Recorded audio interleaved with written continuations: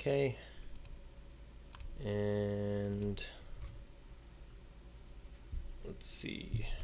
This is what I want, actually. Let's pop out the chat. And you can now pin messages. Got it. Okay. Keeping that on top. Put it over here. Take this, copy, hop over the Discord at everyone. Game Jam time. Okay, and send to everybody. All right. So, hello. Where do I have to be for this? I have to kind of be like right here. Okay.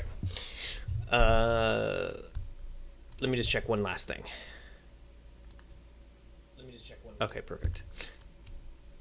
So I'm thinking about joining the Lost Relic Games Game Jam, which, I mean, it's today's the 11th. I think it started early. Either I don't understand how time zones work, or it started early, because I think it kind of kicked off yesterday. It says there's 7 days, 16 hours left. Ben Stanley, hello. How's it going, Ben Stanley? How you doing, Ben? How's it going? Welcome. Sappy Rook. Just saw the stream. Looks like I made it in time. By the way, it's me, Broken Bones. I just changed my user. Oh, what's up? How's it going? How you doing? Welcome. Glad you guys could make it. So the thing is, I really want to join. I do like that it's a week. It's a bittersweet thing. It's a week long. So in the way that it's bitter is that it's a fucking week long.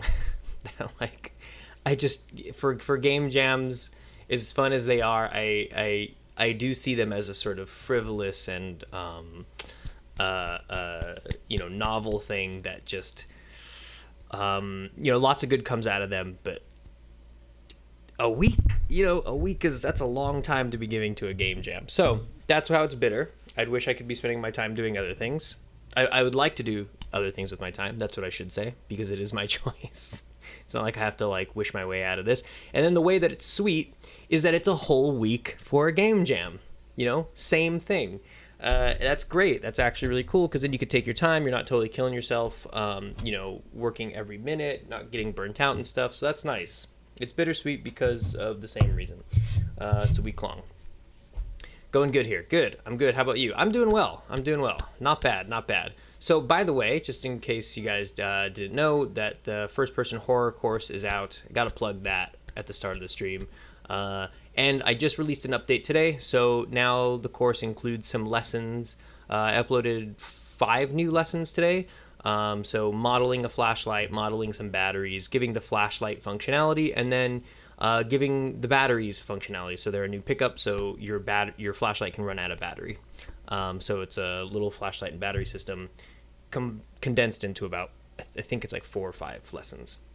And there's some lessons, some bonus lessons coming up soon too. So anyways, there's that. So I feel kind of like, that kind of came right on time. I just finished up the course. I just put it out. I released it a few days ago. Sales are going okay. They're decent. I don't have some huge following or anything, and it's not like I have a marketing budget, but it's bringing in some side cash that'll definitely make me feel less stressed about how I'm spending my time for this next week or so. So, yeah, good timing for this game jam to pop up, and I'm highly considering it. Here's the thing, I have it open here, and I figured that this stream, what I would do is kind of spitball some notes. So I would, let me see, is there a way to condense all this? I think I could just do that. Yeah, nice. Okay, so this stream, I'm gonna kind of come up with some ideas. That's usually how the first day of my game jams go. Whether they're a week long or 48 hours, I end up spending the whole first day just coming up with ideas, because I want to have confidence in the thing that I'm programming. What do we say here? I need to pick up your new course. You don't have to, but it would be much appreciated if you did. I might check out the new course when I'm not broke.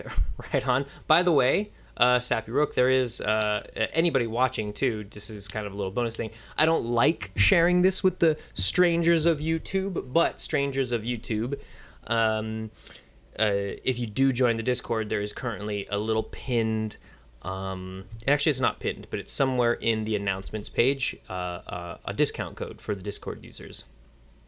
And then, of course, if you're signed up to the mailing list, there is an even fatter discount code in your email if you were signed up to the mailing list. But that was only sent out at the top, so if you weren't on the mailing list, you missed out on that one. But you know, there's still one in the Discord right now, which is still a nice little chunk off of the sales price.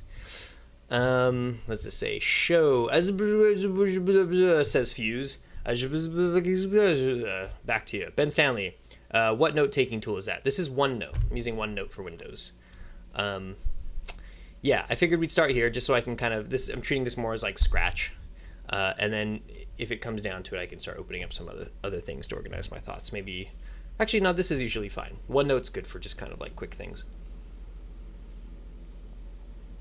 Bro, my Telecaster's my baby. Yeah, it was a nice looking guitar, man. It's a hot little piece of machinery you got on your hands. Okay, so this GameJam, if you don't know about it, Lost Relic Games just announced the theme, and the theme is connection. So I have 7 days and 16 hours to come up with an idea that has to do with connection.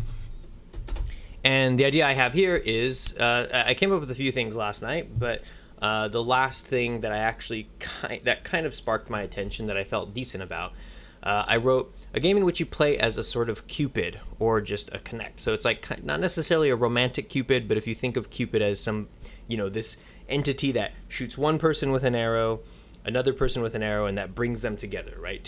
Two sort of sides of a coin that are brought together by this magical little cherub baby with a bow and arrow. If you think of Cupid in a sort of non-romantic way, just sort of like bringing people together sort of way, broadly speaking, then this idea, I said, you bring people together by scheduling, canceling, and delaying flights. So it's kind of like monitoring an airport. And so your goal is to get two compatible people on the same flight together and sit them next to each other. So that's like a producer looking for a screenplay and a writer looking for a producer, right? A gay man looking for love and a bi-curious man looking for love. It's like, it isn't a, you know, like, you might want to look for sort of very clear-cut compatibility, but sometimes your compatibility is a spectrum, right? So it's like the sort of connection that you make with somebody can be this gradient. And so yeah, the gay man looking for love, it's like, doesn't necessarily mean just a flat out I only like men partner, but it could be somebody who's bi-curious. You know, maybe this person can help them blossom into you know, a fruitful new way of looking at their life and accepting some part of themselves. So the other one is a single mother looking for a husband and a single father who just lost a child.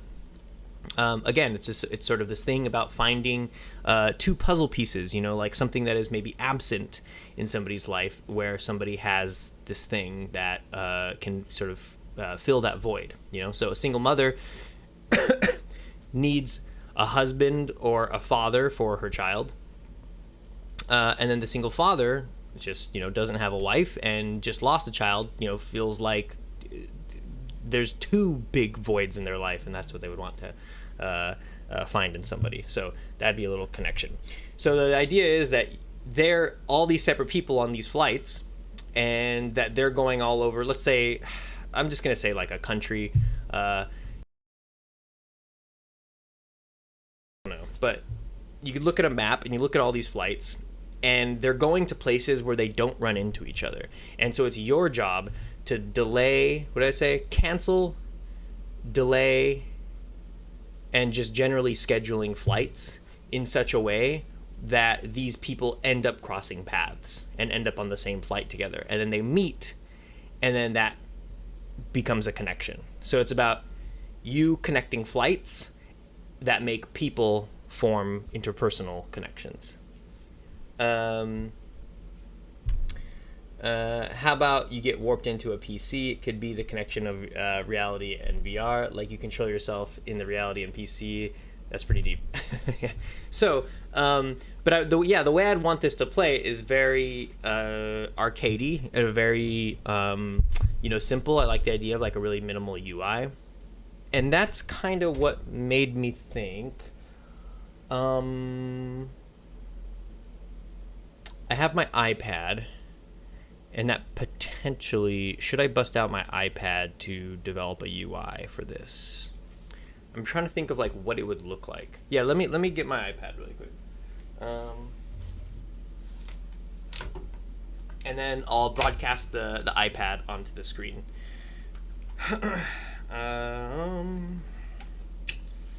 Let's see. Okay. Just a second.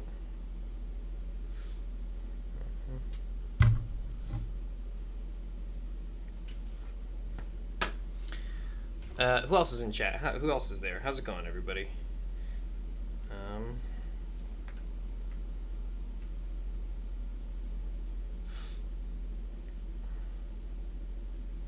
Okay.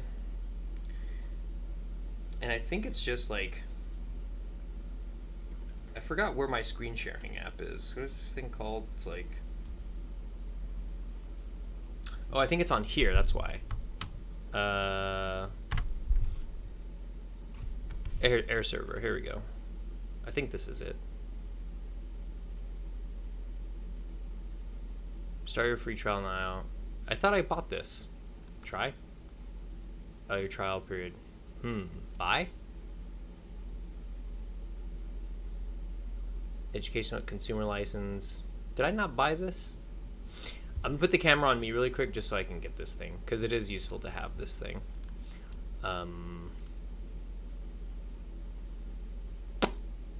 Where the hell is... Here we go. No. So, SOS, I gotta go. CSR, I can save it. No worries, man. Just webcam. Okay. 1 second. I'm just getting this air server license. Okay, PayPal.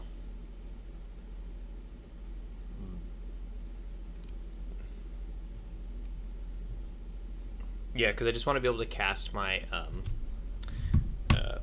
iPad onto the screen so you guys can see what I'm doing. Because I really just want to be able to sketch out easily, you know, not have to worry about too much finesse, of being able to like get what the UI would look like, and sort of design the gameplay in a way. Oops. 4. Okay. That is just easily, you know, that's easily legible through some simple sketches. Cool.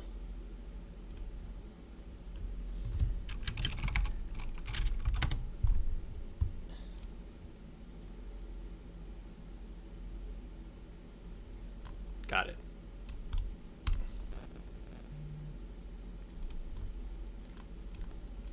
Just entering this license key now. Next. Next. Finish. Yes. Cool. And now I should be able to stream this thing. Okay. Let's check.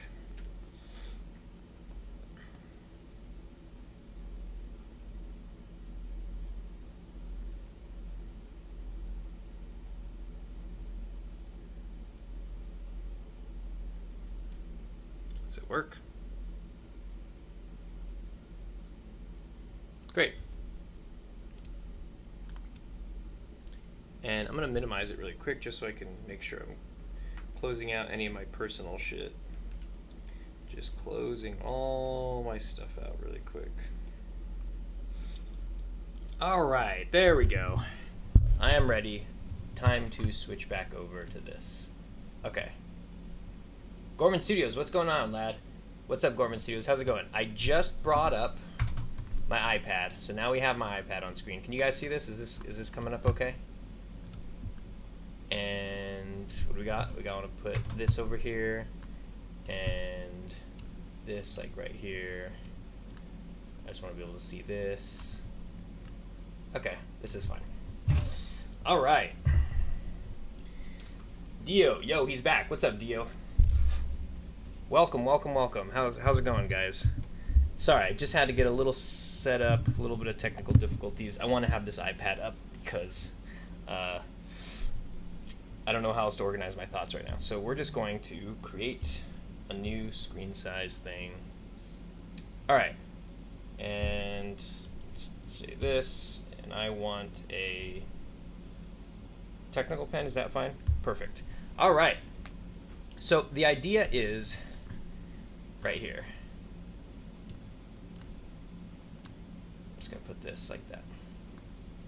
There's so much going on the screen. A game in which you could play a sort of Cupid, just to connect, bring people together by scheduling, canceling, and delaying flights. Your goal is to get two compatible people on the same flight together and sit them next to each other. So if I looked at a map, if you say this is your map, right? Or actually, I would even say, like, you know, I'm just going to create like a body, right? So this is your country. And if you break it up into cities that look something like, let me see, if you had, if they were just green like this, you had like a city here, a city here, here, here, here, here. Just put a few of these around, I guess. Maybe something like this, okay? So these are all cities. And then you have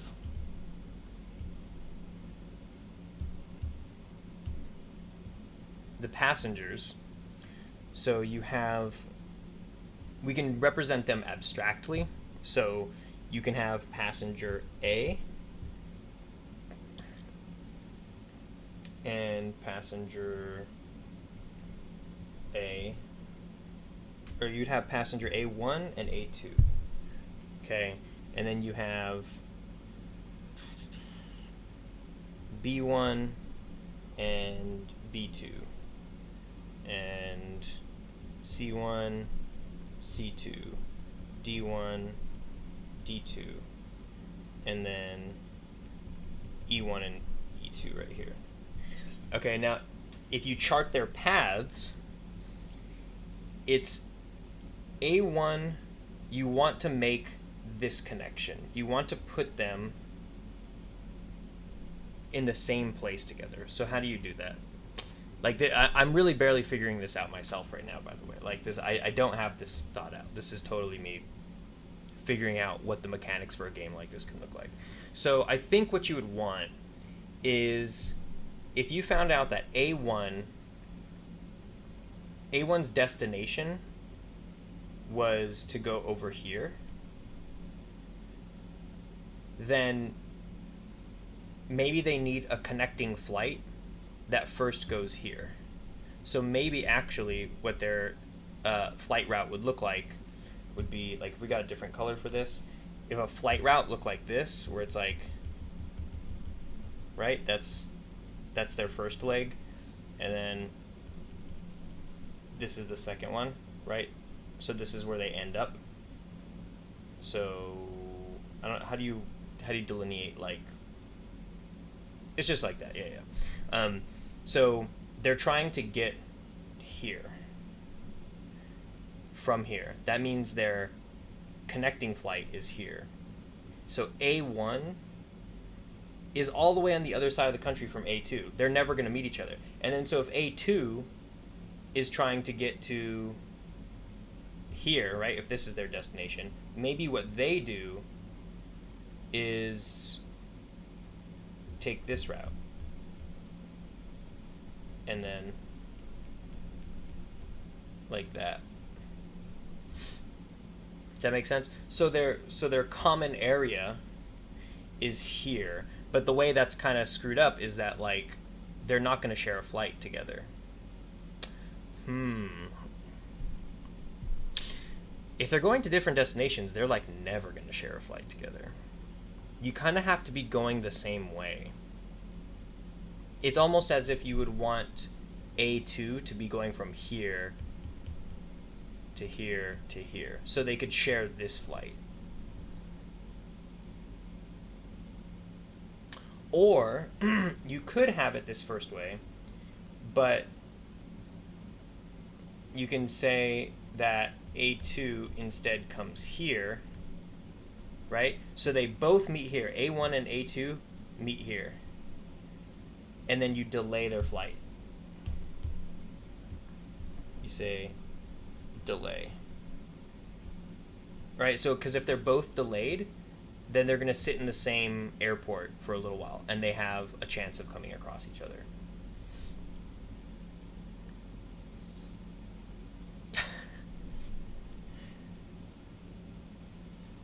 And that's the game.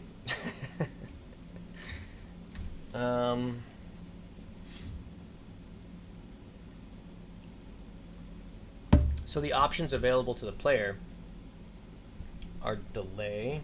Let's see. Oops, sorry.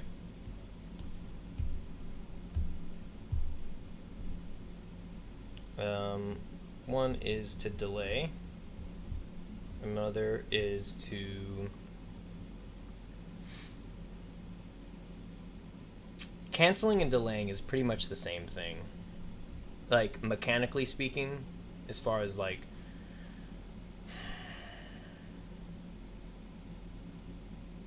yeah, because delay a cancellation is just a delay.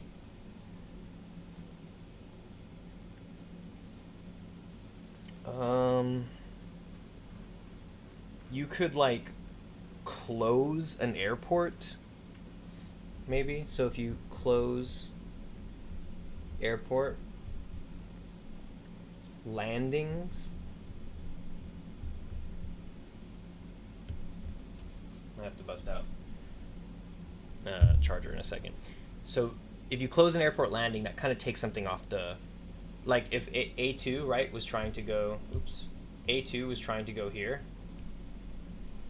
but what you could do is say, nope, right now, no landings.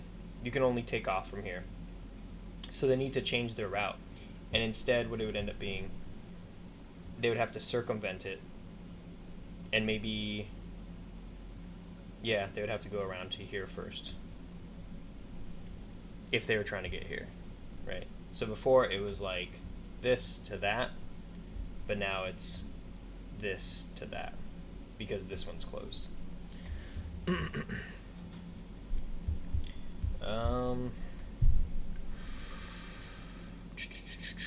So closing airports, that could be one. And the thing is that I'm definitely gonna want to make this. I say definitely with so much enthusiasm, but already I feel like that's yeah. I would like very much to make this a systemic game, a procedurally generated game, sort of, or randomized, whatever it is. I do not want to hard code puzzles with hard coded solutions. I want to make it open ended, and I want to be able to play the game myself. And perhaps the only sort of like absolute things are the connections between people, right? Like if I wrote a screenwriter looking for a producer and a producer looking for a screenwriter, those are the only hard coded elements, and I just kind of have to keep an eye out for those.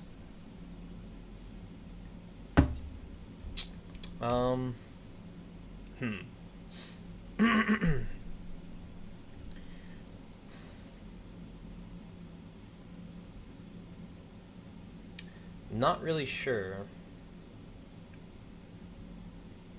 what the interface would look like. So let's see, let's start. I'm just gonna make a folder.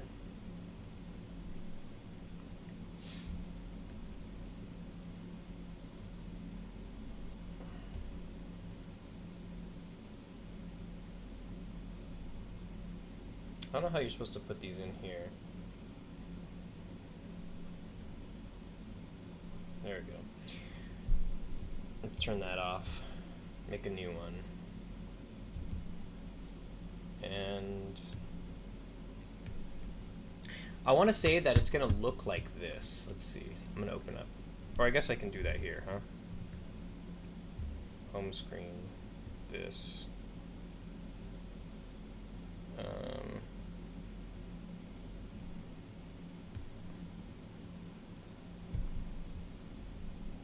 looking for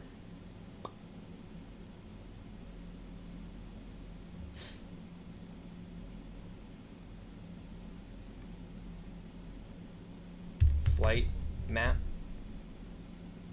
clip art.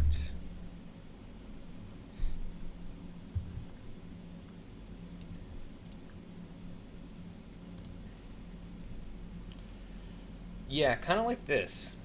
You know, what if the game looked like this? Stuff like that. This is pretty good.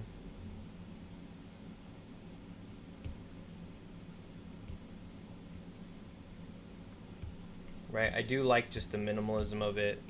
The colors. Could do something that has all like the little lines. Like that.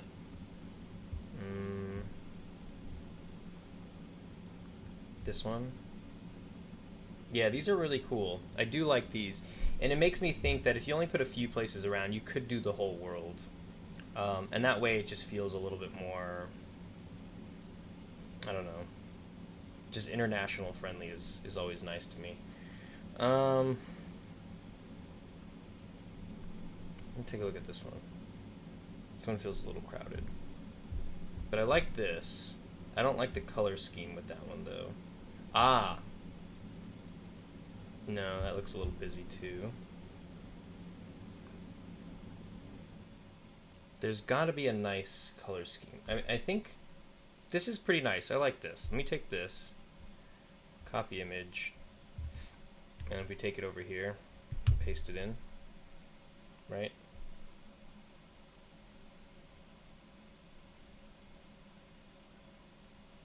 Like that. Okay. You have to put an airport destination in Belfast for the banter. Wait, what? In Belfast for the banter? Is Belfast known for banter? What am I missing here? I guess this would be the sort of game screen. And I suppose the actual airports themselves would be buttons. So how do you like show an airport specifically?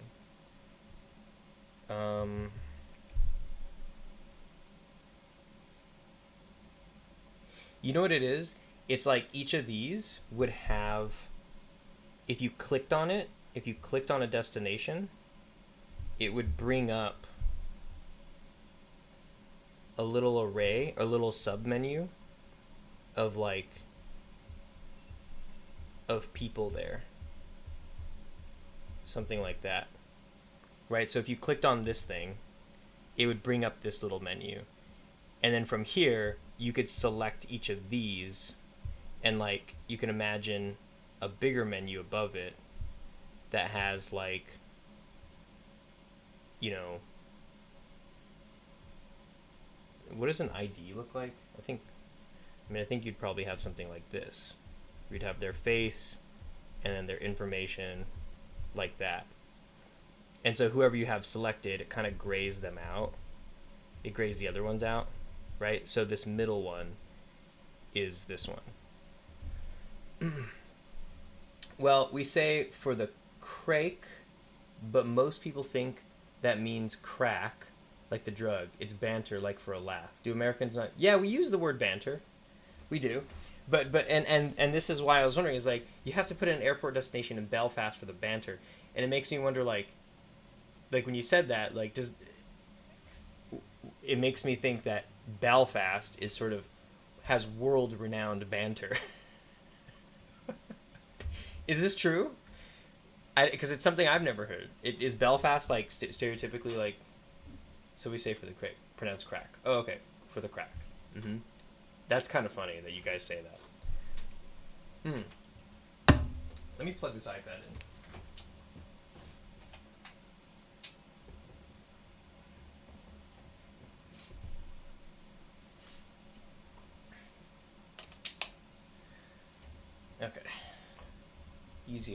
Ah, the comforts of fucking civilization. Holy shit. It's so spoiled. Okay, so if this is what the user interface looks like for each destination, right? If you can click a destination, see who's there, see what they want, see what they're missing in their life, right? And it'll say like their destination. So I guess those are the things I have to put that down here. Is their like bio. So it's like what they need, kind of thing. And then they have their flight path, right? So it's like A to B to C. And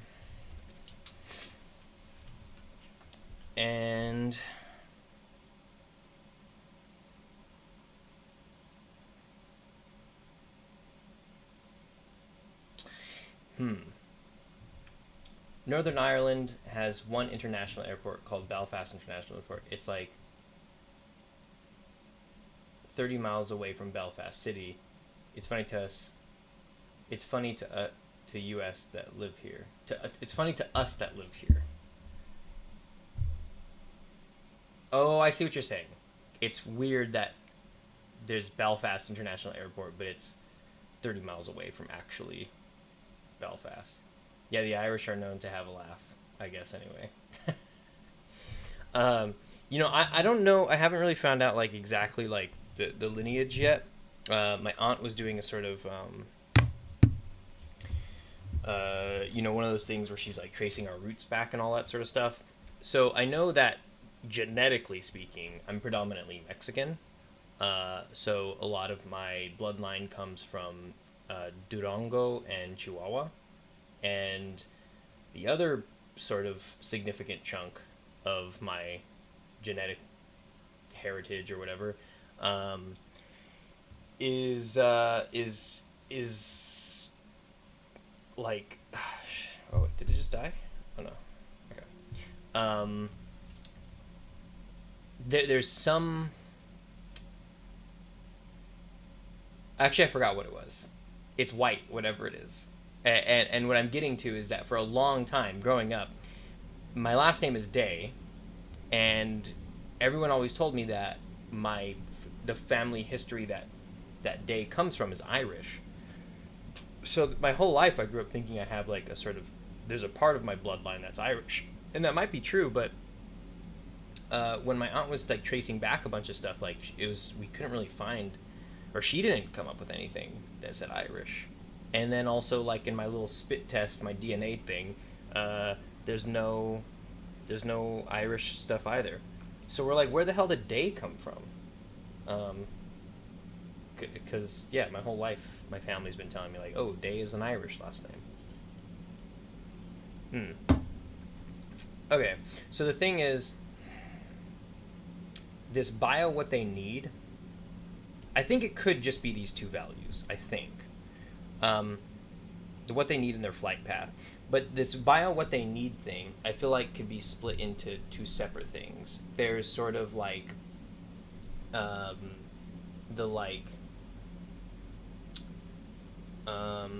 special void, right? Like this thing, or it's not even a void. Like you just put like, let me just get a normal. Why is this not? There we go.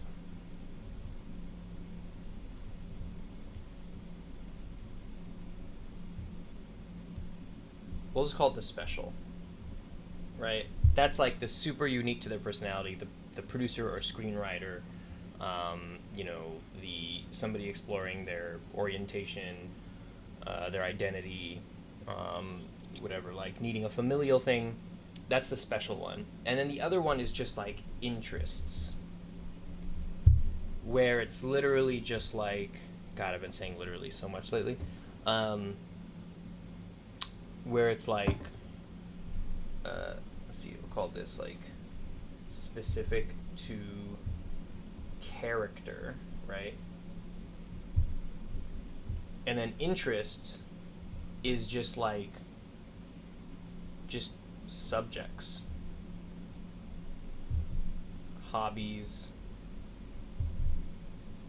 etc.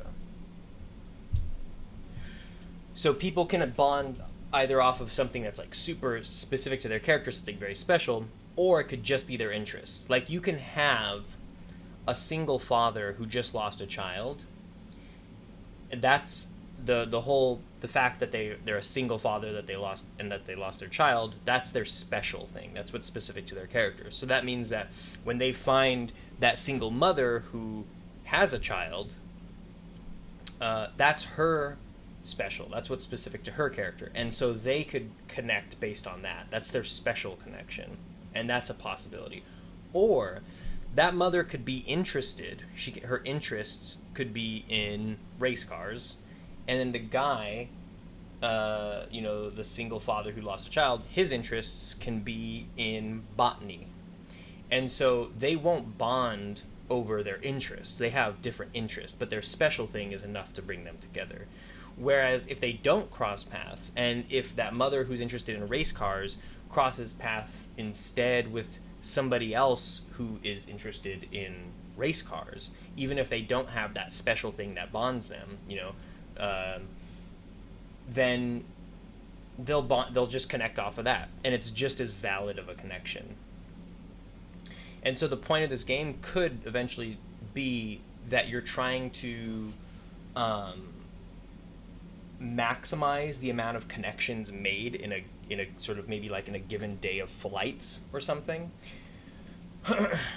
and that maybe the interests are a sort of like plan B, or like a kind of like a second tier way of connecting, where it's like just as valid, but it's just that now that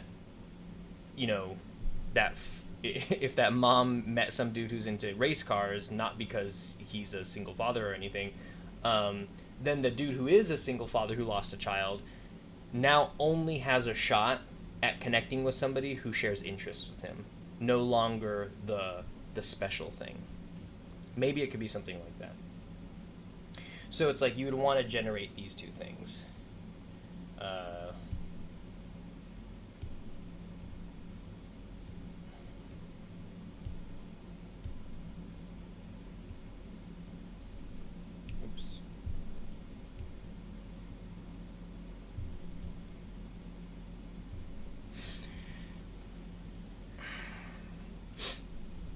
I suppose you... okay, this is getting interesting. I think this is kind of getting to somewhere that's a little bit more manageable in my mind. So it has their bio, it has their flight. There's all these little flights going everywhere. Now I need to figure out the whole flight path stuff. So, if they're going from A to B to C, you can imagine the game starting, and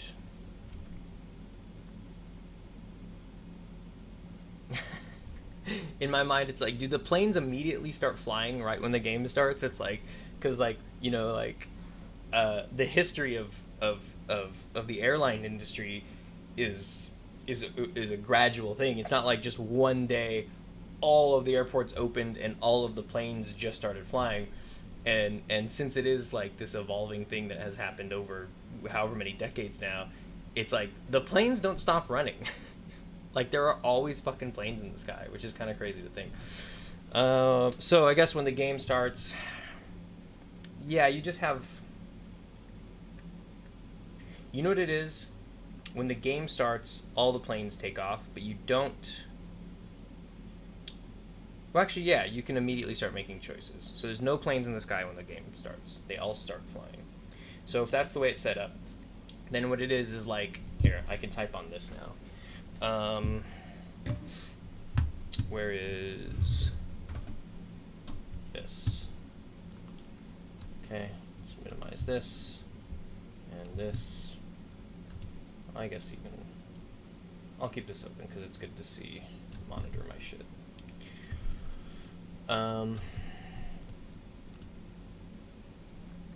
Yeah, so what we want to happen is you randomly generate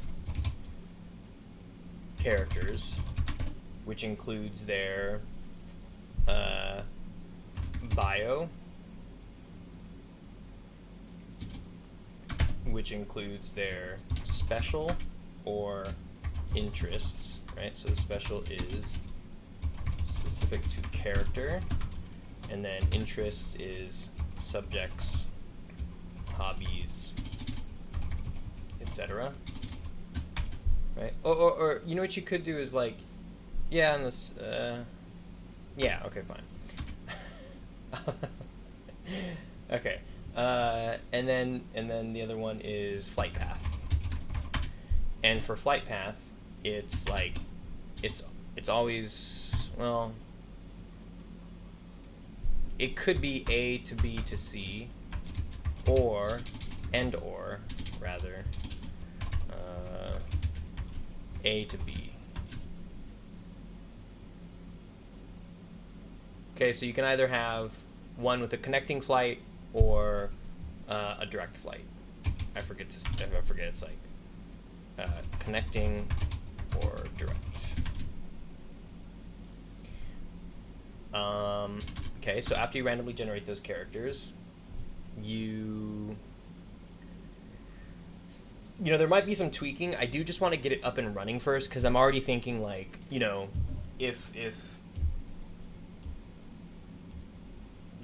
you know, on this thing, it's kind of like you could be you could be crossing paths, right? So it's like, if you looked at it like, geez, let me just make a new one.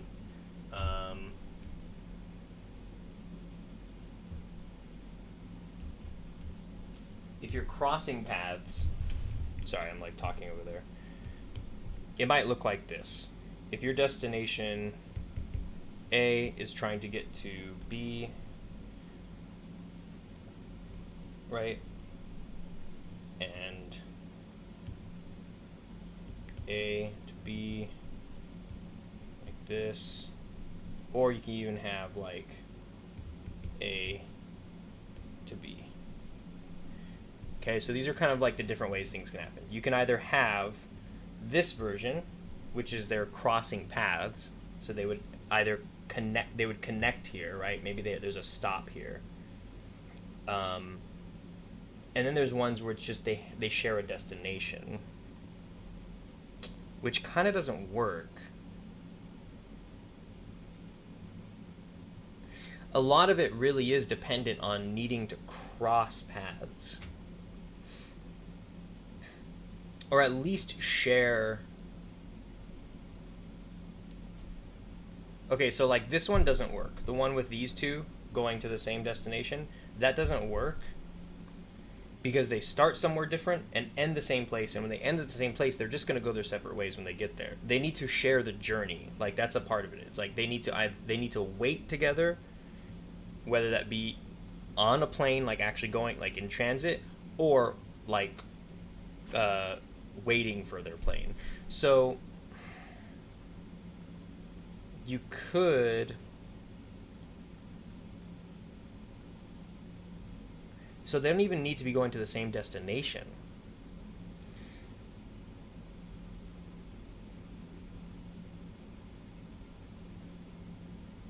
Right, that's what this is. This is not even needing to go to the same destination.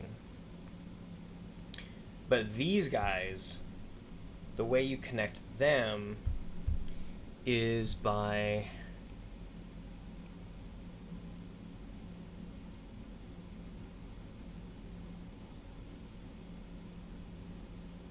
canceling the flight here and requiring them to make a connecting flight to go here and then there. And then that's how these ones connect. You make them stop there. Okay. This is interesting. Let me put this aside.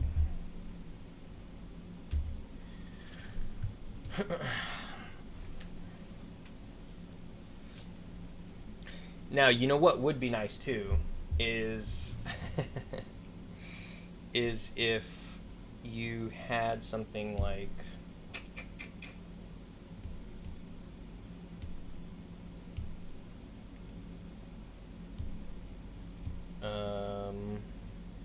I forget, how do you draw a rectangle, and if I made it like white,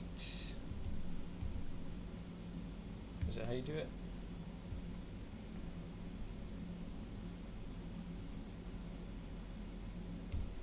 Yeah, cool.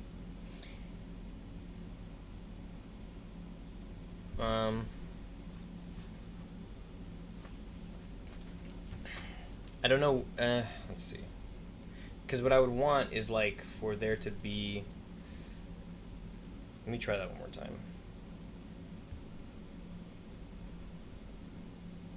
Okay. And then from here, you can have like,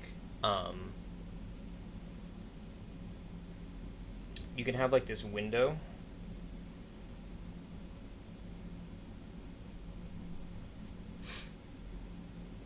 Oh, what if it was like this? Where it's like you can show them living their own little separate lives. Like waiting at the terminal. And I guess this one would be like, you know,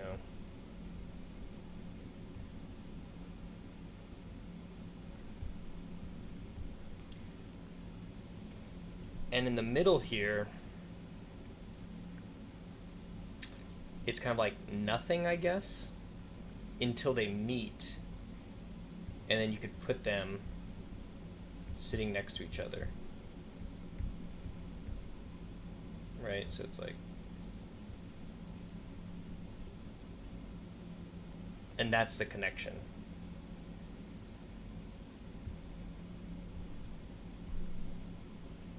Does that make sense?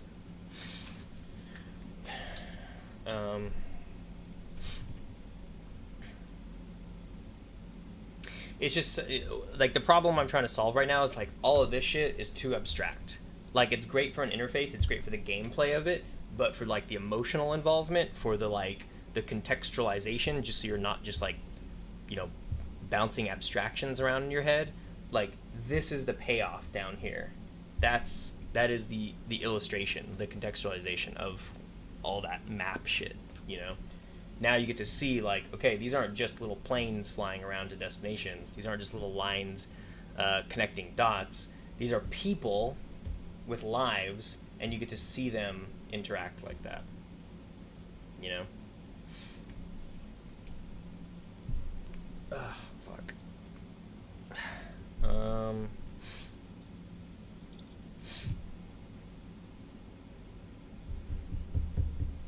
This shit down here is a work in progress. So let me keep going with this outline. So it's like the flight path. It creates all that flight path stuff, right? It says go from here to there, whatever. And then flights begin. And then player gains control over, or player gains controls. Okay. Or I'll just say player control starts. And the player's controls are, what did I say?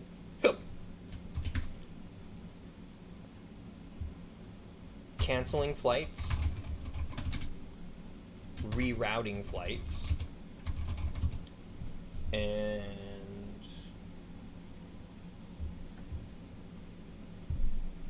closing airport landings. Yeah, I guess rerouting flights is all I meant to say, because closing airport landings,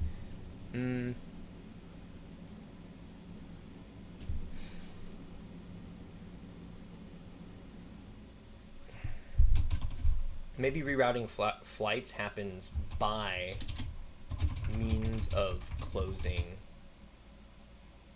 landings.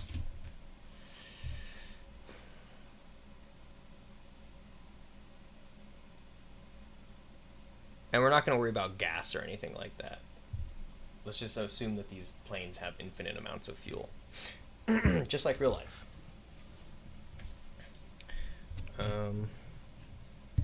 Just a sec.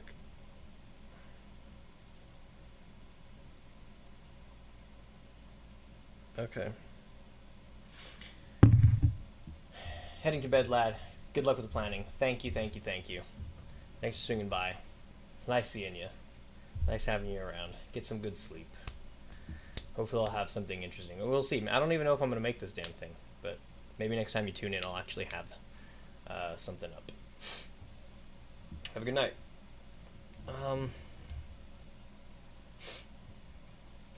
Fucking A. So, rerouting flights by means of closing landings. You can cancel the flight.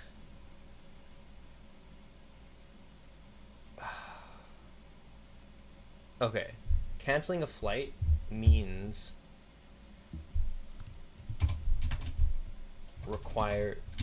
then requires you to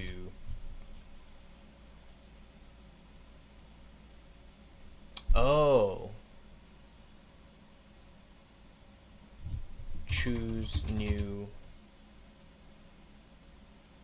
flight path. Okay.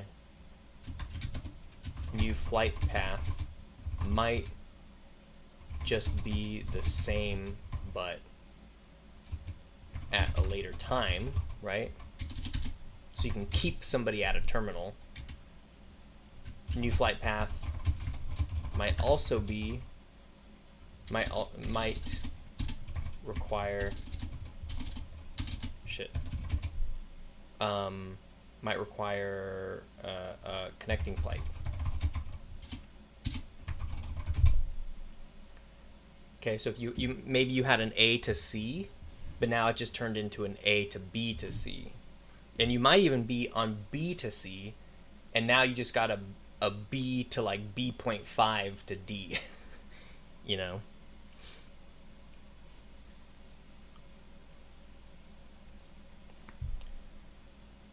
Okay, this is making sense.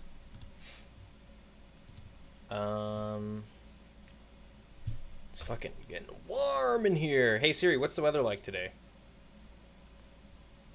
Hey Siri, what's the weather like today? It's currently clear and 84 degrees. Today's high will be 88 degrees, and the low will be 63 degrees. Actually, it's kind of high. Okay. So that's the controls, is like canceling flights. Oh, yeah, and then, so canceling flights is like, you do that while they're waiting, but rerouting flights by means of closing landings is like, this is when they're in the air. Use this when flight is already en route. So you could do some last minute shit, and maybe these are like Hail Marys. Maybe these are Hail Marys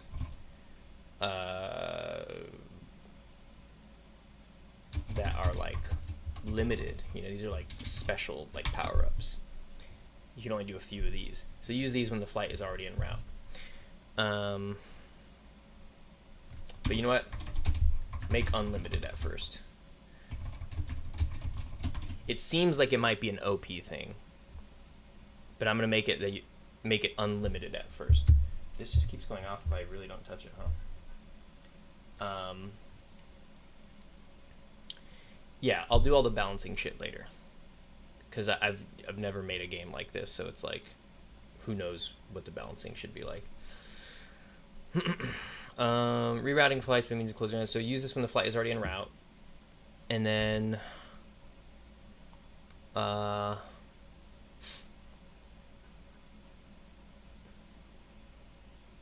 let's just say those are the only two things. It's kind of the only two things you could do. The player controls, right? Is like canceling flights and rerouting them. That's fine.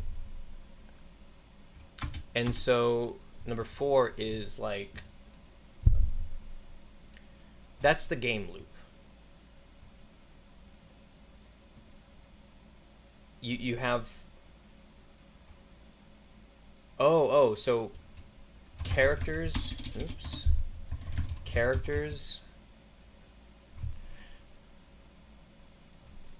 get taken out of, so here's a different one. Here's like game modes, right?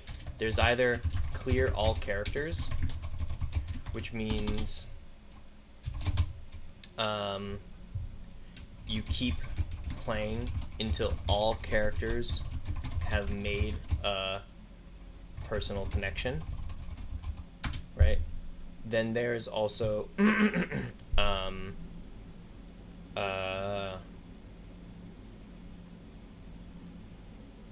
catch all characters, so you kind of have to like characters expire once they land at their destination. So it's about getting as many connections as you can before everyone gets to where they're going.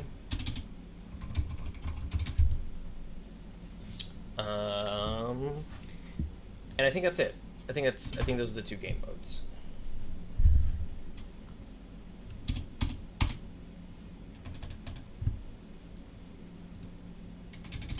Okay.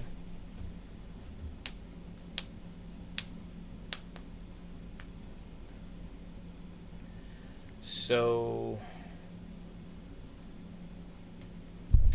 the flight path looks like this.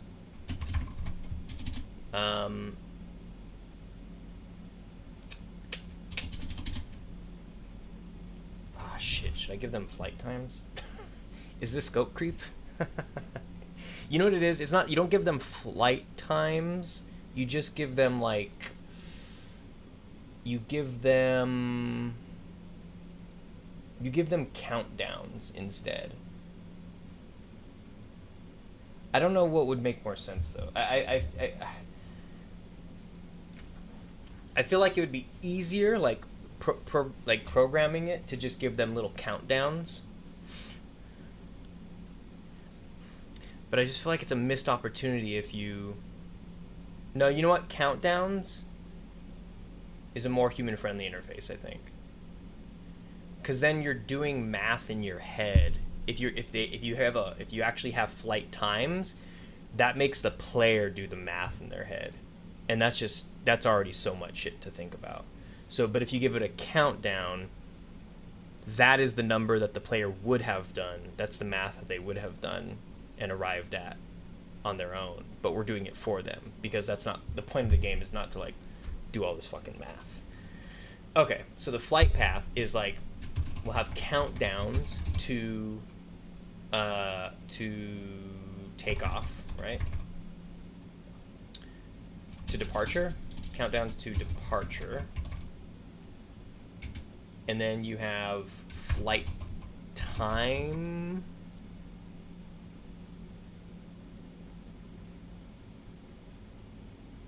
To destination, or flight time to, to destination. Destination can even be connecting destination, right? Doesn't necessarily mean the final destination. Destination. And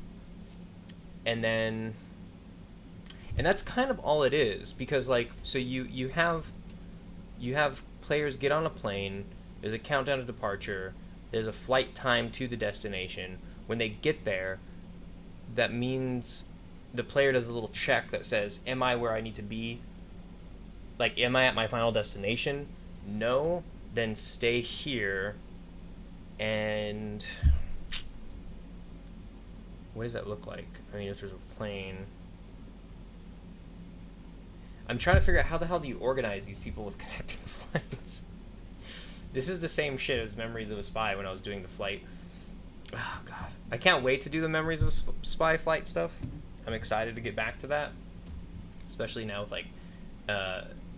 like now that I'm so balls deep into templates. Anyways, let's not get sidetracked here. I feel like I'm pretty far along in this ideation phase where now I'm like, I think I should make this game. Fuck me. You know what? I just don't want to take the whole week to do it. I'll take my time, but I'll still probably work on it all the goddamn time. Because, like, what else am I going to do with my life?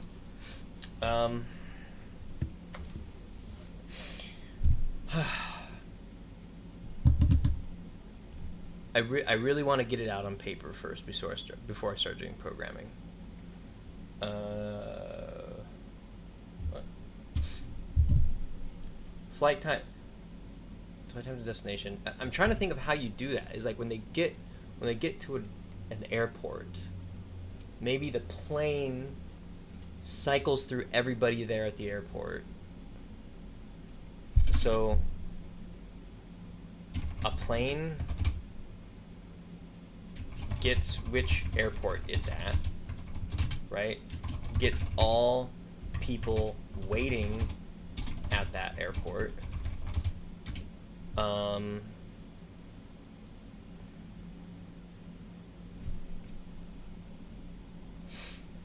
And then compares those people's next destination to this plane's destination.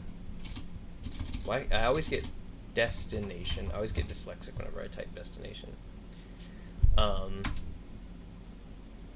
And then takes all travelers with matching destination and makes them passengers. You know what it is? It's on. When it's time to board, it takes all the travelers, okay? That way, passengers could wait in a terminal for a while. And then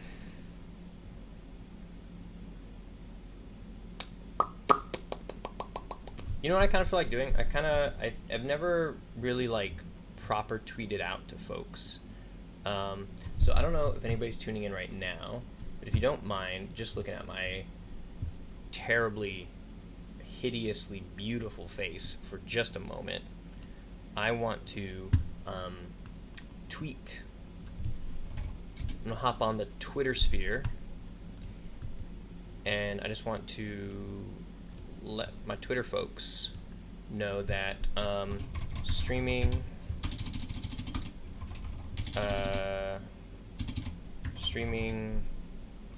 is Lost Relic on? He's got to be, right? Lost Relic Games. Yep. GameJam dev stream. Hashtag made with Unity. Hashtag made with PlayMaker.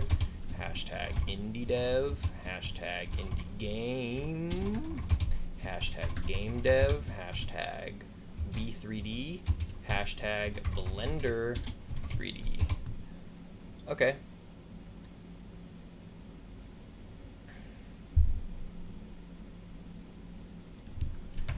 Roll through.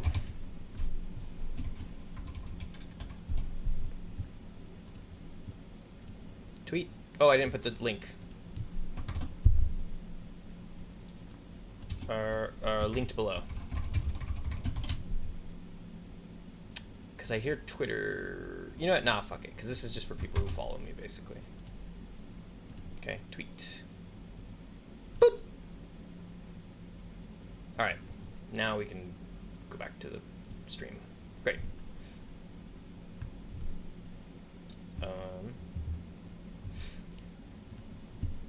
Okay.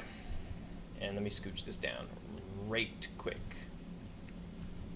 So when it's time to board, takes all travelers with matching destination and makes them passengers. And then it takes them there. It takes them to the next destination. and rinse repeat. Okay, oops. All right. I think that's it, right? Gets which airport it's at, gets all the people waiting at that airport, compares those people's destination to this plane's destination. Then when it's time to board, takes all the travelers with the matching destination and makes them its passengers. Then it takes them to that destination, and then it does it all over again. So it gets which airport it's at, gets all the people waiting at that airport, compares. Oh, you know what it is? Take them to that next destination. Yeah, well, I'll figure out all the details of the programming stuff after. But that is the sort of not the abstract. That is the logic of it. Okay, so I feel okay about that, I guess. Oh, let's do a quick outline of what it looks like for a passenger. Right, so passenger loop. So a passenger, god damn it, later. A passenger will, what I'm gonna do is I'm just gonna go like this really quick, keep this up, and then go like that, this, and like that, and just like this. There we go. Now this can just close. Okay, so the passenger loop is going to be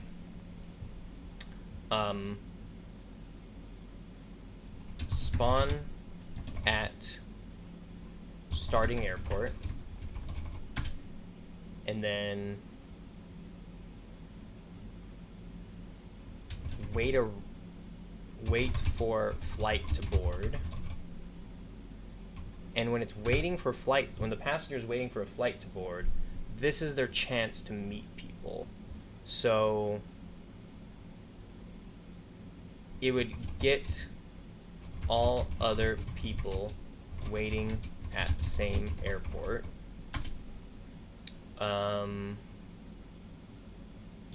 Compare. Oh, you know what you do? You randomly choose one. Compare. What is it? What did I call them? Kind of like their special and interest. Compare.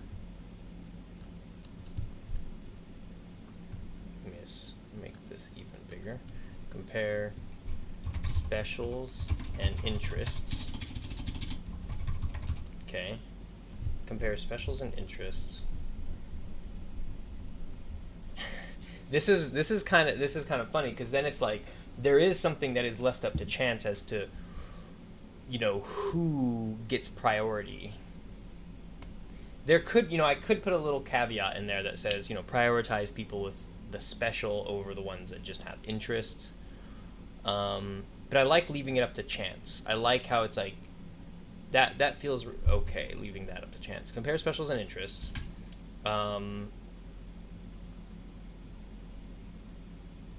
Either make connection or don't. And that's kind of it. And then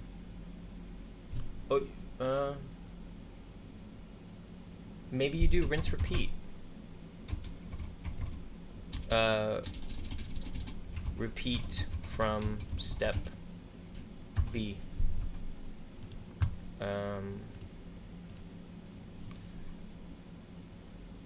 Yeah. Repeat from step B.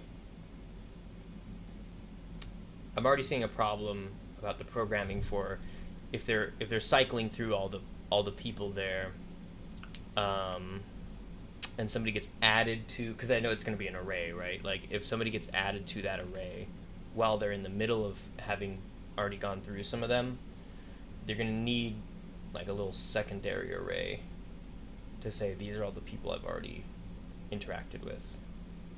But we'll figure that out when we get there. So wait for flight forward, repeat from step B.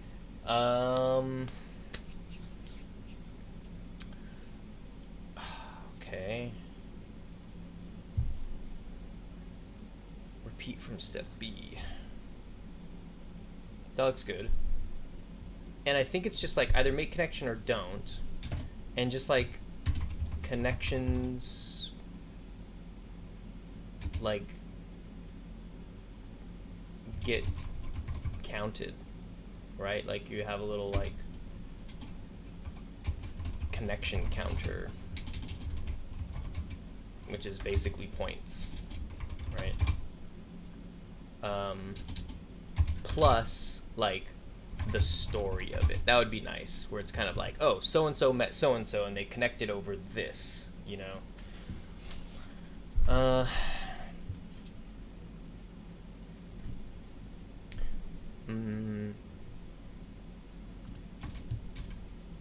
And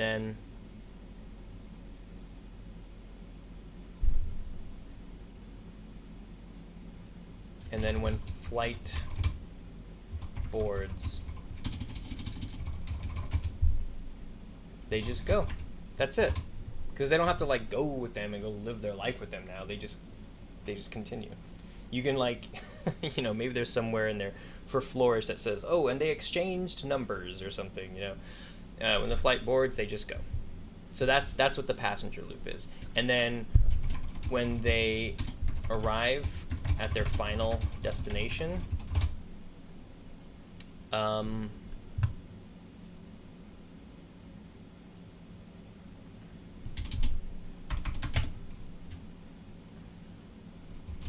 clear all mode equals they loop and get a new destination, and then catch all mode equals expire / destroy that character. Okay. Alright, I think this is the gist. This is deceptively easy. Like, what am I gonna get? Like, I feel like I'm gonna get caught up on something real nasty where it's just like something's not gonna make sense and like everything gets fucked up. Is this that easy? How long have I been streaming for? An hour and 12 minutes? That was like the fastest time I've come up with like a... Well, to be fair, last night I did spend a lot of time like mulling it over and talking about it. Maybe not a lot of time. Mostly it was just like, just trying to have a conversation about connections in general. Yeah, so this is still just kind of crazy to me. It usually takes for fucking ever. This one was kind of, huh. Alright. I'll take it. Let's see, I wonder where everything's gonna go terribly wrong now.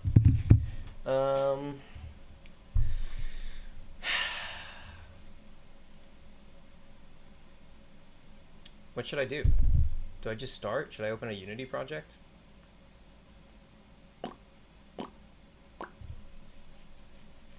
Fuck. Okay, here we go. Should I make it pretty to begin with? You know what? Lesson learned. If you want to have an enticing and interesting and engaging stream, don't use super shitty placeholder assets. Make everything final up front. As terrible as that sounds. Okay, so here's what's going to happen. I am going to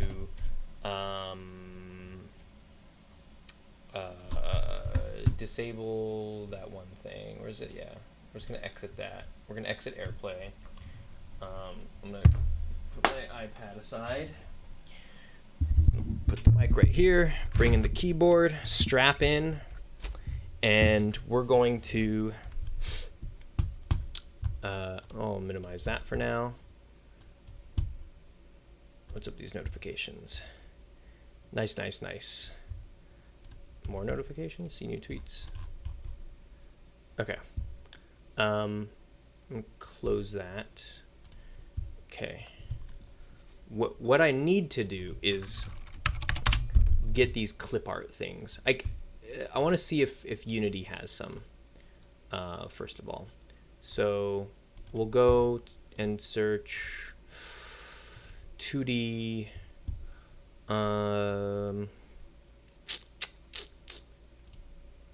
GUI, I think. Maybe I'll search like airplane, 2D. I think I might have to, or what about airport? 2D. Nope. What about flight? 2D? I don't think so. No.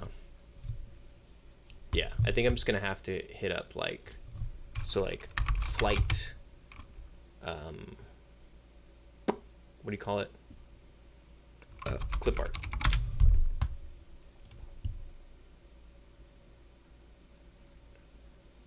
Should I just yoink a doink? I mean, these are good.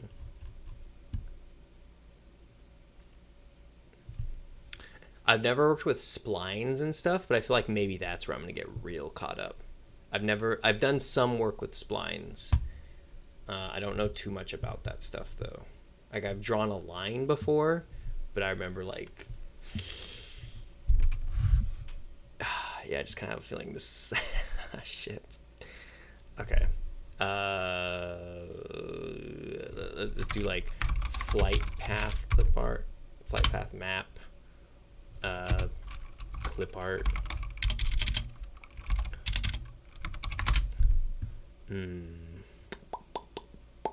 Right, so it has, what do you call that? Like it's like a flight path clip art assets, asset pack. Does somebody out there have like, you know, because I want these things too, the little destination clip art. Should I just search that?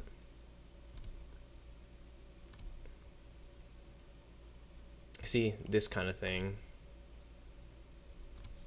I guess it really is just planes, dotted lines, and destination markers, right? That's kind of it. I'm just gonna search that then. Okay, that's fine. So, which one has been the coolest? What is it? These are just little red ones. So what if I take...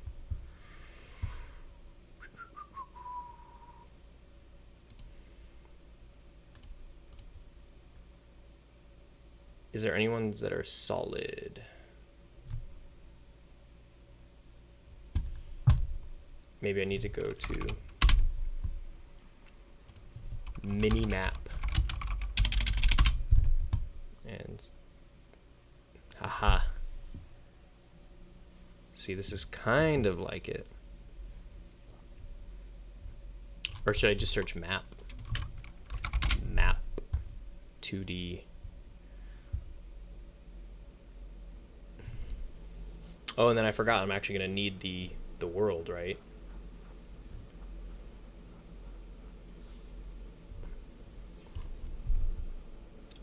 Let's look up GUI.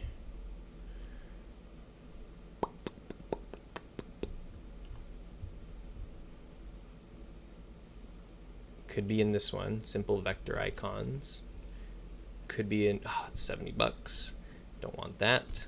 I'm willing to spend $10. 10. Is there nothing?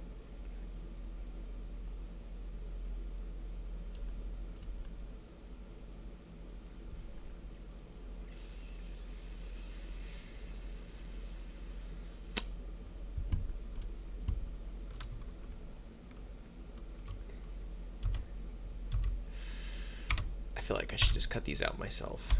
It's tempting because this seems robust. There's probably even a plane in here.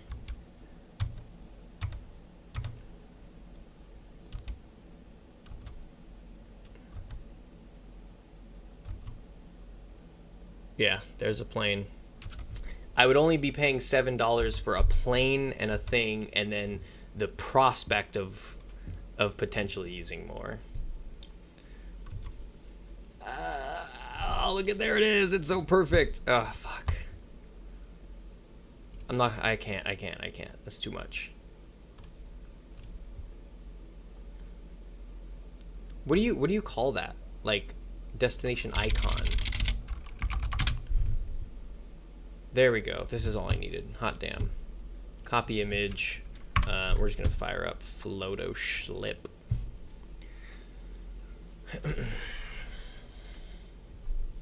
I like this one more. Actually, no, I like this one more. The pointed part works well. Was this one pointed? Can't really tell. I like it though. Copy image, Photoshop, new, paste it in there. Background, do this. Bring it all the way down like that. Crippity crop it down to the tip top it. Right there. Boom. Boom. And then last thing is color overlay. Make it red. Actually, you know what I'm gonna do? I'm gonna make it white. Oops. Normal. Oh, no. Color overlay. I need to rasterize this. Convert to smart object. And then do this.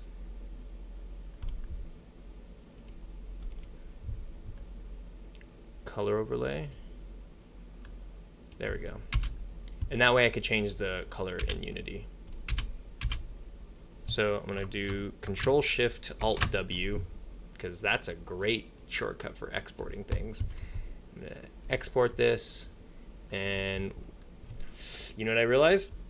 I need to start a Unity project first. Okay, so we're gonna make new project, and it's going to be URP, and it's gonna be Lost Relic 2022, and we're gonna save it in the GitHub folder. That seems great. Create project, and then I'll save this file to, yeah. Holy shit! Oh my fucking god! Okay, well that loads. I'll be right back. Let me see. Notepad. BRB. Grabbing a drink. View. Zoom. Control plus.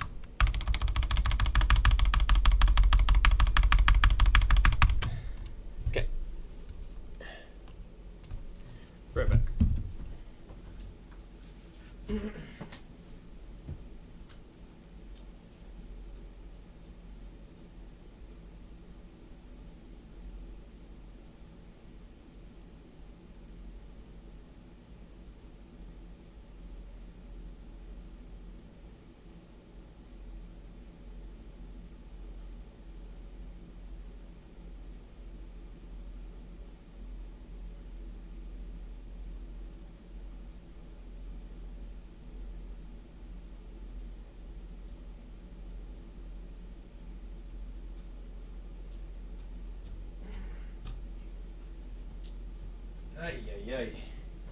It is so much warmer in this room than it is in the entirety of my home. Unity still hasn't. Come on, Unity, let's go.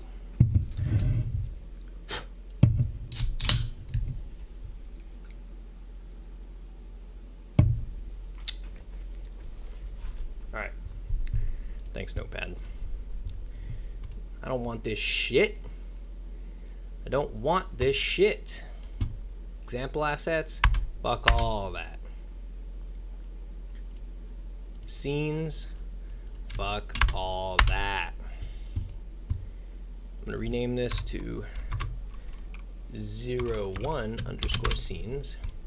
Create a scene. We're gonna call this, what do we call this? Main game. Open it up. Don't save that shit. And we're gonna make another called main menu.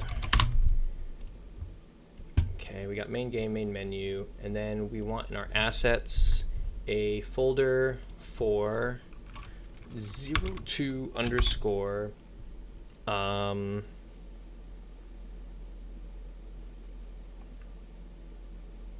images for UI. That's primarily what this game is, right? And then create a new folder, call this images, and then we'll save that in there. All right, export to documents, GitHub, Lost Relic, assets, UI, images, and we're going to call this destination icon. All right,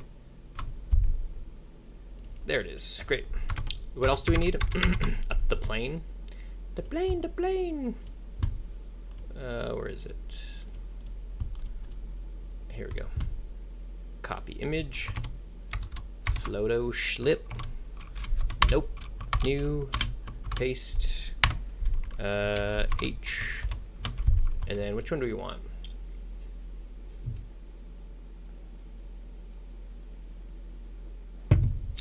Obviously this one, right? The simplest looking one.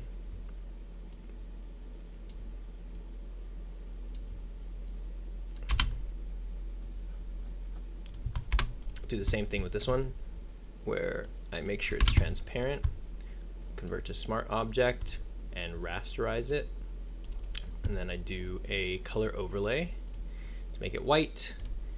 And then we do Control Shift Alt W and save this as plane or airplane. Okay, now we have airplane and destination. And now we need the map. So I'm gonna keep this open. In fact, I'm gonna save image as, I'm gonna put it in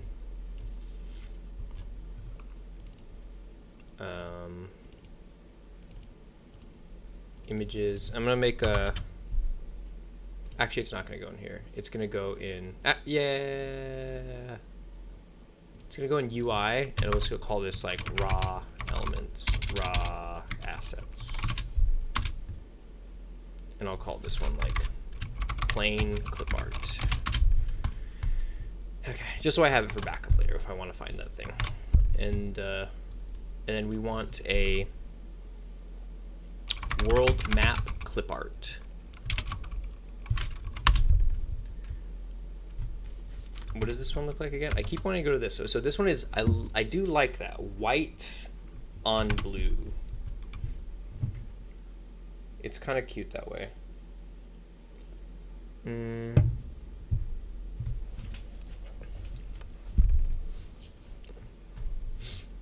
Let's go with, well, I'm going to want to go to size and large. And this one? How big is this? It's kind of massive. I think that'll do, pig. Let's visit it so we can get the biggest boy.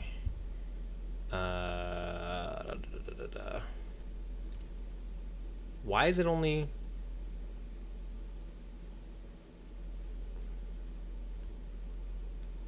This seems... That doesn't seem right, that file size.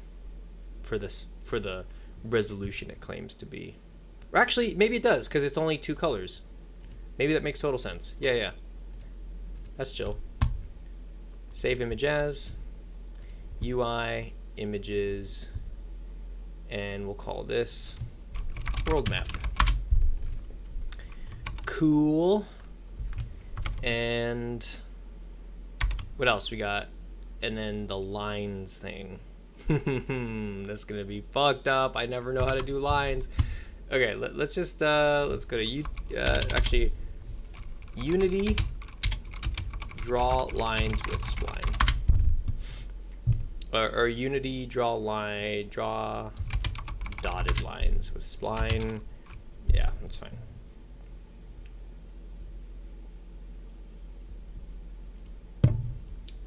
Drawing dotted and dashed line renderer. With shader graph. Do I have to use shader graph?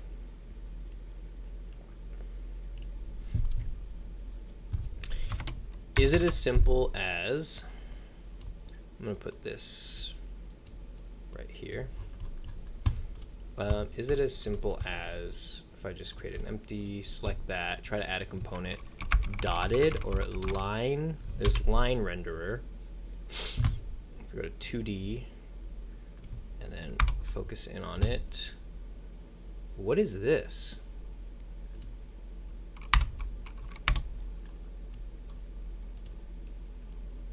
What is, there's like a plane? Oh, is it because it's like on an image or something? Color?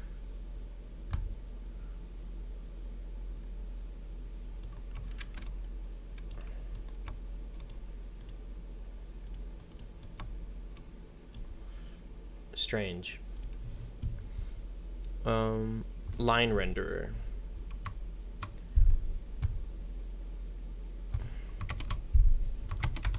Maybe this is the thing that I get hung up on, huh?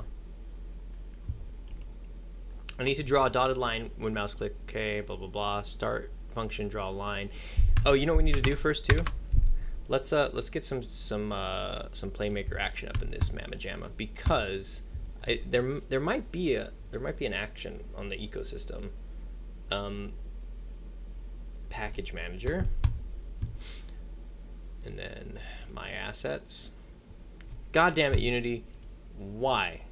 Why do you always make me sign in? Sign in. Open Unity Hub. You know, be great is every time you opened Unity Hub, it did the boom, boom, boom. You know what I'm talking about. The hub track. Let's try to go here now. Refresh. There we go. Load some more. PlayMaker. Yeah, update. Why not? And then import. Import.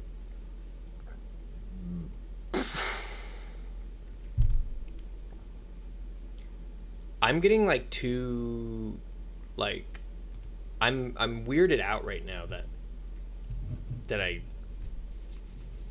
Yeah, this still just feels like too smooth right now. This is just like too.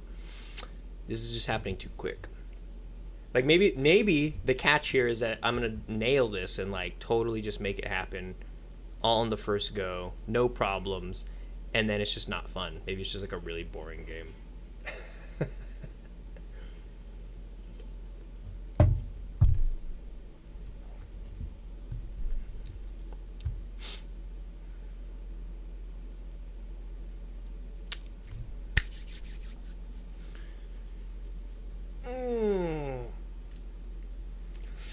Oh, God.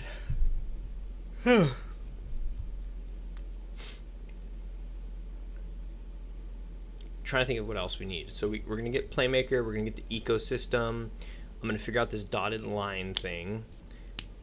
And we'll just start slapping some fucking FSMs on this bit. Oh, you know what we need to do is this thing, this menu thing.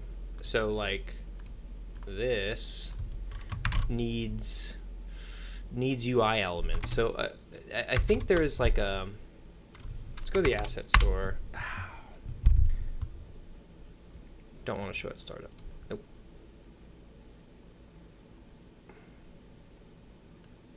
Okay. Go to PlayMaker. Actually, I have my panels open, or my layouts for PlayMaker. Okay, and then I put my actions over here nowadays. And then the other thing I want to do is assets, import package, custom package. And I want to import from my Unity packages, date modify, ecosystem, open. Ben the Arctic Wolf says, I want to be indie dev, but I have trouble with spelling and I have autism and I find it hard, but I'm really good at playing games. Hi, Ben the Arctic Wolf. Have you tried making a game before? I'm gonna import that package. Okay. Ben, have you ever tried learning how to make a game, or have you ever made one?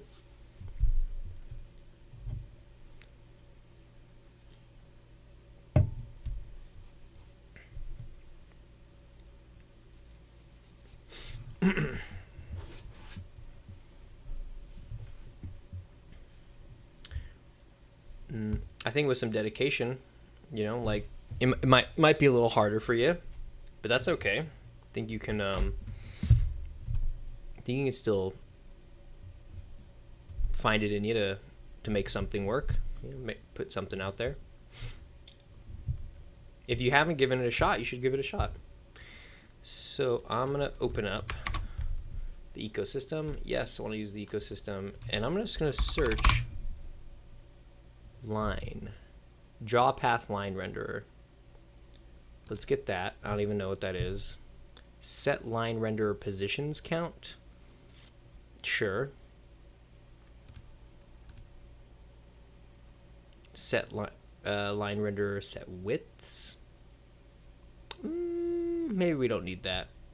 Actually, let's see what it looks like. Yeah, I don't think we need that. Set colors. We don't need that either. Maybe not. We'll check later. And I'm gonna get line, draw path line renderer. So draws a path using an array of positions using line renderer. Okay, so you need an array of positions, which is actually okay, because if we just want to draw straight lines, that's kind of fine too. I think straight lines is fine. It would be nice to sort of figure out the whole Bezier thing, to give them curves that, sort of nicely don't overlap each other and avoid each other. I have Unity Hub.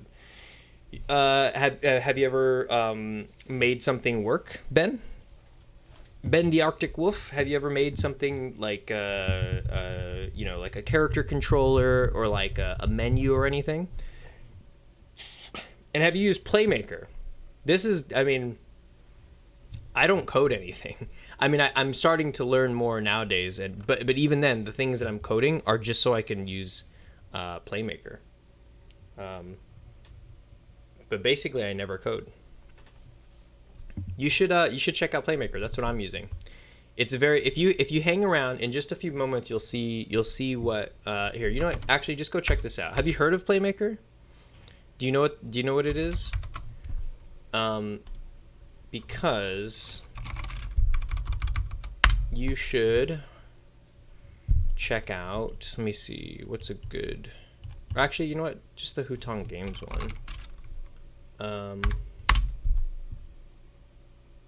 You should check out this. Copy link address and put this in here. So PlayMaker is this amazing tool that's totally changed my life. That is something I use all the time. Like I'm building my current main project game with it. I'm about to build this GameJam game with it. But there's no coding. It's all the programming you do is visually. It's like with these little like boxes and like arrows and stuff. And it's a way that just like everything just really, really clicks. So I'd highly recommend checking this out. So I'm going to, let's see, main game object, add an FSM on this, draw a line path render, and it says, do you have to, oh wait, okay, you can use an array. Okay, good. Right, this is an array? Yeah. Okay, draw line path renderer.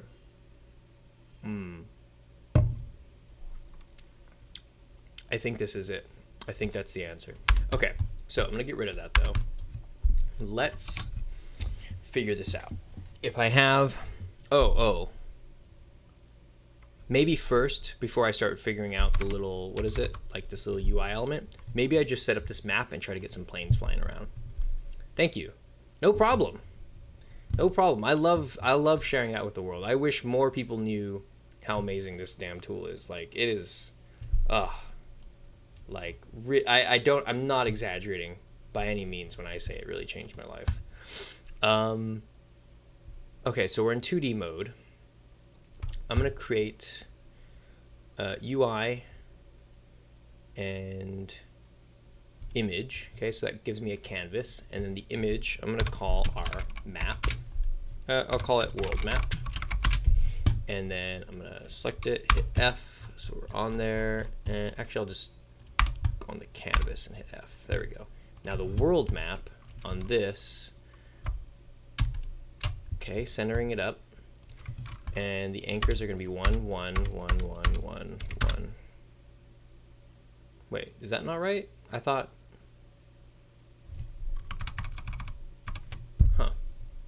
So if I stretch this out, that's just the, oh, I see.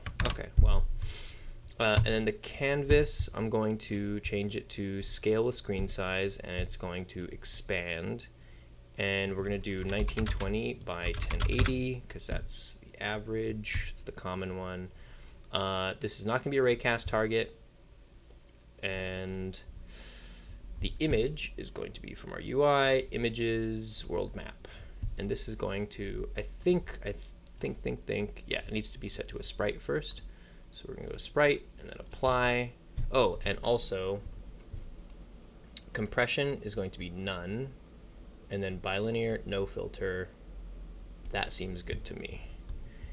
Okay, and now I can drag and drop this in here. There we go. And then we will preserve aspect and set native size. And then from here, we will, let me see, we're gonna change this from free aspect to 16 by 9, and the world map,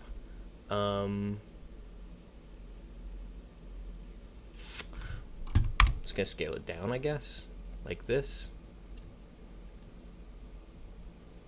Okay, and I do want to see free aspect, how this scales with it. Yeah, okay, that looks good. I'm going to change this back to 16 by 9. So now we have our world map on there. And what I want is, geez, I guess it doesn't need to be in canvas. I guess they could just be little game objects, right? It doesn't need to be on the canvas. So I'm going to do UI or airplane. I guess I could just drag it on. Maybe it needs to be changed to a sprite, apply, and I can just drag it out here now. Yeah. Okay, and that makes a game object with a sprite render on it.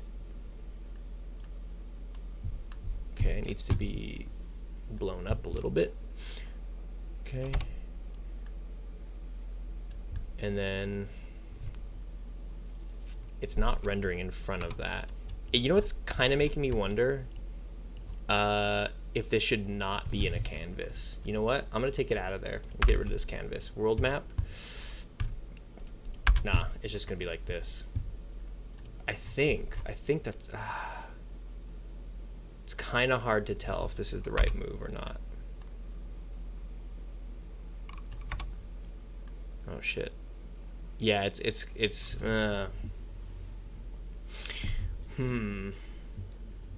because you want to be able to see everything. Like, I can imagine there being some hiccups here where the screen size, damn. Do I have to download PlayMaker? Also, how do I do that without getting bug on my computer? I will subscribe. So PlayMaker is here, and you know what, actually you can go to my website, where you can see all the stuff that I use, and here is, let's see, oops, Alt, how come it's not going back? Stuff I use. There should be a link in this video, and it says excuse me, in the description of this video, in the stream right now, you should see a link to this. Let me see. Copy link address.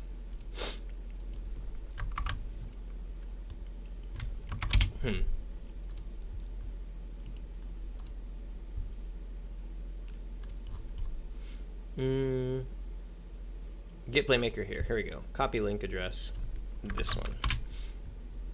Nope. Shit, I guess I can't.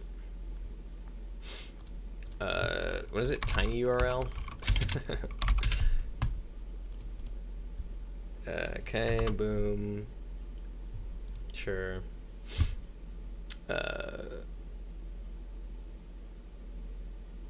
Copy. There you go. Oops. So you can, that's where you can get PlayMaker. Okay. Close that. And whatever. So yeah, my problem right now is like, I'm not sure how to make the game scale. Oh, you know what can kind of be interesting is if like, this one's kind of hard. What do I do with this? I'm gonna go back to putting this on a canvas.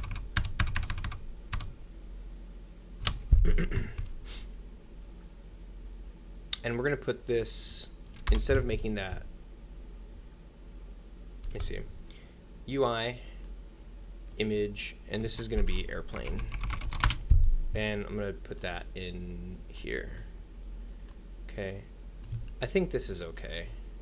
Yeah, that's fine. It's not like I don't think I'm gonna want to use colliders or anything, knock on wood, but I think this is fine.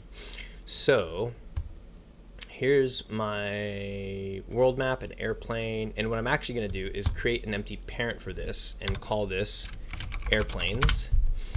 And then I'm gonna right click on that, create an empty, and we'll call this destination icons. And we're gonna do the same thing in here, right click, UI, image, and call this destination icon, and turn this one into a sprite, apply, excuse me, drag it in there, oops, like that, okay, and then I could move it over like that. And we're gonna preserve aspect. It is a raycast target, so I guess it's kind of a button. The thing I want to know is, like, if I add an FSM to this and I do a UI click, does that take a UI click, or does this have to be a button? I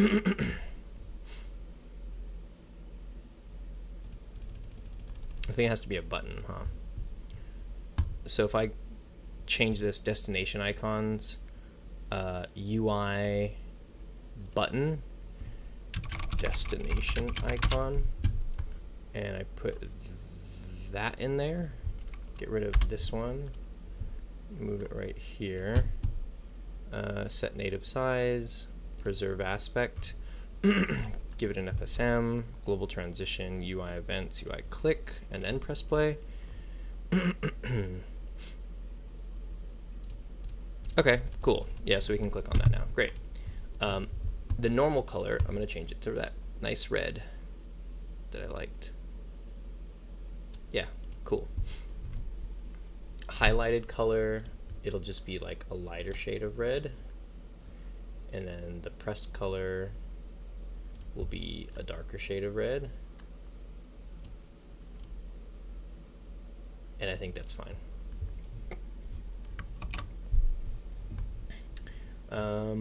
The airplane, I'm kind of thinking maybe it should be a button as well. So I'm going to go on airplanes, right click, UI, button, and airplane. Drag this in there and set native size, scooch it over, preserve aspect, and were these white? What color? They were black. So the normal color, I'm gonna have it like a dark gray, like that. Maybe a little bit darker. Yeah, like that. Highlighted color is going to be a little bit brighter, like that. Pressed color is going to be white, and that's good. Sorry if you can hear somebody's car alarm going off. Oh, perfect. Stopped. Okay, let's save this. I just want to see what these look like when you hover your mouse and stuff. Yep.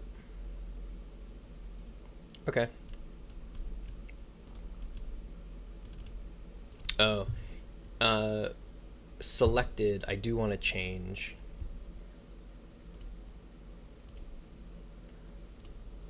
Like that. And then destination icon selected, be that. Okay. And oh, also destination, I want to get rid of this text. And text. Uh-oh, phone call. Let me see, 1 second.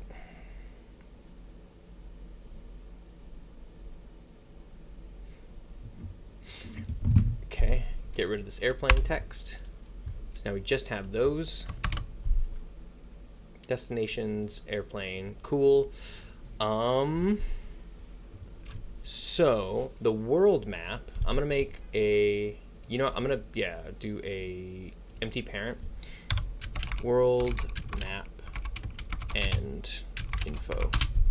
And then under world map, I'm gonna create an empty and call this like destination point. I don't, should that just be the destination icons?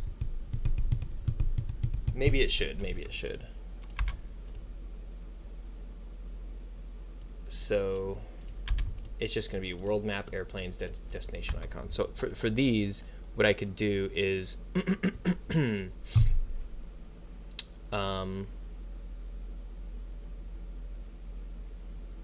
could just place them around here. So like put one where I am. Oh, actually, let me delete this FSM, remove component, and I'm gonna make this, I'm gonna give it an empty parent, and I'll call this destination icon, and this one I'll call it destination icon underscore sprite, and that way I can move it up like that. And if I select, actually I don't even, oh, there it is, there it is. Let's zero this out. So the position is like that. And then we'll move it up like right there. So that way when I scale this, oops, it scales to the point of it. And that way I can do little animations later. That will make it a whole lot easier. But you know what kind of sucks?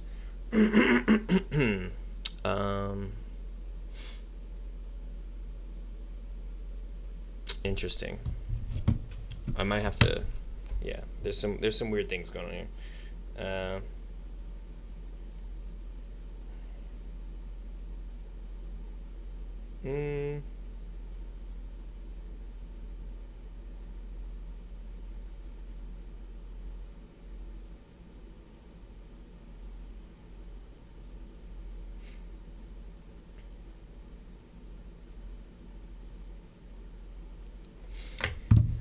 Okay, so Ben Stanley. Okay, I'm back. What's up, Ben? How you doing?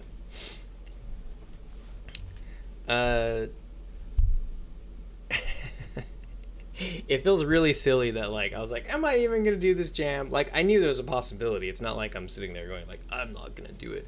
But it's just, it is kind of funny that within a matter of one stream, like I'm already here in Unity. Just got food. Nice. What you eating? What you having? I'm thinking I need to probably go eat soon too. I'm actually gonna go have a little game night with my cousin. Gonna go play Mario Strikers later. he just hit me up. Just wanted to make sure I'm still on board, and I'm like, yep, I want to be game jamming, but thankfully there's a whole week. So here's my problem, is that like this destination icon,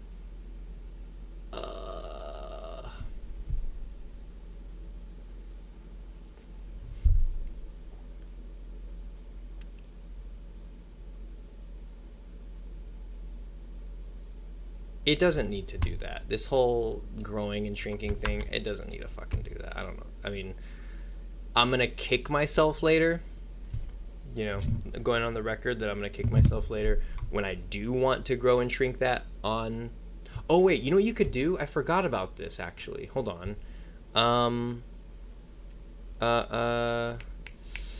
Shit. How do you do this? You go to. I think I have to get my tile editor, huh? I don't think.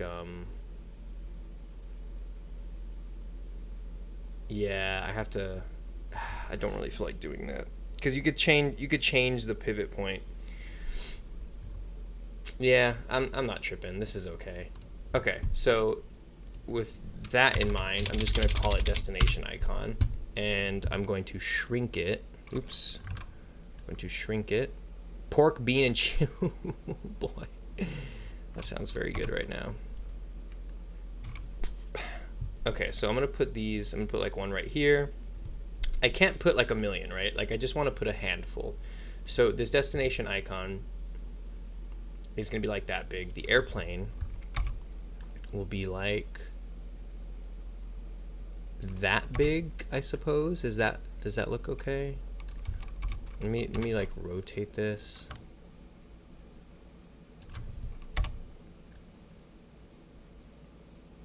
That's fine. And then what you do is like, oh, you know what can kind of be interesting is like you could just have it so you're always looking at the whole map, but maybe it would be nice to zoom in and stuff, right?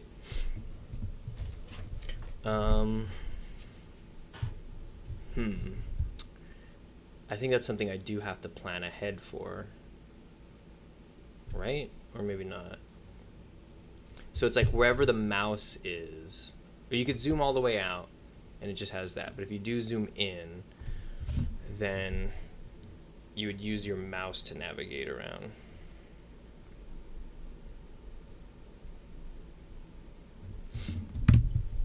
Okay.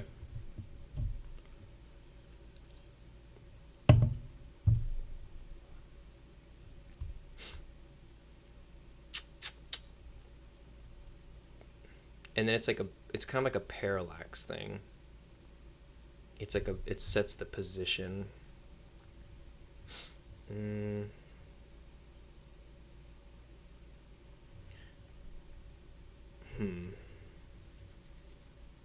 Or it could be a click and drag kind of thing where I could zoom in and then you have to maybe like middle mouse click or something, or right click to like click and drag. Maybe it's right click to click and drag.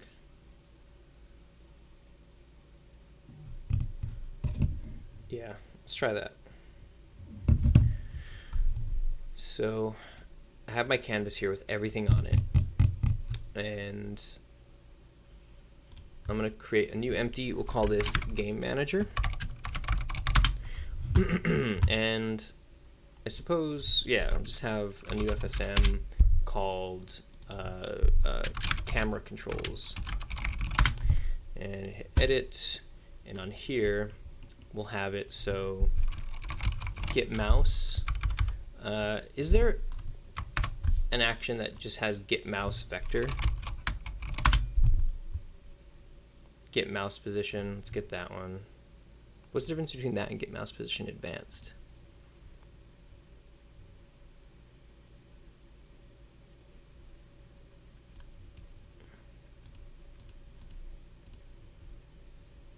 Normalize every frame from center of screen. Let's get that one. Get mouse delta position, cross-platform get mouse position, touch screen left or right. Mouse look 2D, follow mouse. Keep on screen, screen offset. Follow mouse looks like it might be promising too. That might be everything in one.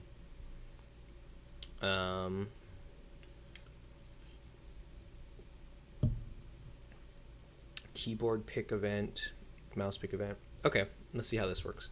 So, mouse.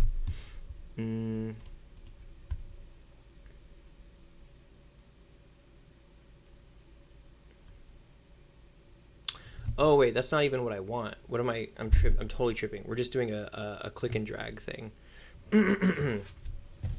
So, I totally forgot how to do the click and drag. I think I need to download a package for that. Don't I?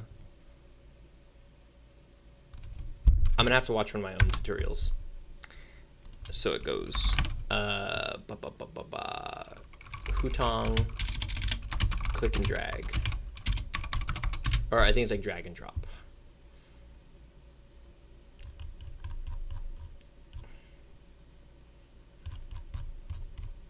Did I put that tutorial out? I had to have. Drag and drop UI. Here we go. And the drag and drop UI tutorial. In this tutorial, you're going to be learning how to drag and drop UI elements. So the first thing we're going to do is right click here in our hierarchy, create a new holding down. So nothing. Okay, so this is like the traditional drag, but then there's this one. And call this one. We'll just call currently translate advanced does not ship default with PlayMaker, and so you've got to hop over to ecosystem for that. You can just type in Translate advanced. Option, we're going to choose our mouse position. Now, there's something really important to note, is that we have the option here for every frame, but this is we're going to deselect this per second. So now when we run this, I think this is. And drag it around, and when I let go of it, it stops moving around. And that's because it's only updating the position of it, and using that translate action as long as I'm dragging it. When I let go, I'm not dragging anymore, it stops updating the position according to the mouse, and so as if we've dropped it. Okay, so that's UI begin drag, UI dragging, UI end drag. Just to give you an idea of how begin and end drag work, in this UI begin drag, yellow, Is that? flash through that first state, begin drag, and then when I let go of it, it turns back to white. Now there is another end drag. Okay, so that's UI begin along here. Instead, we'll go over to our drop here. We'll add an FSM, says UI drop on it, and then I want the things happening. But if I'm clicking and dragging this, and if my mouse is now on this green square, and so you can kind of Okay, so I think it is just that one.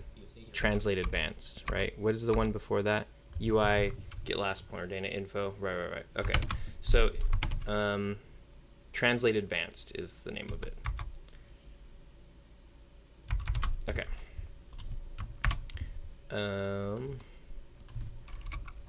Translate advanced. Get.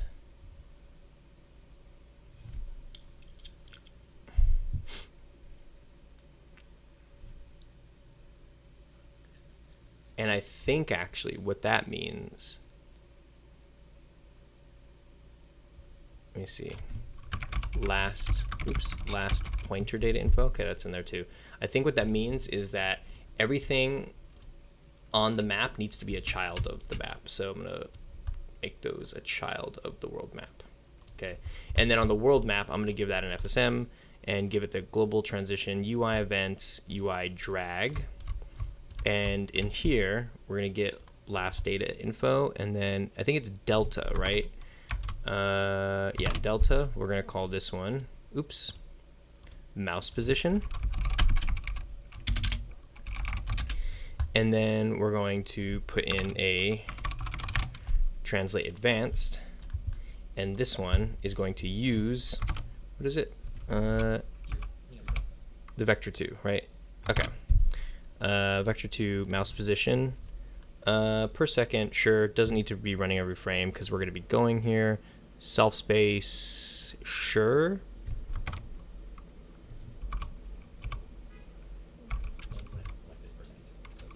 Yeah, that's right.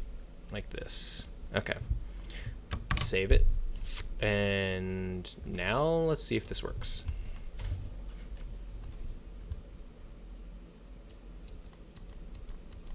Does not. Ah, but it's not a raycast target. Hold on. Let's try this again.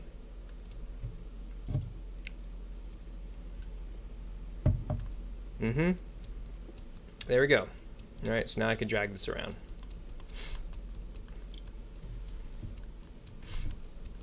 Okay.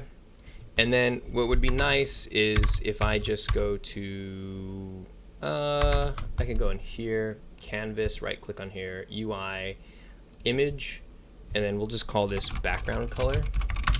And it's going to be this color. And we're going to put it right there and scale it way up like that. And that way, if we're playing,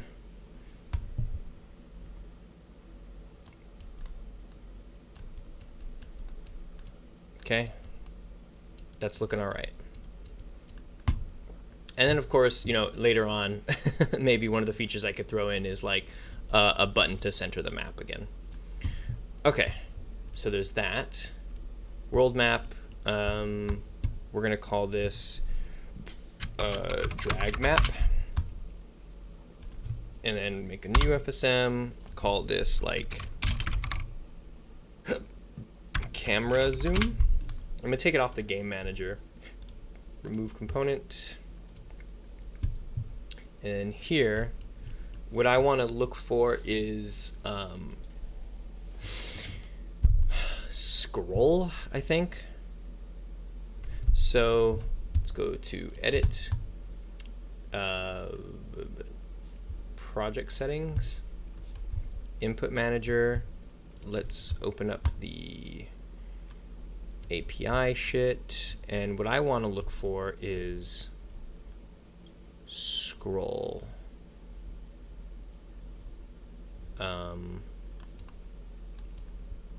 Mouse scroll wheel. Here we go. It's just this.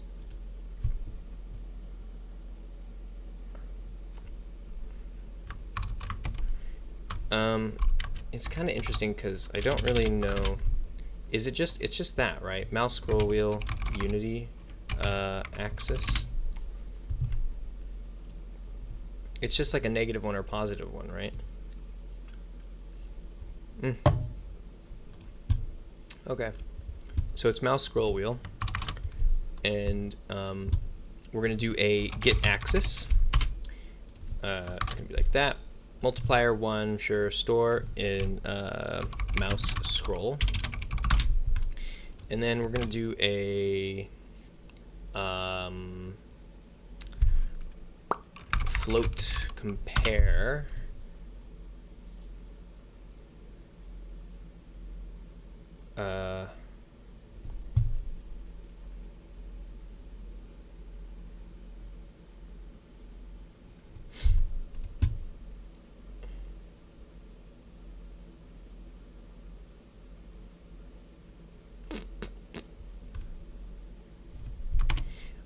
The thing I'm kind of confused about is like mouse scroll per like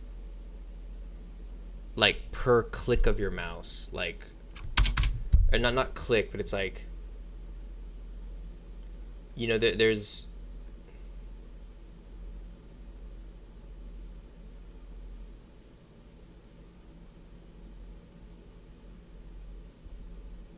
like this, my mouse wheel moves in increments, right? Oh, I guess that's what I should, okay, so mouse scroll increment, Unity.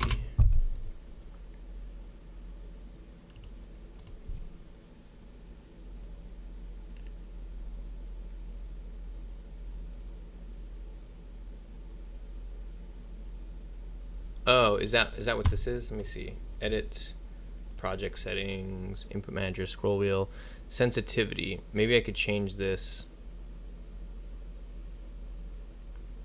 Speed to move towards target value for digital devices in units per second.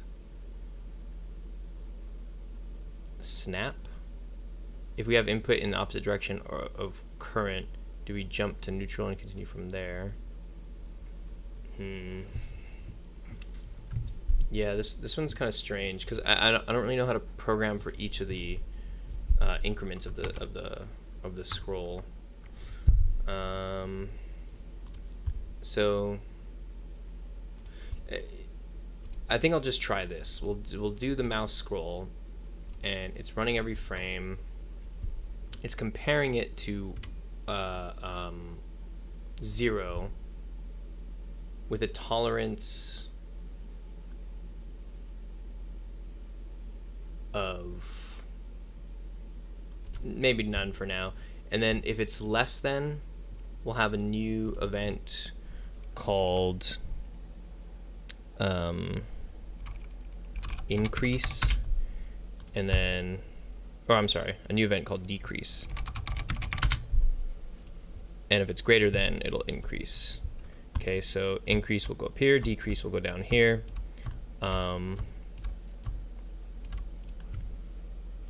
Okay, idle. This one is increase, and then this one is decrease.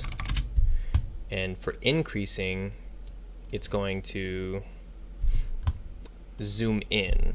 So what we would want is scale. Maybe it's like get scale and set scale, and you want to get the scale of, I guess, the owner, right? The world map, and I guess just change it to world map size, and then you do a vector add,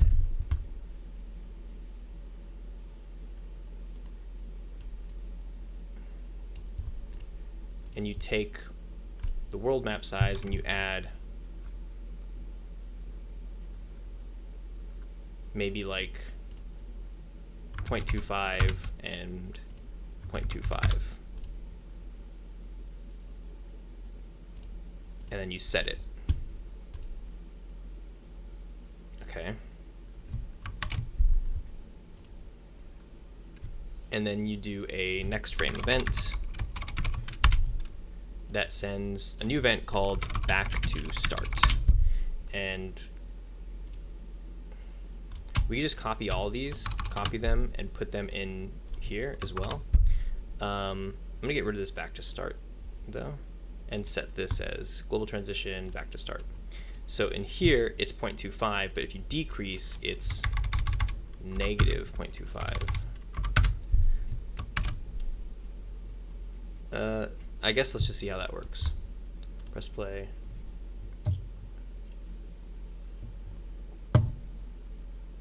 Oh shit. What? So increase works okay, but zooming out just, oh, whoa. Oh, you know, I need to float clamp this mamma jamma. Or maybe a vector 3 clamp. Yeah. Clamps the magnitude of a... Shit, wait a minute. Is there a vector 3 clamp? Maybe on the ecosystem? Vector clamp. Shit.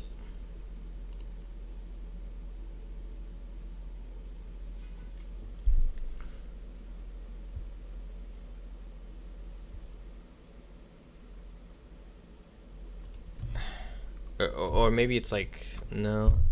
Huh.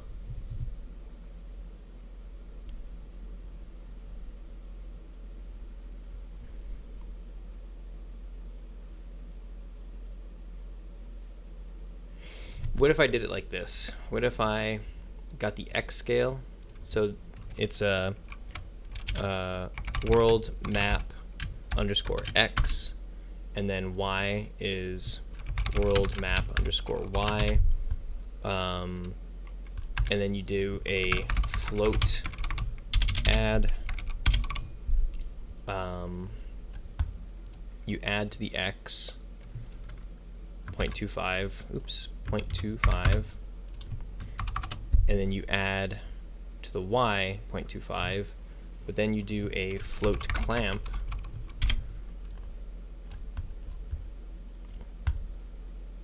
for x. You say the minimum value is 0. No, you say the minimum value is, what is it right now?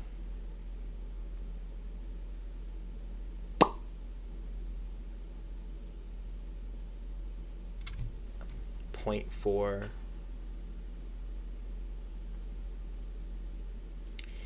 You know what the problem is like, it's not a problem, fuck it. I'm just gonna copy these values.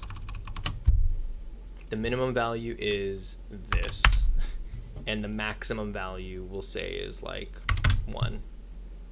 And we'll say that's true for y as well. And then when we set scale, we'll use x and then y.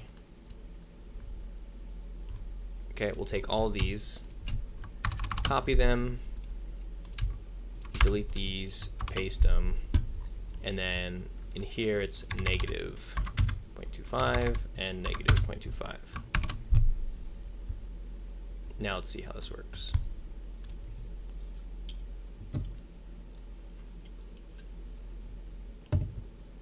Whoop.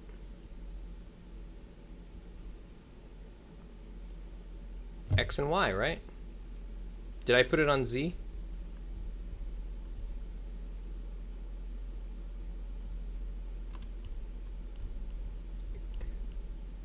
Why is it, when I increase, why does it only X, Y, X and Y?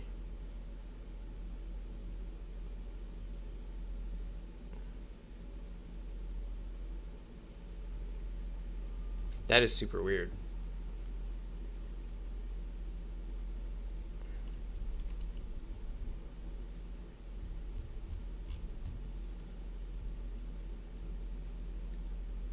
What am I missing here?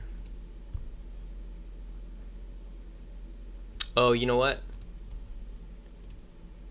Changes to self space. Self space. Okay.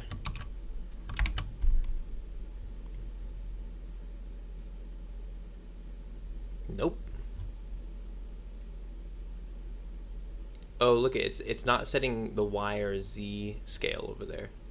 Over here, it's not setting them. Why is that? Increase. So on set scale, it's using minimum value, max value, X and Y. It's only scaling at X, so it's not doing the Y one. Which means, what happens if I do this?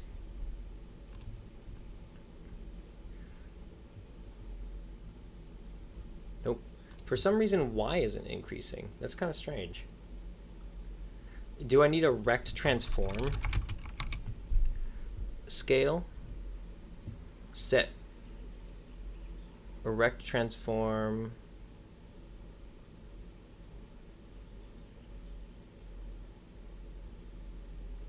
rect scale? Nope. Size? Get size. Maybe it's that. Maybe I need to, instead of get scale, maybe it's get size delta.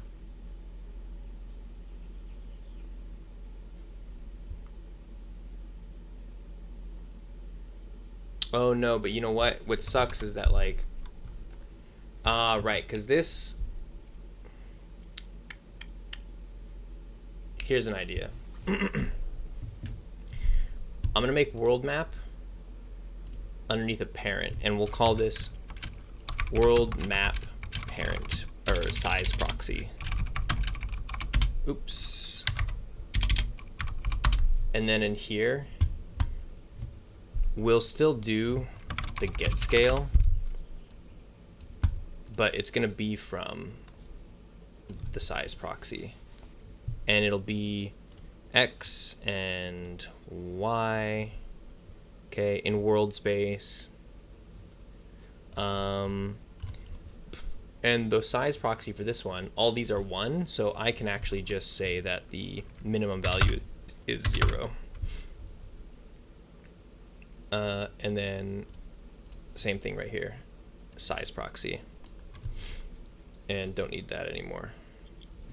And so now I'll take all these,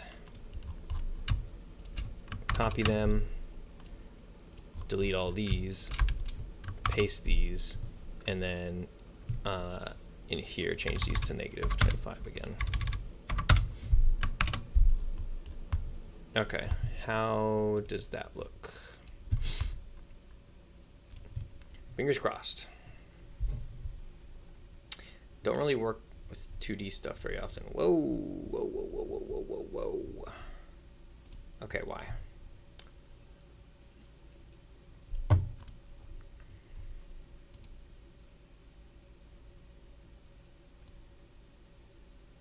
I'm adding 0.25. Maybe if I change... Oh, the increase and decrease. Well, no, the float clamp. Let's see. Let's say it can max out at 2. I still don't understand why set scale. I'm getting... Oh, these should be self because actually the size proxy is a child of the canvas.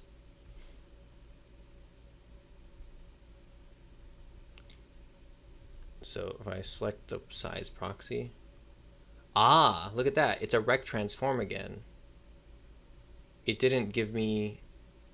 Okay, here's I did not notice that. So if I create an empty in here, it gives me something with a rect transform.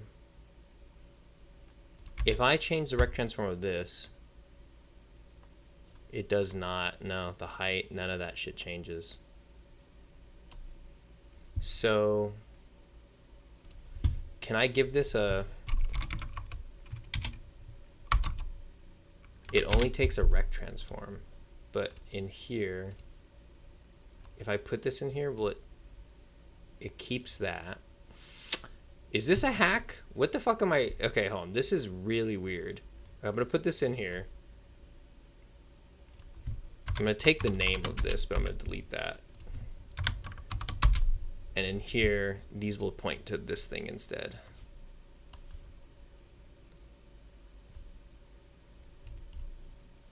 This is kind of weird. I don't know how hacky what I'm doing is right now. I'm actually a little... Yeah, it's fucking weird. Okay. Press play. I'm going to select this world map size proxy thing. It has a transform on it. It's kind of working. The weird thing is the scale is still only on the x-axis. It's never changing the y-axis. Increase.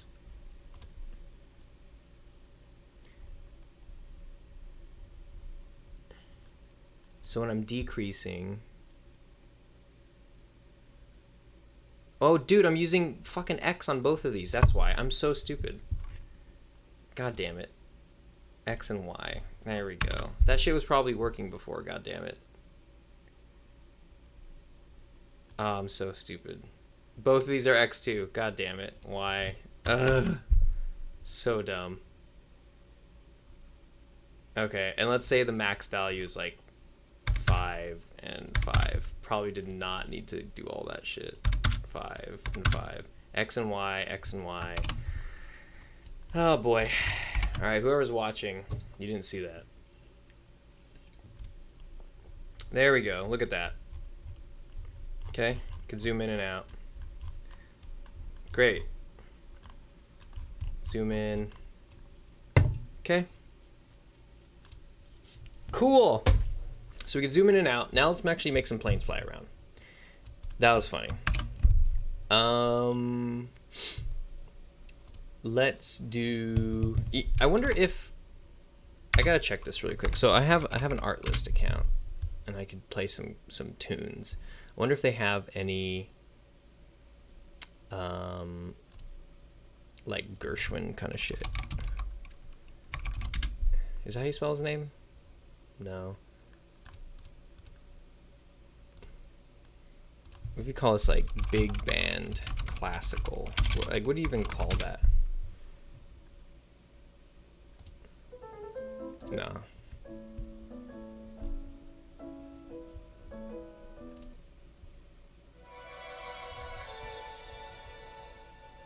Okay.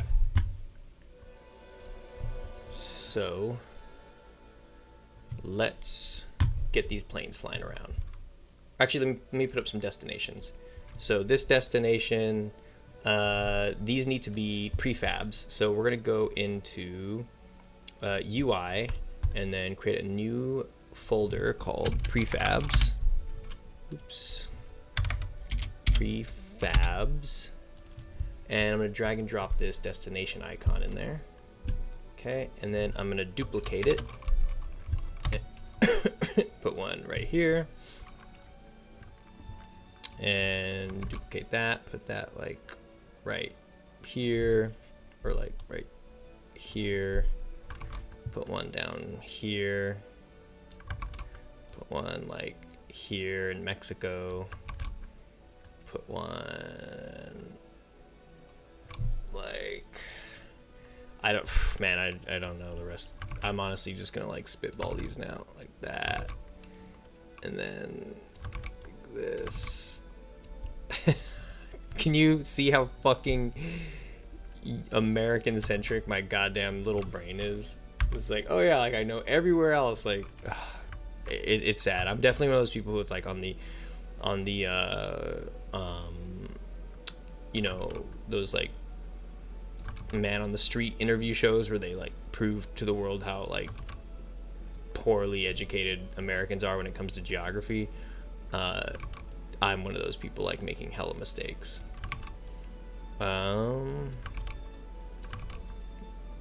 Pretty sure that's out in the middle of nowhere.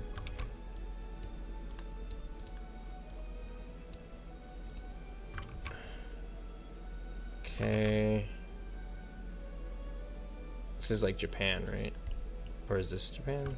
This is Japan. Okay, and then this is like Australia. All right, that looks okay to me. That's a nice good chunk of places.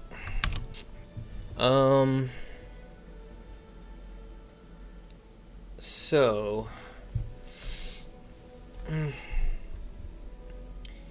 if I just want this airplane to go from one to another, what needs to happen?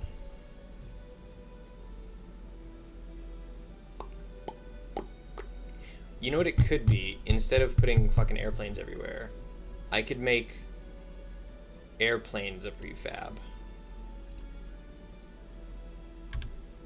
And then the destinations spawn them. So destination, okay, adding an FSM to it, and we're gonna call this one, we'll just make a little init and then send off down here where it creates airplane.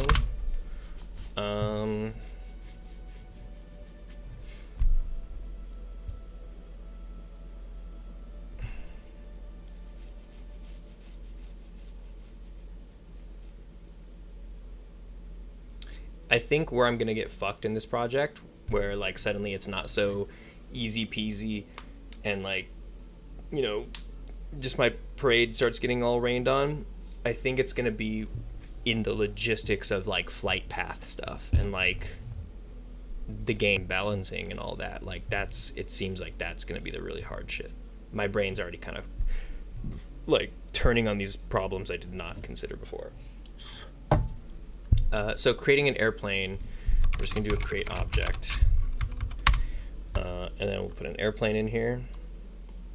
The spawn point will be itself, and then we'll store that object as a new variable. So my airplane, and I guess like that. That's fine.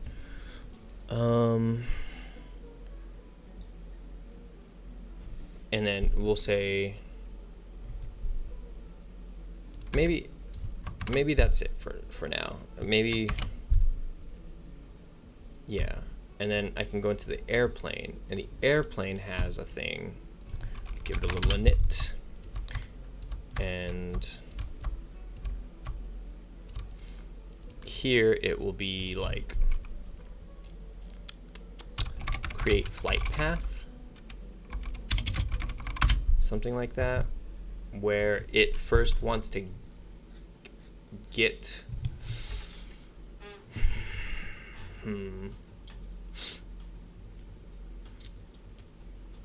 This is kind of interesting because, yeah, this is where my brain starts going like, help me, I don't get it.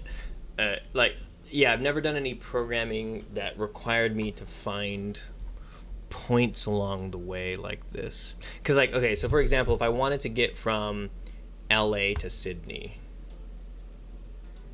you know, in reality, so in reality, you'd actually go this way, right? You'd go west, and then you'd end up here. But in this game, fuck. In this game, you're gonna fly across the whole world.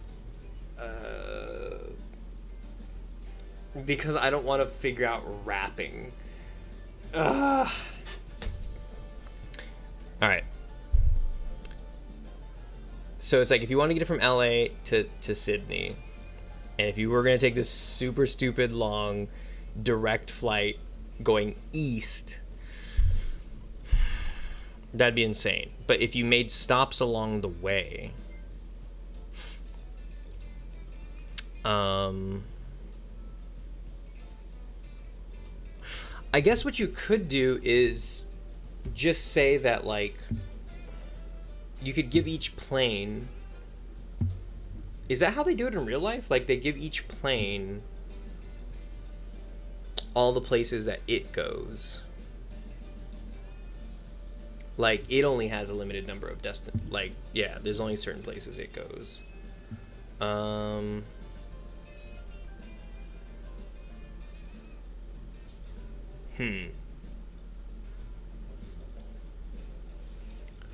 Now this really makes me wish I would have just done like the US or something, because then I wouldn't have to deal with the whole wrapping thing. The wrapping thing's gonna bug me. It's gonna make me feel stupid. Like, I would be very surprised if people were like, this is great and all, but like, your planes are going from LA to Sydney going east, and that's like insane.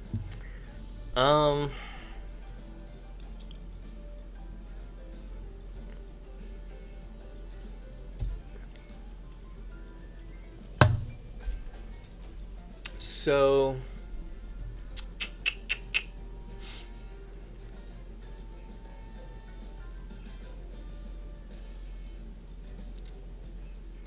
you give each plane all the places it can go. I guess it, because it has to be systematic about how it chooses its flight paths, because that's the whole point of the game. When the player intervenes, you should be able to close certain airports as a place to land, so it has to divert and go to another one.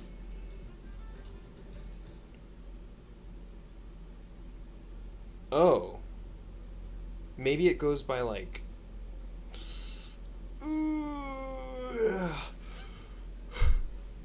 maybe it goes by like distance, because I'm trying to think of like, maybe there's a way to do it where it gets the closest one.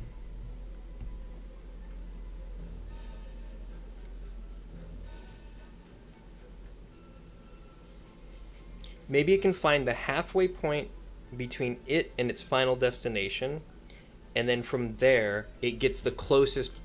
Yeah, that's what it does. Okay, so the airplane, let me just make a comment in here. So it goes get final destination, and then get halfway point between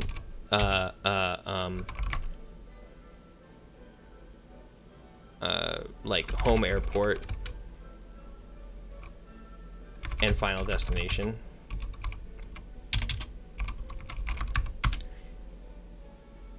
And then get closest airport to halfway point. That's what you do. Okay, so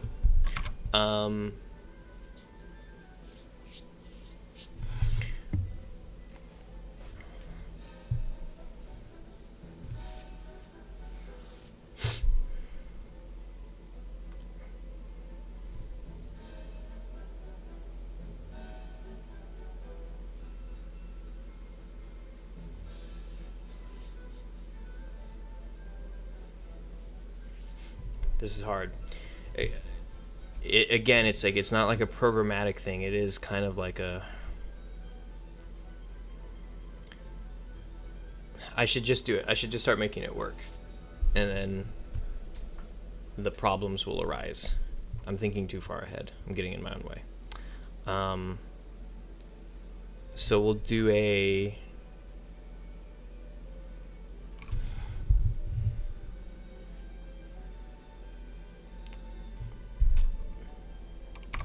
get distance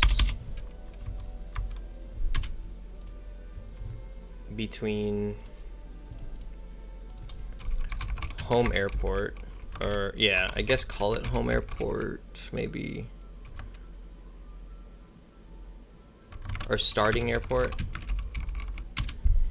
and the target is final destination, and you store the result as distance start to final. And then you get direction, or what is it? Align a game object to the specific direction. Transforms the direction from a game object's local space to a world space. Don't really want that. I think you just want to align to direction. To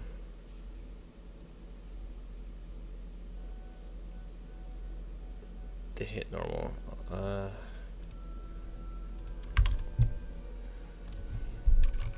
Get position 2D. You want to get the position of the final destination. Store it in a vector 2 called final destination underscore v2. We'll say that's in self space. Yeah. And then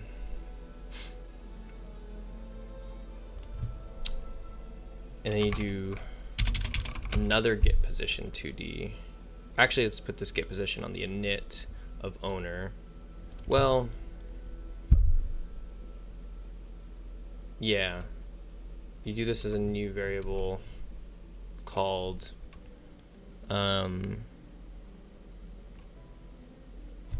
what is that one I called it? Starting airport.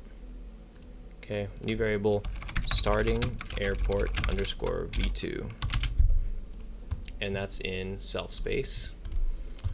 And what you do is vector to add, or you want a vector to operator, I think. You want to get the final destination, subtract starting airport. You want to subtract it, and then the result is direction from start to final.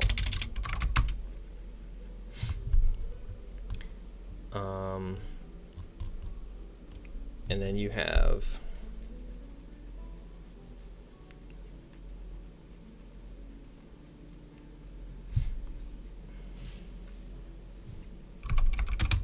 look at 2D, look at direction. Okay, target direction. is direction from start to final. And take that off. Then you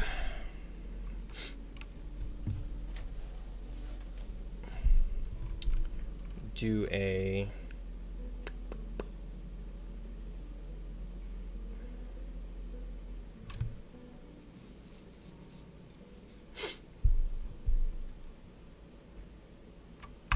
get position 2D.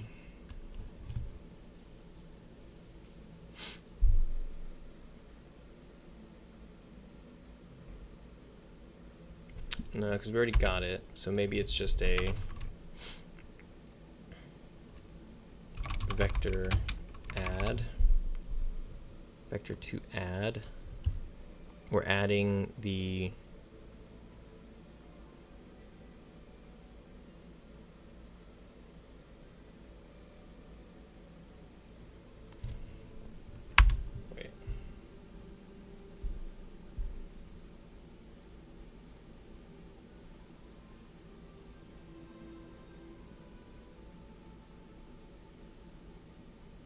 No, you know what you do? You just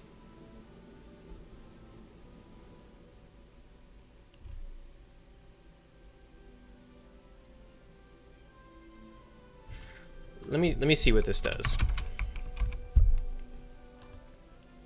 Cuz I want to see where this puts me.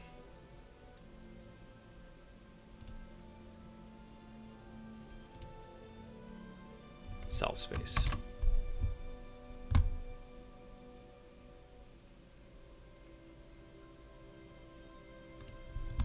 And then these destinations, I'm just going to turn all of these off for now, except for this one.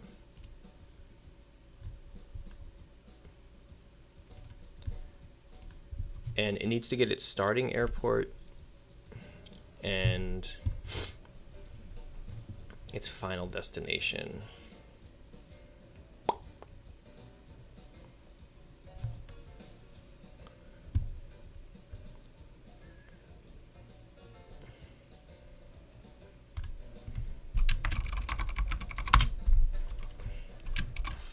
Light path.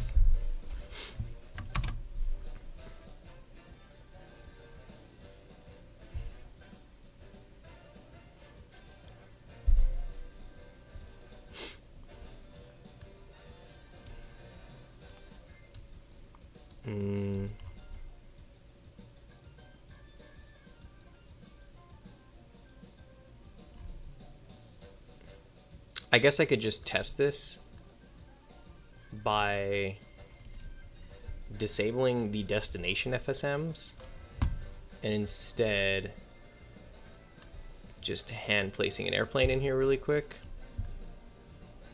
putting it like right here, and then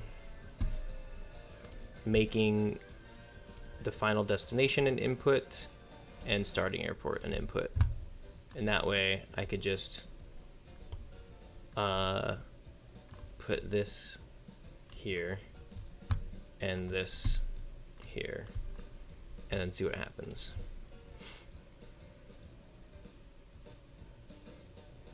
Okay, where'd it go?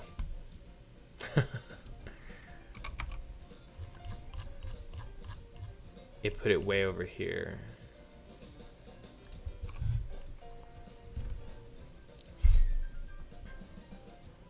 Get position of that in self space.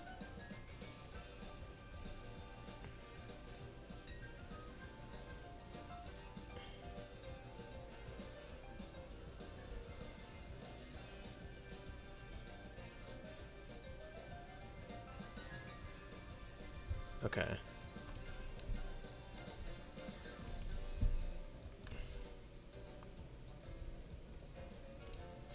Add?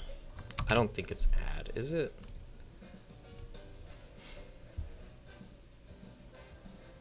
Okay, so is that the halfway point?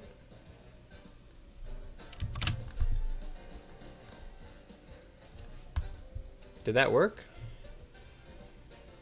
This looks further. This looks like a much further distance. Yeah. It kind of worked. But the problem is that now if I take this and reverse it, right? If I stop this and say that this is the final destination and this is the starting airport, and then put this like right here and hit play. Oh, it still kind of works.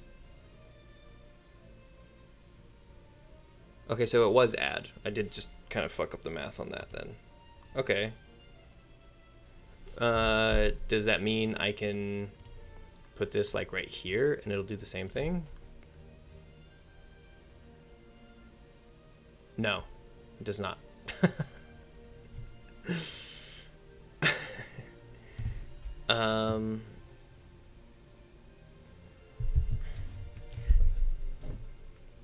I failed all my math classes, man. What can I say? I'm trying my best out here.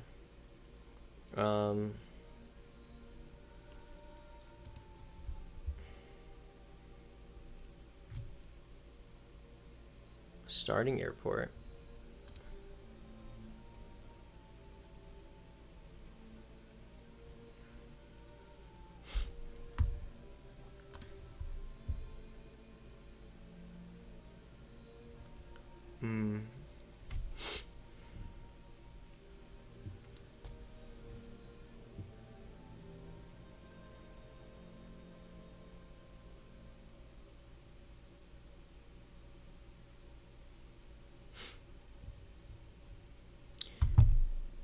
I have to just look it up.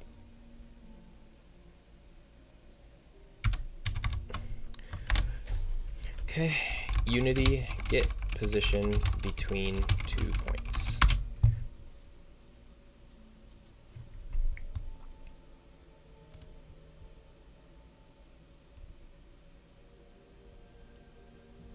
The midpoint between two vectors is as easy as vector 1 plus vector 2. That's what I just did, right?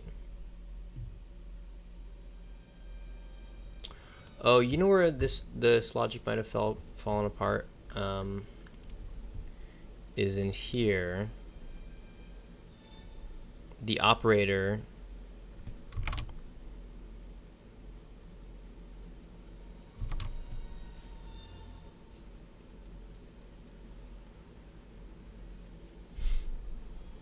no, that still should have worked. The midpoint between two vectors is as easy as vector 1 plus vector 2 divided by 2.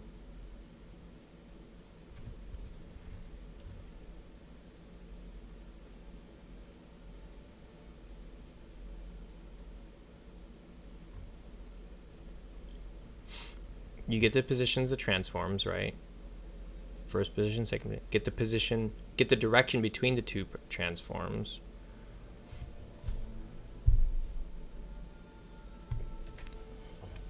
Get the direction that crosses.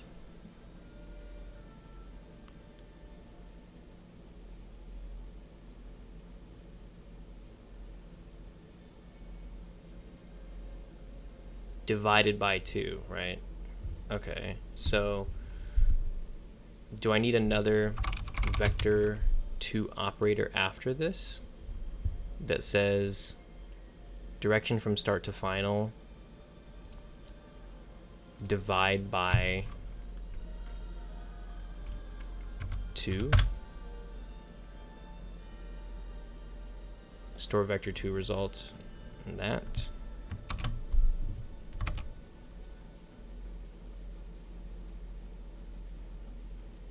And then he mentioned something about offset. Okay. So let's see how that works. Oh, it did. And I wonder if it works better now if I take this first destination and put it over here again if it's closer to the actual halfway point. Yeah, that's much better, because before, remember, it was like kind of offset. This is definitely proper halfway. Yep. Okay, so that's all I was missing, is dividing by 2. All right. Great, that works. So it can find the halfway point. Now, I was just doing that as a test to place the airplane there, but actually what you want is not to set the position of that, but to instead find the closest. Find closest. Just was it? Okay. Shit. Nearest. I think I need to either get that off the ecosystem. Find closest to. Does that let you use vector 3s? I use a game object. Nope. Find closest.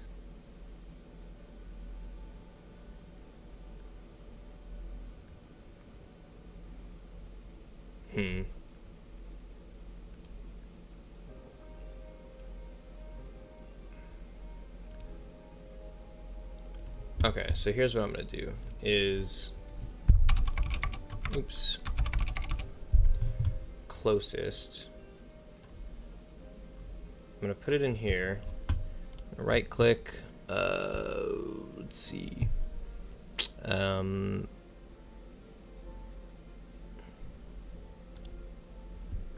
find script, right here. I'm gonna duplicate it, and I'm gonna call it find closest vector. Yeah, vector. I'm gonna copy this, and we'll open it up. We'll see if my very modest C# skills can help us out right now. Find closest vector, okay? And so we're gonna rename it that. Find closest vector.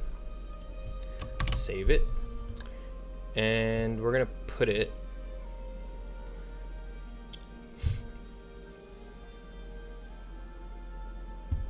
on our airplane. Instead of find closest, we're gonna do find closest vector.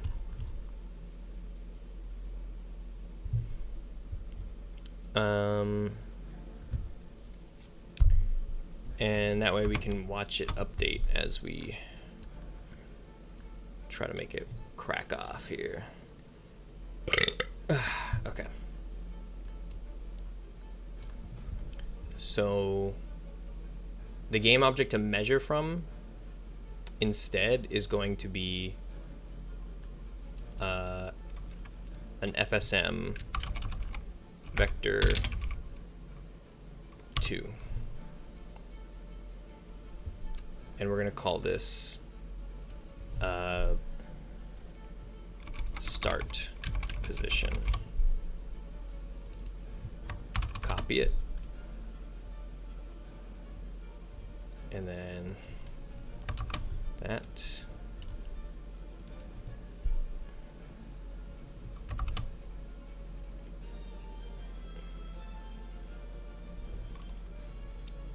Okay, see, I don't really know. See, it's saying variable game object is game object dot owner option equals. Okay, so I think we could just get rid of that. And then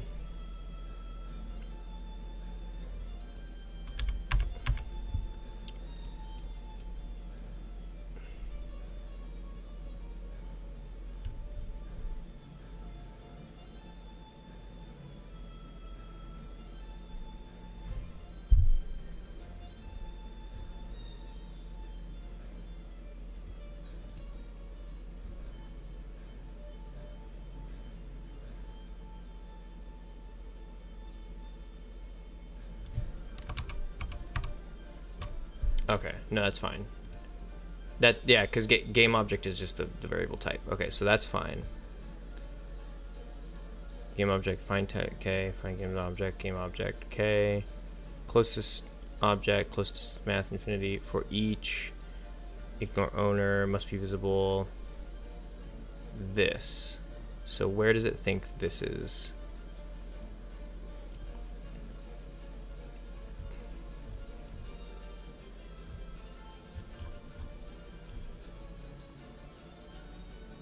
Equals GameObject.transform.position minus object.transform.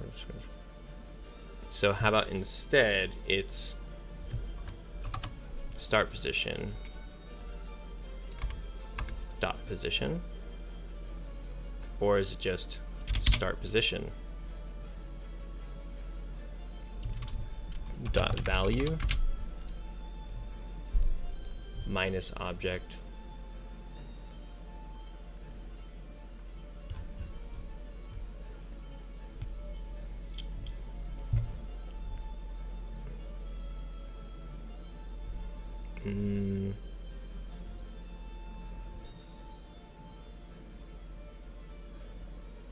store object dot value equals closest object. This is the last. Distance equals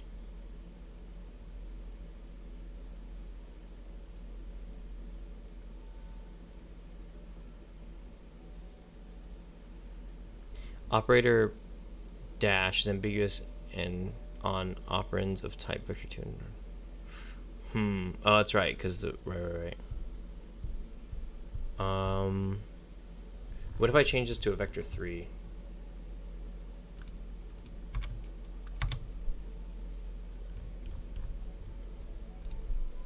That fixes it, right?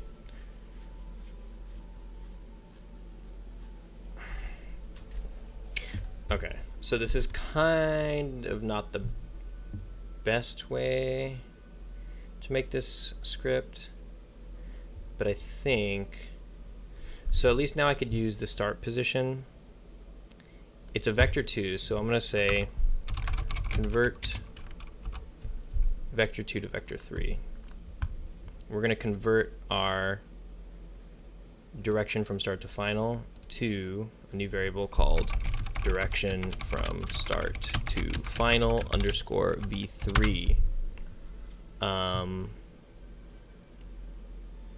Z value will just be 0, so the start position is going to be that one. Okay, and it's going to find the closest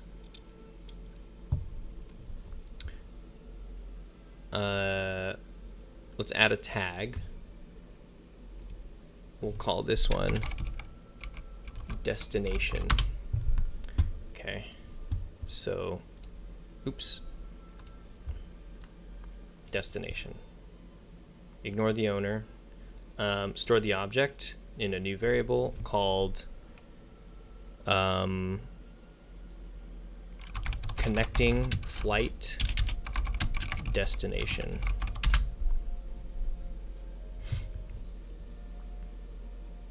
All right. And then we'll say get position 2D of the connecting flight destination. We're going to get that. Connecting flight destination underscore v2. And that's in self space. And then we'll do a set position. This last set position is just for testing purposes, so I can actually see the airplane go there. Connecting flight destination, okay, and that's in self space. So it should put the airplane on one of those destination markers. So let's go back and we will turn on one of these. Okay, actually let's turn on a few. Or yeah, let's just turn on all of them, shit. Okay, and then we'll go inside the prefab, oops, and we're going to change this tag to destination. Okay, so all these are tag destination, great. All right, world map F Okay, so this plane should land on one of these in between here in LA.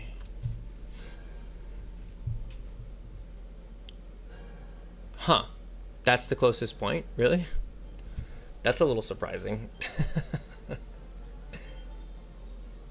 Wait, really? Hang on. Airplane. Find closest.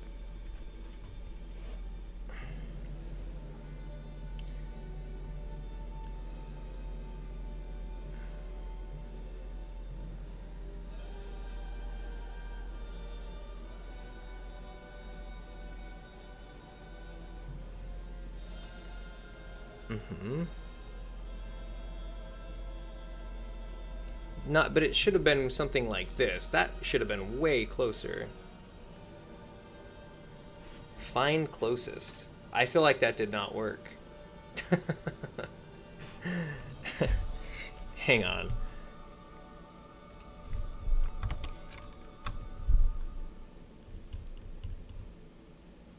Rusty Chicken, what's up, man? I feel like I have a stupid simple solution to this. Instead, I'm just gonna right click on here, and create an empty, and we'll call this like position proxy. How's it going, Rusty? How you doing, man? Okay, so this airplane, create flight path. So what it's gonna do is, instead of doing this find closest vector, and instead of converting that vector, we're gonna do a set position 2D of the position proxy. Oops. And it's gonna be set at direction from start to final. Okay. I'm also going to rename this edit variable. This is going to be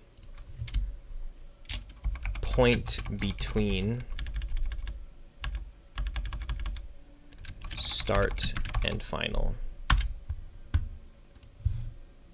Okay, so we're setting that position. And it's in self space.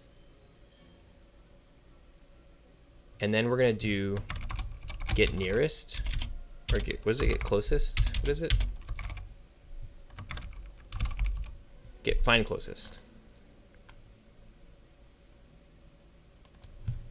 It's going to be the closest to this position proxy tagged as destination, ignoring the owner, and we'll store the object as connecting flight destination.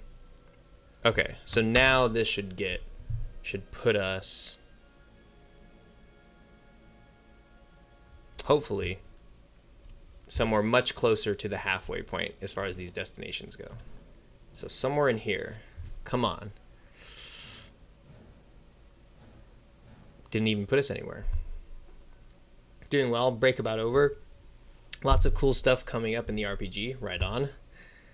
Right on. All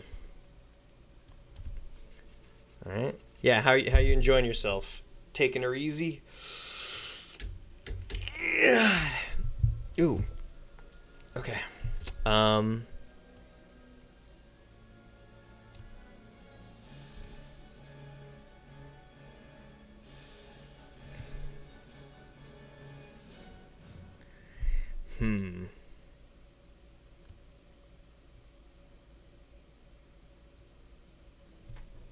Position between start and final.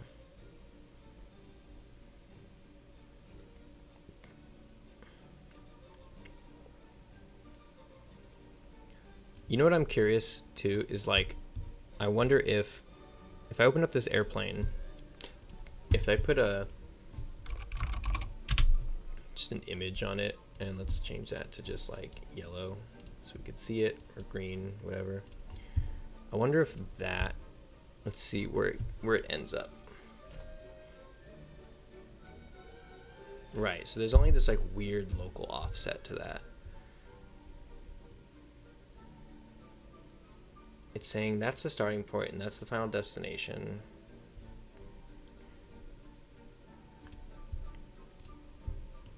Well, taking it easy on the dev stuff. Workouts are killer good though.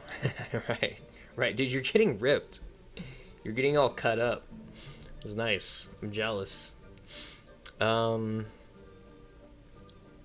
So let's see. We do that and we set the position of the position proxy in self. Oh no. That's why. That's why. Let's set it in world space. And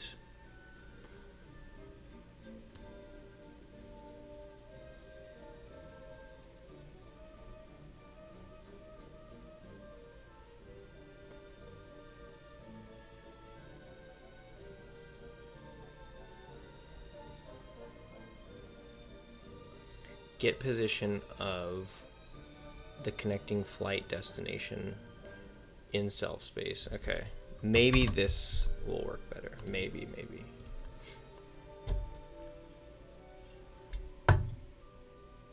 Put me back there again.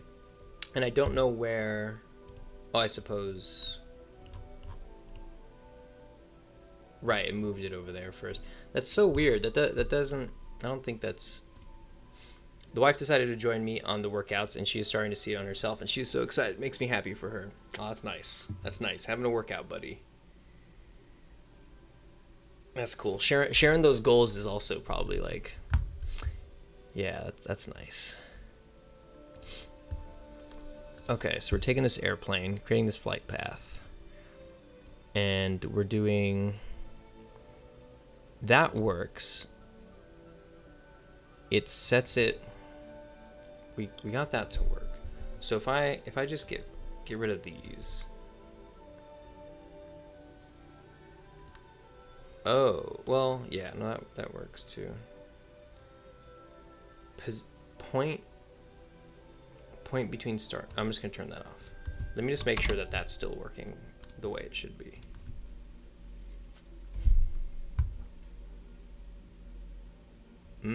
It's not. That's interesting. Why did it stop working?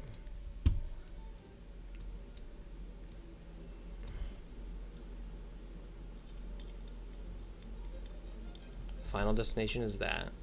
So you get final destination, adding the starting point. That's point between start and final. Then you get point between start and final, and you divide by 2. Story back is the same. And then you set position of that. Oh, in world space, is that why?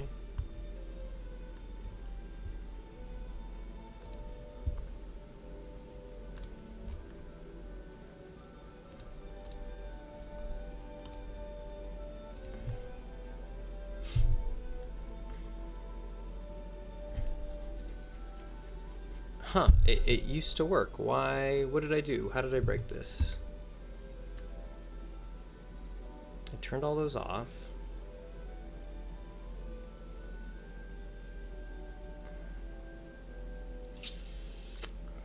The position proxy. Oh. Right.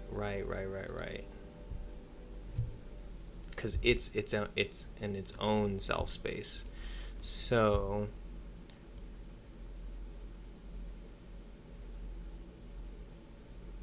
if it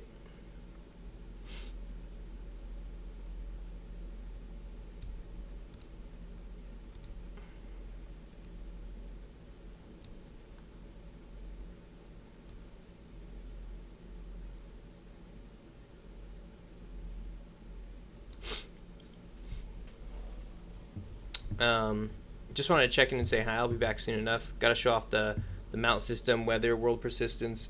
Another time. Have a good one, buddy. Dude, that's so cool. A mount system. I want to ride around on a pig or something. Alright, see you later, man.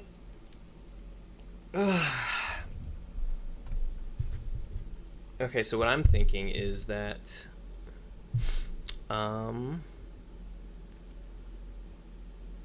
Final destination, starting point. Add between start and final. it does that. That's all right. But then when it sets the position, whoa. How'd that happen? These legs are getting real wobbly. Let me see. Make sure I'm back on this. I forget this sometimes too, that like I kind of like might. This isn't like the best angle, and sometimes if I'm slouching, you can't even see me. Okay. So if it's setting position, maybe what I need is a transform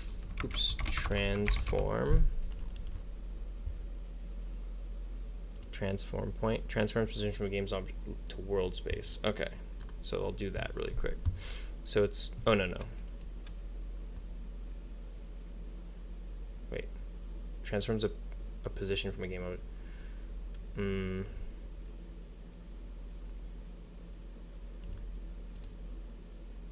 Transforms a direction from a game object. No.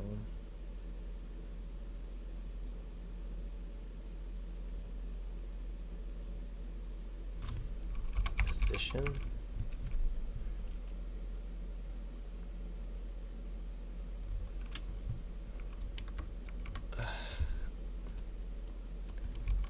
Point.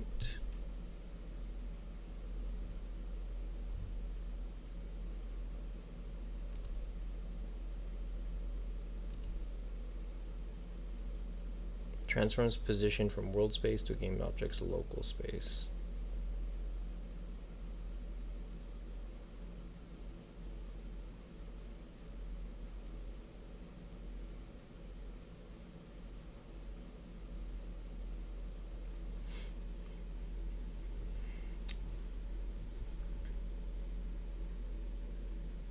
You know what might be a really cheap way to do this?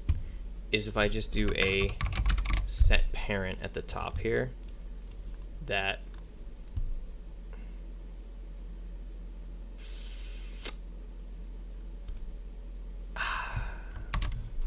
that's going to be in world space. Where are airplanes? This is going to be super hacky. Oh boy, here we go. Okay. Airplanes route. We'll see. This might work. Let's see.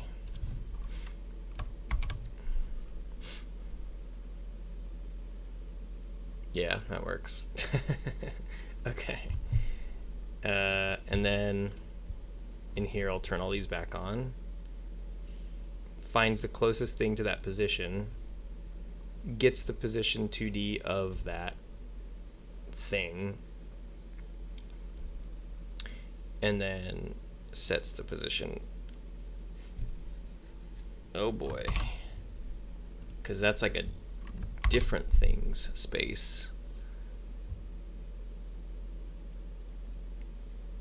Yeah, that worked. Fucking nice. Right? It put it at the closest destination between these points. So like that's the halfway point, and the closest destination to it is right there. It works. Okay, cool. So now that our plane can find connecting flights,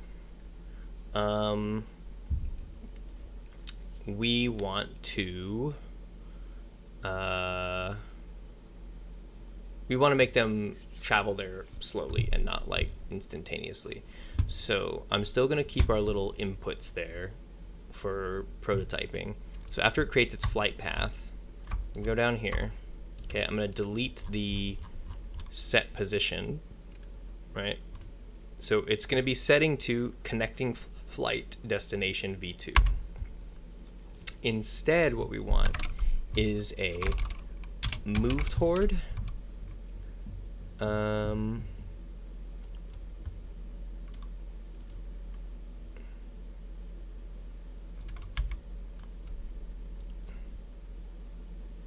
Target position is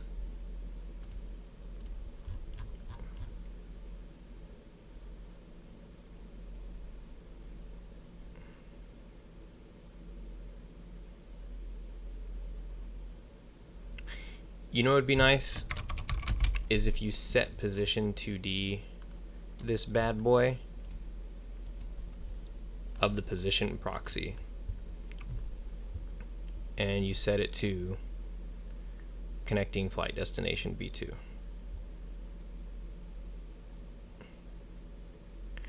And then in here, you tell the plane to move towards the position proxy.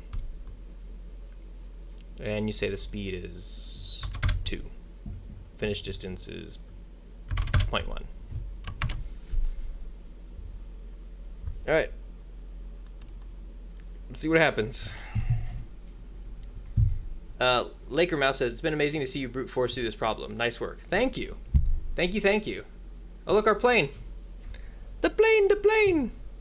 Oh, you know what it needs, though? It needs a look at. We're about to see our plane finally move across the screen. Look at 2D. Right? And it's going to be that. Look at 2D game object. There we go. Position proxy, rotate offset, great. I might want to use that rotate offset if our plane isn't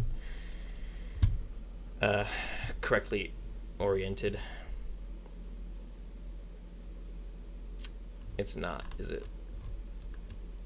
Let me make it move a little faster too. Let's say 5, 10, 25. Okay. And then the rotation offset is 90 degrees. Okay, so let's pop back in here, say that it moves at 30 units with a 90 degree offset.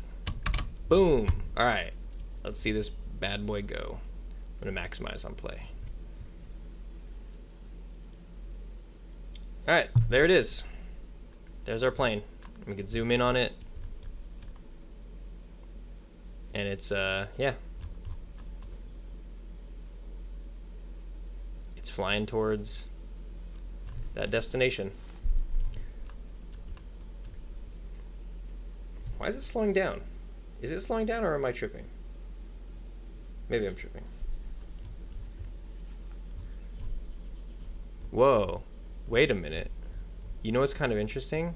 I think by zooming in and out was changing the speed of it. Oh, get the fuck out of here. What was that? Look at, see, it's going at one rate, right? If I zoom in, it starts going crazy slow. And if I zoom out, look how fast it goes. And I zoom back in. Fuck off. So the speed is oh, it's like this thing that's like relative to the scale of things. You know what I should have, oh fuck. So the camera zoom shouldn't be scaling it. Let's go to the world map, and instead of getting and setting the scale, maybe the main camera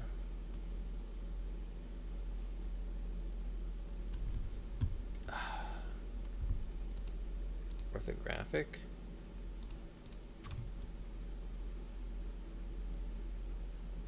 I don't know how to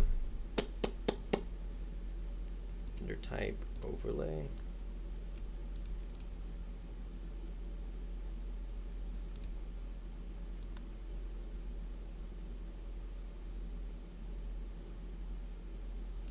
Maybe the canvas sort order.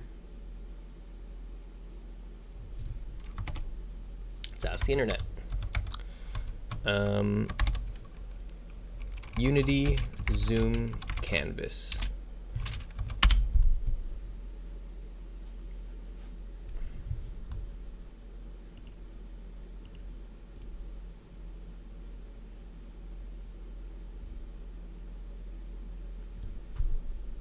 Create a panel and set its anchor to stretch. By stretch, you put all Unite elements. Manage, okay, with panel scale. So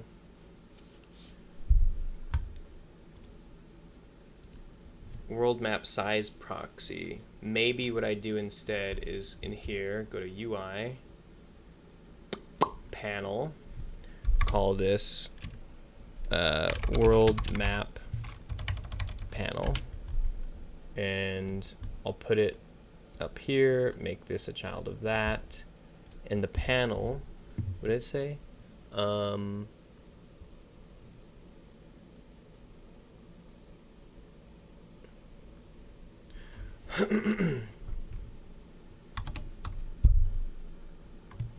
Set its anchor to stretch. So in here,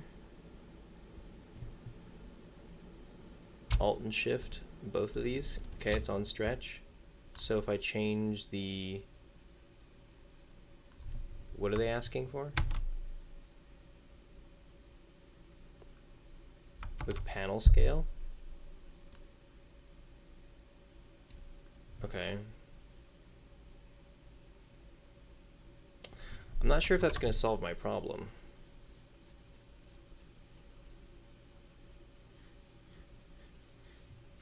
I'm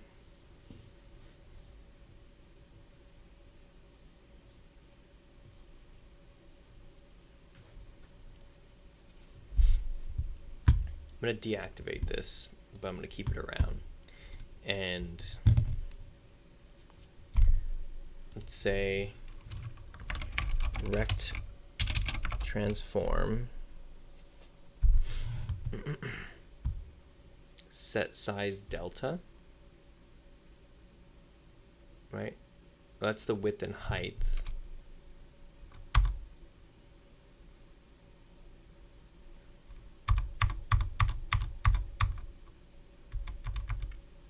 Anchor min and max. Nope.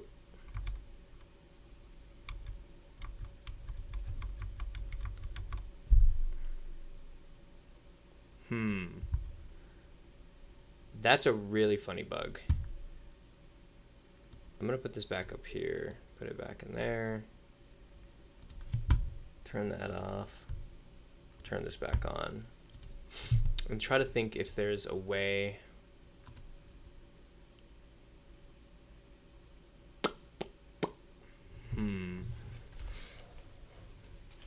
Yeah, because the speed is relative. I wonder if there's a move towards on the ecosystem.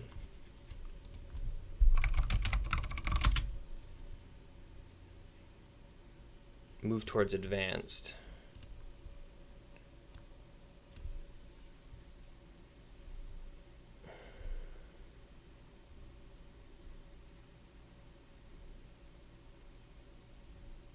I'm not even sure what the difference is.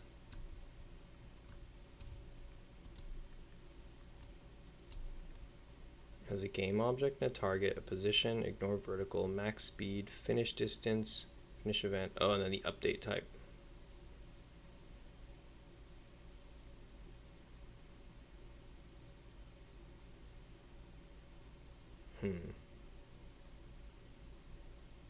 Maybe I use something other than move towards. Maybe I put in a tween position.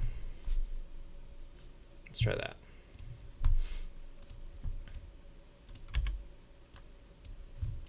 And you say to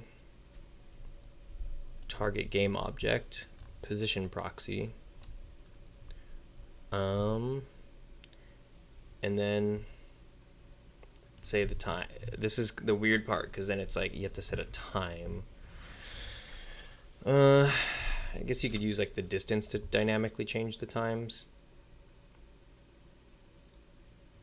Let's just say it's going to take 15 seconds. Let's see if zooming affects that.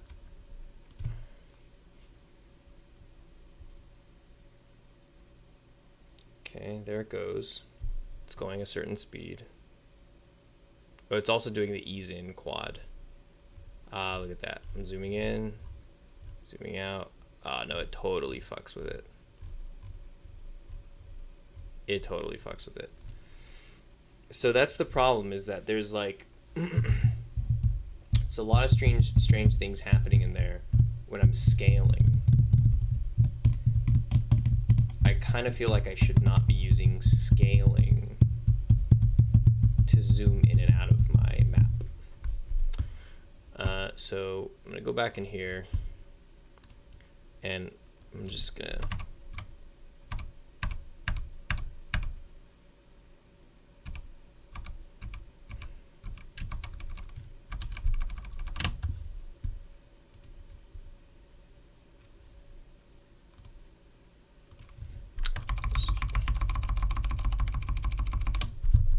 do the move towards again.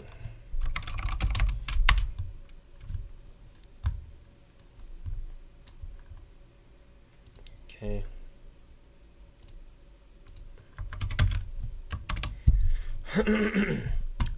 So let's solve that problem.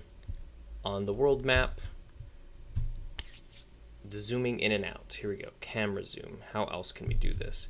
I guess let's try to find how we could do it by just messing with these components. So camera, let's see. I think maybe, well, because it's a canvas, these aren't like 2D images. We could do world space and then use this camera.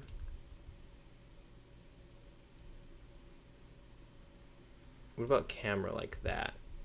And then if I select my main camera, nope.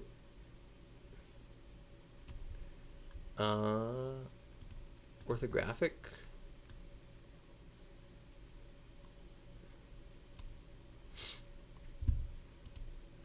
Perspective. So let's take canvas, world space, main camera. I mean, maybe that's how we do it. Orthographic. I think maybe I should be an orthographic. Okay, I think this is chill. And then I'll just never do that. Okay.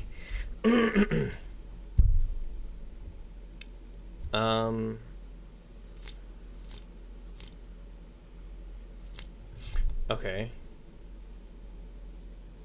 So in world map, in here, it's not getting scale.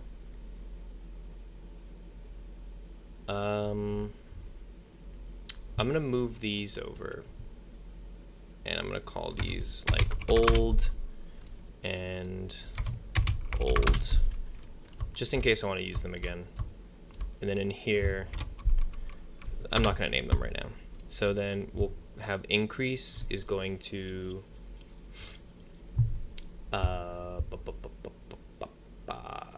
drag and drop this in here. Or actually, what is the value that I want to change? It's size. So I don't think camera.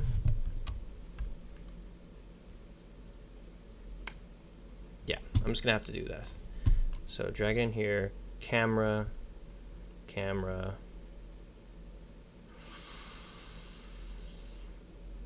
or a set property,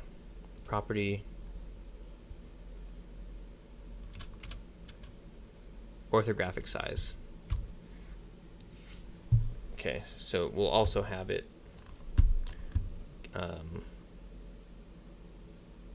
get property, orthographic size, store the float in ortho size, and then it'll be a float add with a float clamp. So it's going to be ortho size, going to add 0.25, and then we're going to make sure that ortho size is always between, what's it currently at? Let's say it can go as from 50 to 22. It's from 50 to 22. 50 being the minimum, strangely enough. Or how does that fucking work? Anyways, 22 and 50. Okay. In here, the clamp is 22, 50, adds 0.25. Okay. Maybe it adds 0.5 or even 1. And then it sets the value of ortho size. Okay. I'm going to copy these, put them in. Actually, what we want is also this next frame event.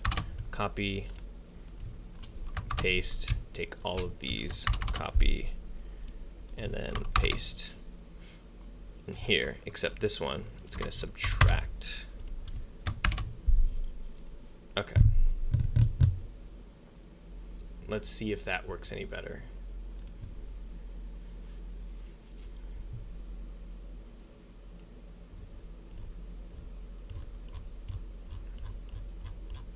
It's kind of funny because scrolling up. Okay. I didn't see the plane's movement. Okay, we're gonna add 3 instead of 1, -3. And I'm gonna change this to increase and this to decrease, so it's scrolling up because it's weird. It's backwards on this one. All right, let's see how this plays out.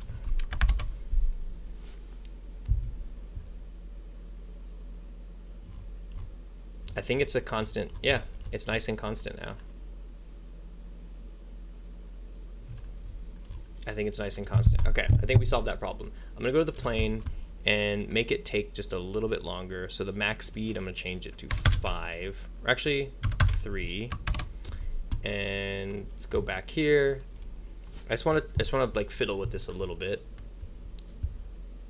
Okay, it's going. So I could zoom in.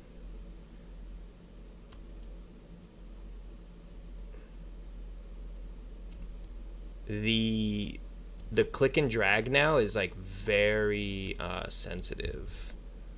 I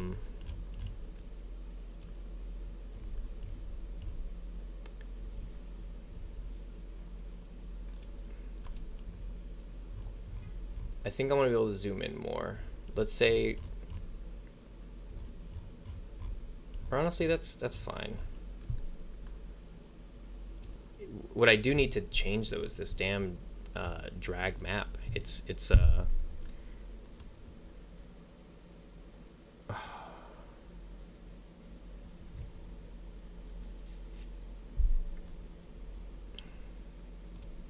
what about if I change that to self space? Nope.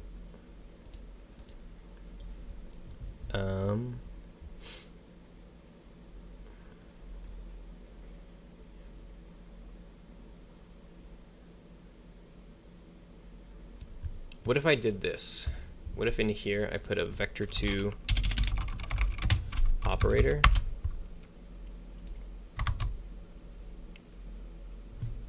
That takes my mouse position and divides it by 2. Not every frame. Okay. Let's see.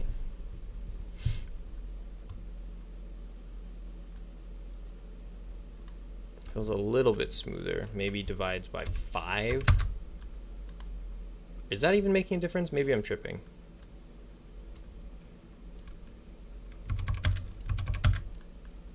I don't think it's making a difference. It's just strange because of like, now it's like crazy sensitive. And it used to feel really good where you could just drag it and it actually dragged much more properly.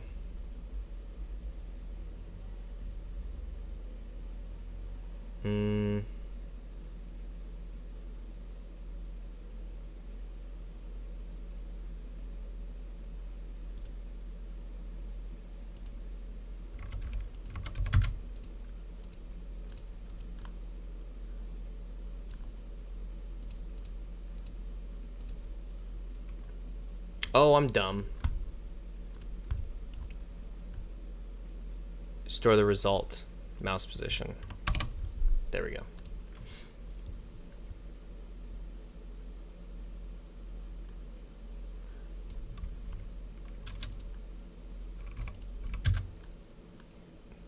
That's better. Yeah, I like that. There we go. This is much better. So let's say by 15. Okay, yeah, 15. That's good. Whew, that was a close one. Okay, so our planes fly to destinations. They get the connecting flight places. We can zoom in and out. It's all working. What's next?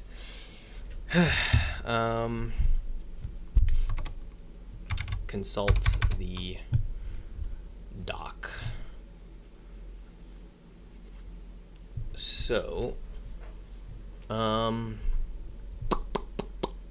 plane gets which airport it's at, gets all people waiting at that airport, compares. Right, so I have to put passengers in here now. Well, let's make sure that all planes can go on a proper flight path and do their routine. So the thing that I've been kind of tripping on is like, do I just set up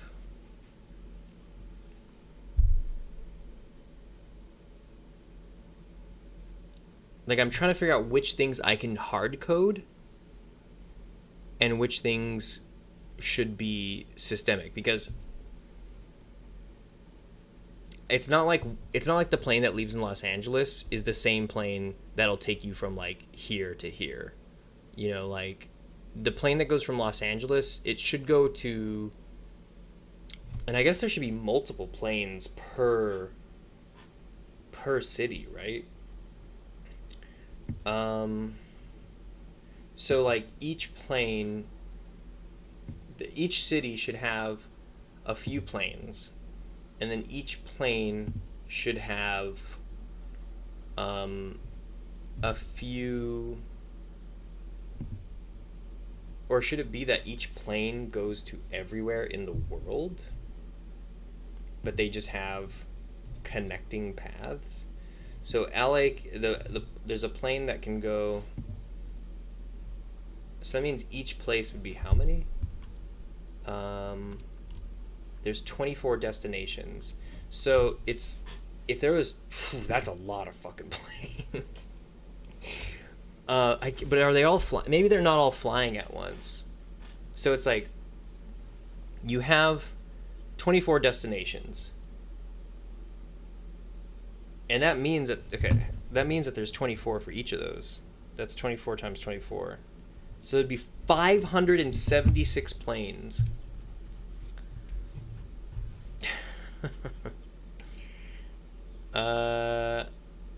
Here's what I'm thinking. This needs to be downsized. So in destinations, I'm going to get rid of all of these. And we're just going to downsize a little bit. Okay. So there'll be, let's just say 3 per country. Okay, there's one right here, one right there, and let's say one right in the middle or something. Like that. Like those are the only places that fucking exist. And then there's one right here for like Mexico, and then there's one up here. Let's see, for each continent, maybe there's only like, let's see, like just a few.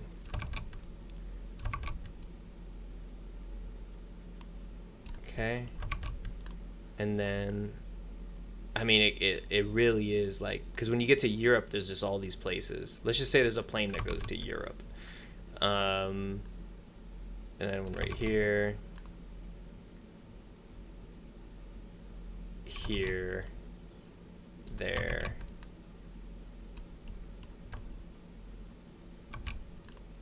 There. And then just like one to Australia. Okay. How many is that now? 16?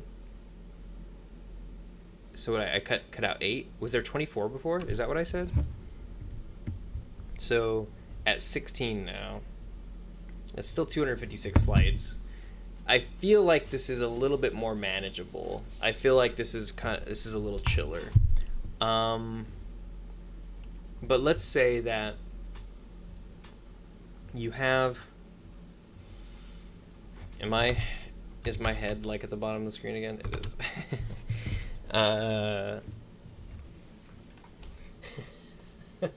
This is so dumb. Oh shit. Oh. Okay. Make the decision, Steven. Which things are hard-coded? You have a plane that leaves from Los Angeles that basically goes...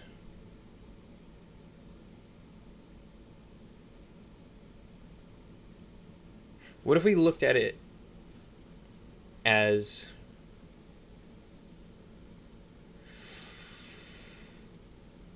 Oh, okay. What if there were only a few planes per destination?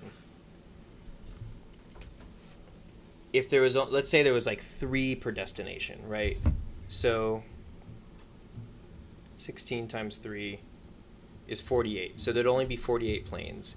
But for each destination, those planes, they cycle through all of their final destinations. So you can go anywhere you could go to any destination from any destination. But that list of flight plans that like goes to all those destinations is shared between 3 planes at a time. So it's like, you know, if you're trying to go to Sydney and for the next whatever few flights there's like a plane that's going to China, to Japan, and to Russia, you got to wait for those planes to do their thing. You have to wait for the flight to finish and come back from China, to finish and come back from Japan, and the third plane to finish to come back from Russia. And whichever one finishes first gets the next flight path, which is the one that would take you to Sydney or whatever. I think that makes sense. And then at that point, and then that kind of helps because then it gives you a natural, it gives you a natural delay between flights, so people will actually be hanging around at the airports, because it's not like just that you go to an airport and there's immediately a flight that's taking you to anywhere in the world. Like you have to wait around. Like there are still times. So let me see.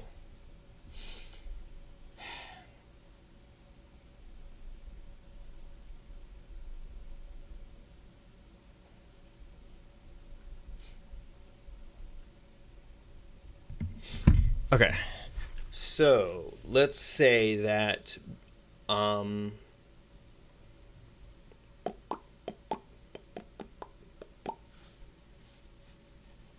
do you organize that though? So each destination will create 3 planes.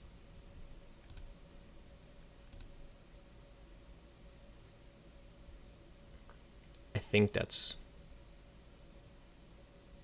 Yeah, so I'll have a loop state in here that loops 3 times before sending finished. Or actually before sending next. Okay, I'm gonna get rid of this finished transition. Okay, go down here. So it'll create 3 airplanes. And then, and you know what? It'll do an array add.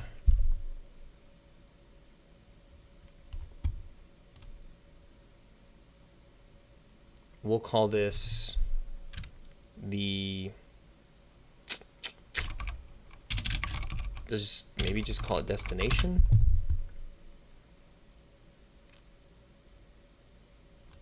We'll call this airport. Okay, it creates its planes, and it adds it to an array, and we'll create a new array called my planes, and it's a game object array. and we're going to add to that my airplane. Okay, so it adds each one to that. Right, and then trying to think of what comes first, because if it creates its planes and the planes just immediately start doing their thing, they get their position. So I'm going to change the logic of this too, because this isn't, all right, yeah, oh, actually does it? Right, okay, so it all it's getting is its final destination. Right, so in variables, I'm going to take this final destination. It's not going to be an input anymore, and neither is the starting airport. Okay, so instead, initialization, what it's going to do is get, find nearest, find closest, tagged as destination, and it's going to store it as starting airport. Okay, this is its home airport. And then it's going to get the starting airport's position, starting airport V2. That makes more sense. Okay, so it gets its starting airport, it has that. That's all fine. And it has its final destination. So create it. So final destination is a game object. Okay. But how does it get its final destination? What it needs to do is it needs to reference its home,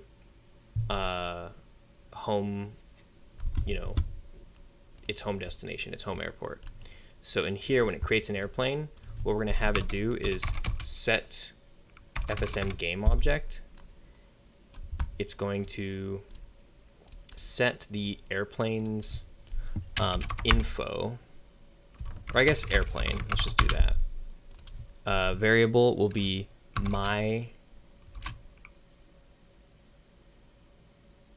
home. Didn't I just call it that too, actually? It doesn't even need to do that, because on initialization, it gets it. So then in here is where you have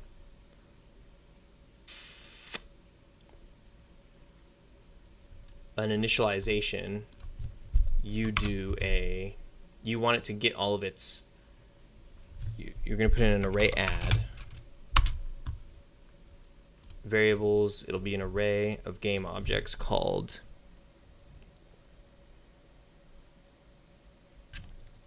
all destinations game objects. Okay, and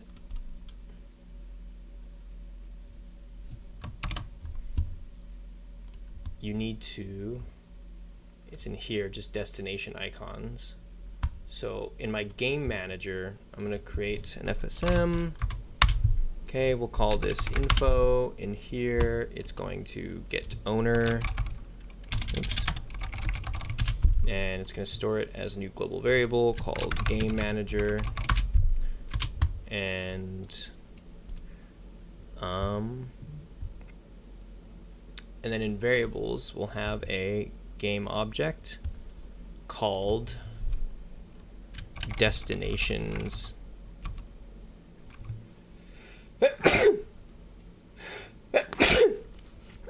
Just destinations.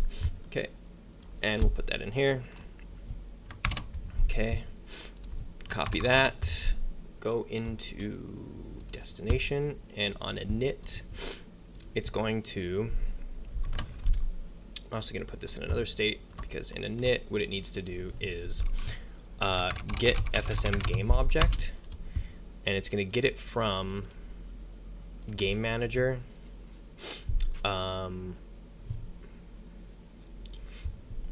Actually, I think maybe first it should have a is null. It's going to check if the game manager is null, and when it's not null, then it'll go next. Delete transition. Okay, so it gets the game manager, and then it gets FSM game object from the game manager. The FSM name is info, the variable name is destinations, and we're going to save it. New variable called destinations, and then in here we're going to have this array add. Okay, so in here is where we paste it. Okay, and it gets it from, it's going to get next child. Child. So I think actually what needs to happen is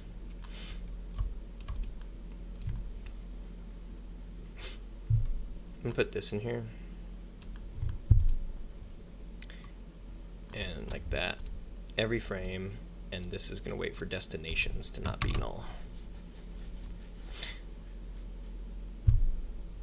Okay, and then we'll have build destinations array.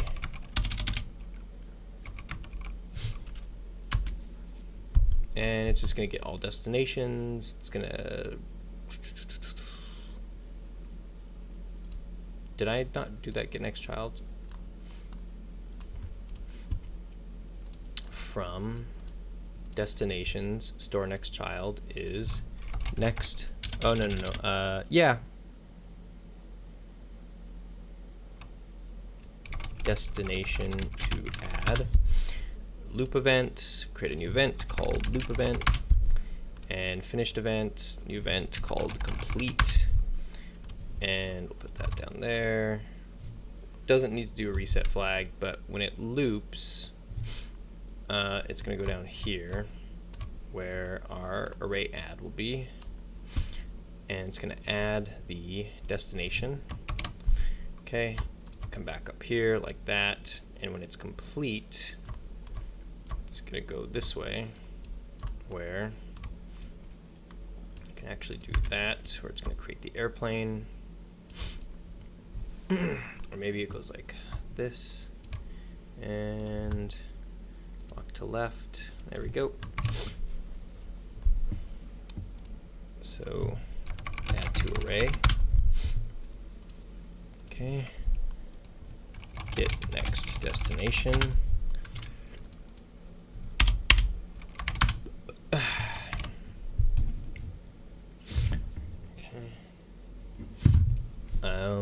Create airplane. Yep.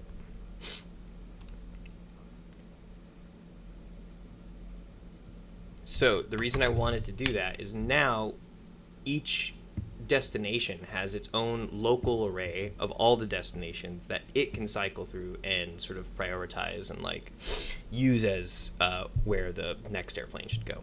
So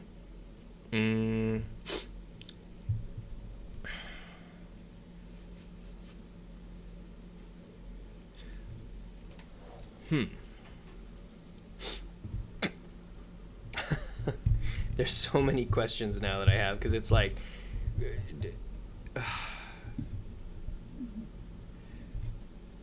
does that mean that there's always a passenger ready to go to these other destinations?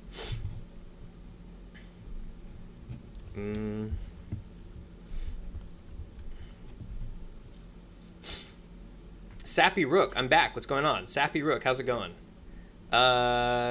So it's going. Again, the programming stuff, fine. Got a few hiccups here and there that were pretty quickly solved. But the thing, of course, that I constantly am getting hung up on is just like the logic of the game itself. And right now I'm stuck on something. So the problem right now that I'm having is like I'm trying to figure out how to schedule or prioritize flights.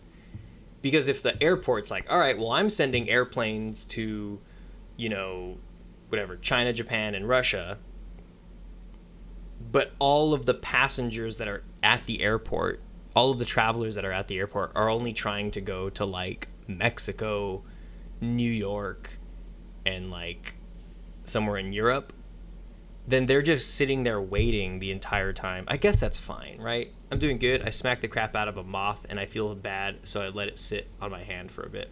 Aw, man. I know that feeling, man. I know that feeling of like when you kill a bug and it just doesn't feel good. I remember one time I was like kind of stoned, and like I killed a bug when I was like hanging out with my friends, and I killed it in like such like theatrical, like dramatic fashion, and I just felt bad. I was just like, oh man, like why did I do that?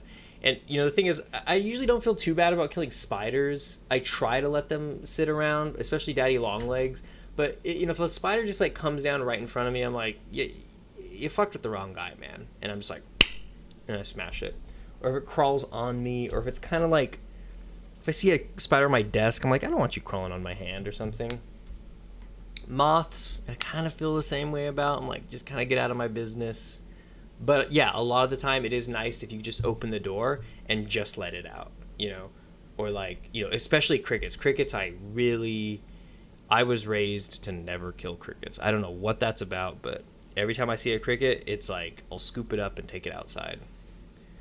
So I'm sorry you're going through that. I know it can be kind of a crappy feeling to sit with. So you want to see this thing running? Let's see. Oh, this plane isn't going to go anywhere, huh? Well, I just kind of removed some things, so I don't think this plane's going to go anywhere. Is it? Oh, it is. Wait, what? Oh, because I still have the one in the scene. Right. Yeah. So you can see, you can zoom in and out. All these are buttons. The plane's a button. These destinations are button. You could drag the map around. Zoom in and out. Planes go places. Okay. And then it arrives. So, let's go to this destination thing. Okay, so let me just get through this logic. What is it? It's like you create the airplane, you create all the destinations. This place is going, you know what it does? Is it needs to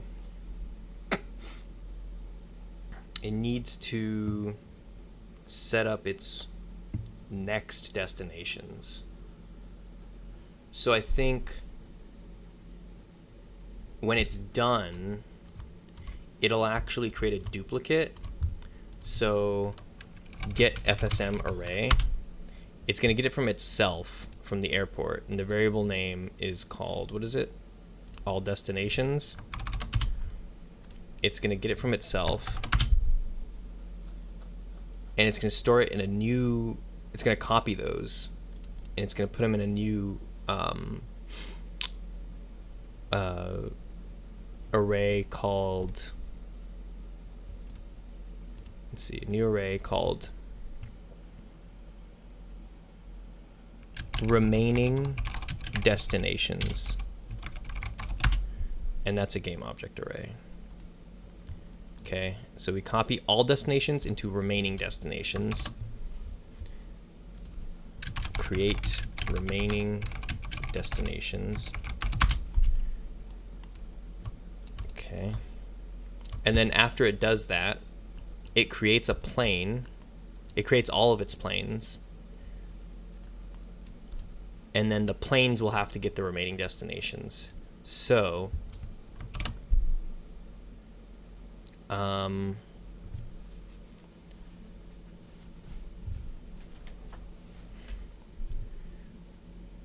trying to think of how to organize this now.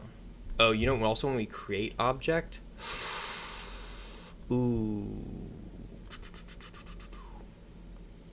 it's gonna have to be stored under airplanes.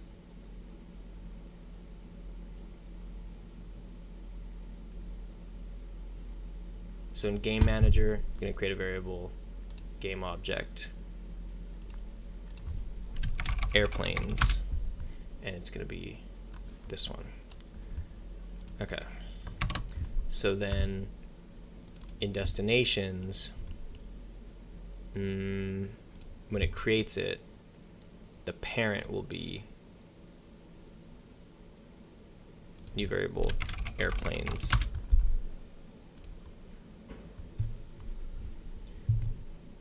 And this one is going to get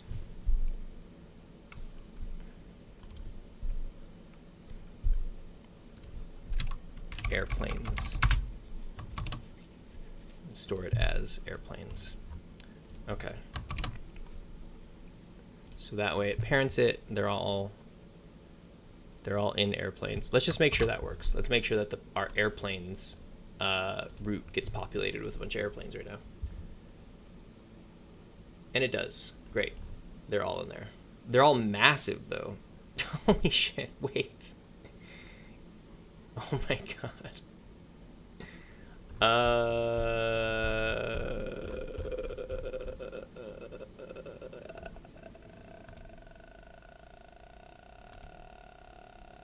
Destination icon. What happened there?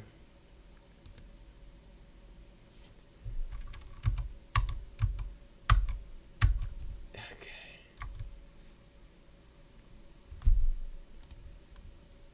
So if I take an airplane and I put it in here, it's that size. Oh, you know what?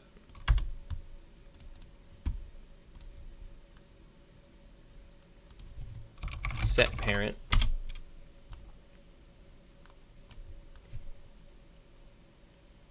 I guess the reset local scale doesn't really, that's not a thing, huh?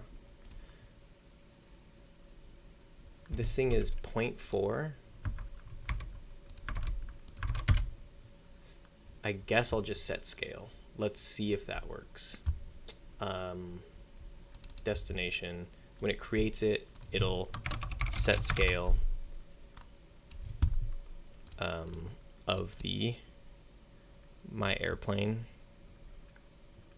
to 0.4, 0.4, 0.4. Does that work?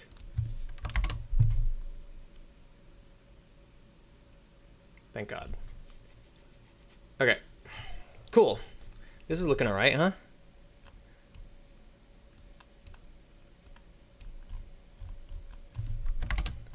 That looks cool. I love just seeing all these little planes move across the screen.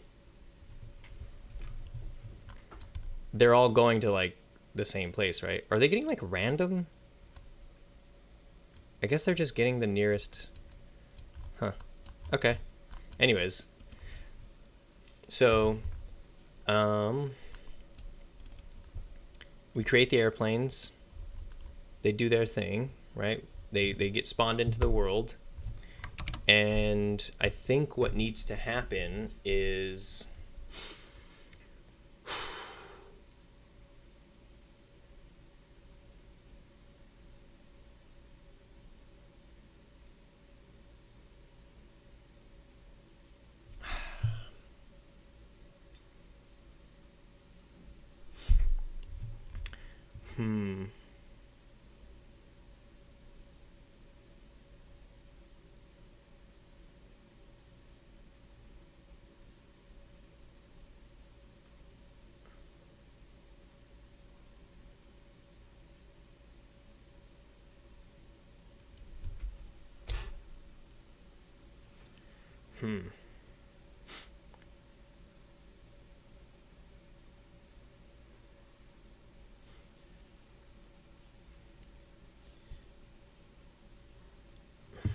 not sure how to handle this. It's a matter of like initialization stuff. It's kind of like I need to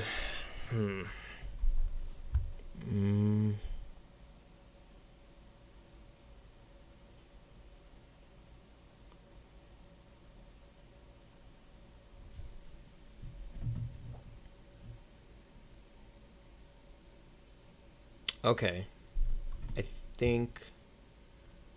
think I'm okay. No, that's not right. I can't do that. I can't, because I need basically a couple states where I say like, like update remaining what is it? Remaining destinations. I need this. And I don't want to be able to send that until all of the planes are created. You know what I could do? I bet you what a relatively reliable thing might be to just give airplanes a little, like a small buffer. So when they initialize, maybe I just put a little wait action in here that waits, whatever, 2 seconds. Or let's see what happens if it's 1 second. Yeah. And then in destinations, what I could do is put in an event that we'll call destination space / space update. And that's going to be a global event, and we can add that as a global transition update. I'll put that like right here. So, or maybe it should just go right here. Maybe right there. Yeah, like that. Fuck. Okay, whatever. Update, and I'm just gonna set the color because fuck it. So what it does is it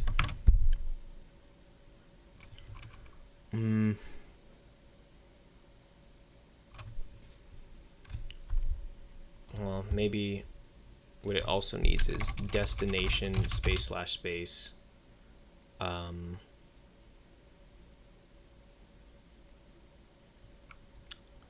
remove, and then I could do the same thing like this.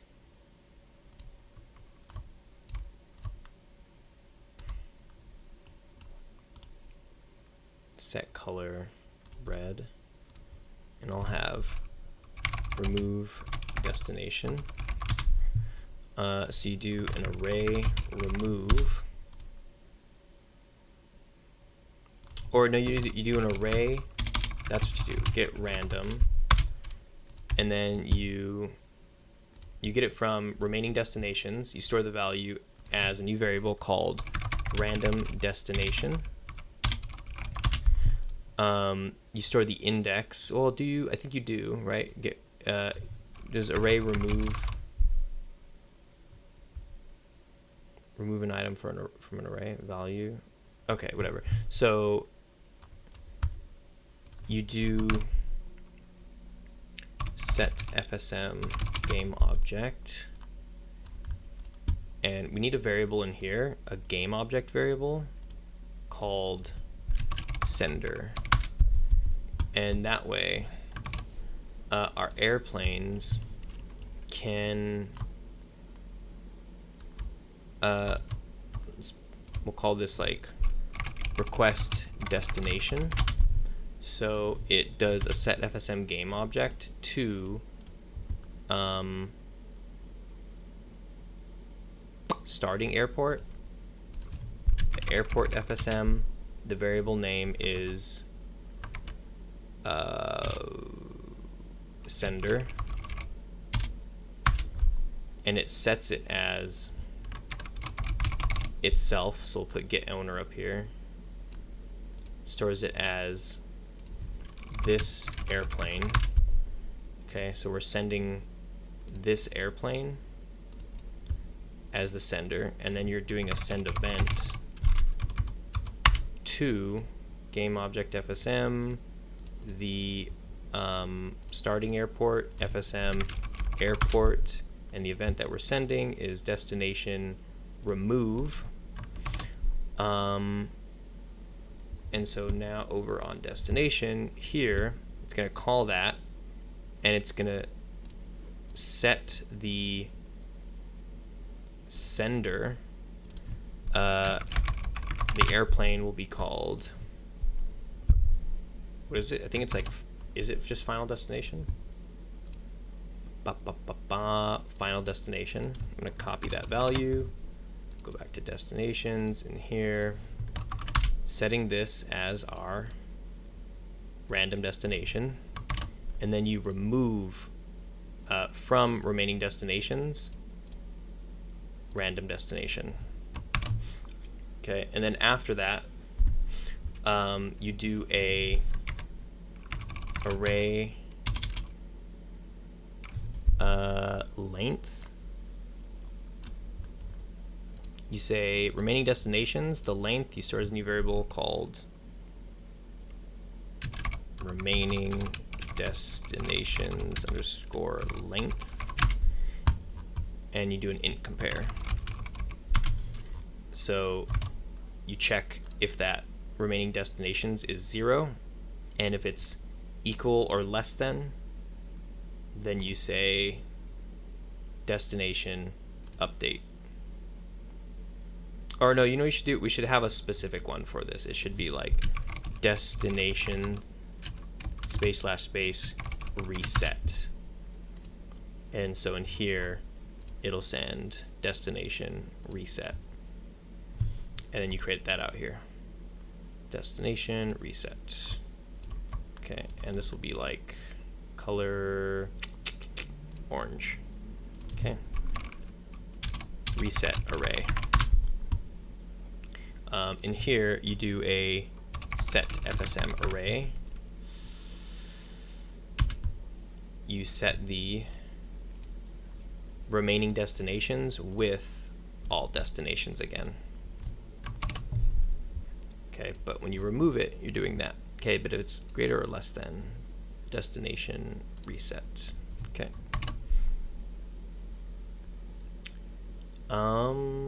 I think that's looking okay. Now I just want to make sure that our plane gets it. So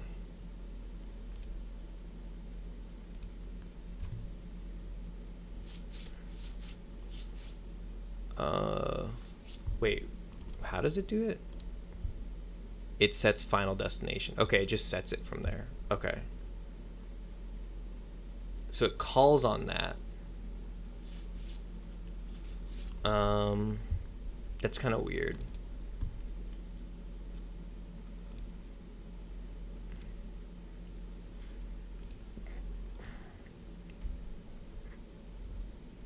I think after init, it should request destination.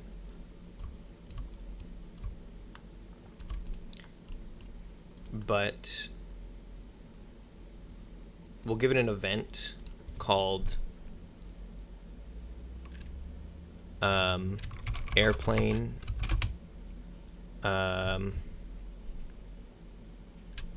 destination ready, and we'll give that a local transition that we'll send down here. And that way on destination, when you do a remove, after you set that, you send the event to the sender, airplane FSM, you're sending global events, airplane destination ready. So you tell it it's ready. Okay. So our airplane, it waits there, and then it creates its flight path. All right, let's see if that works.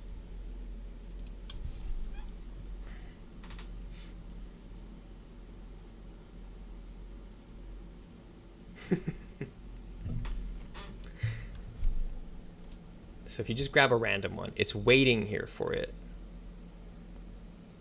Oh, you know why? Oh, wait, actually. Wait, why? You go to destinations. Destination remove gets called.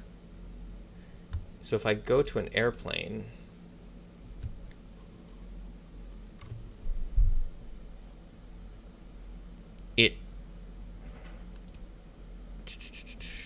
it has a final destination, but it was never sent its airplane ready event.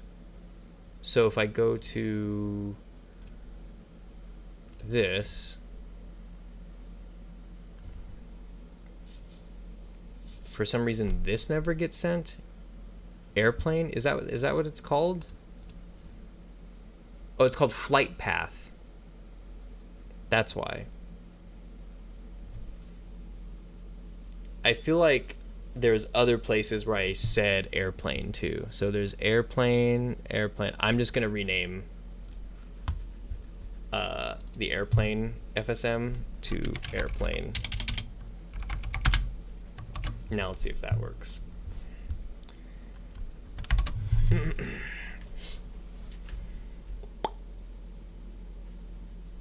Okay. All right. There they go.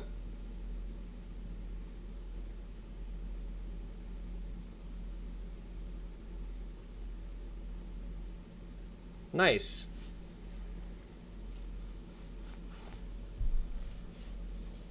So, what time is it? 6:50? All right, I could do a little bit more.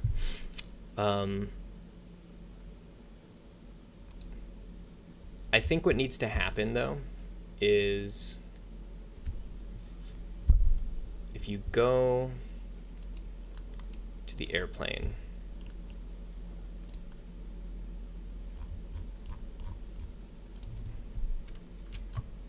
it's going to create its flight path, and then we'll have its random weight. Okay, and you put in like a weight here, or a random weight, somewhere between like 2 and 10 seconds, right? And then you do a little boop, boop, boop. Bless you. Thank you. Thank you. So when they go, I think we'll call this en route, and the finish distance is 0.1. So we'll say the finished event will have a new event called, well, it'll just be next. Who am I kidding? It's fucking next. Boom. Okay, en route. And so that means it's arrived at where it needs to be. And so the is it called disembarking? Is that what you say? Disembark, leave a ship, aircraft, right? Yeah. So here's the disembark state. Disembark.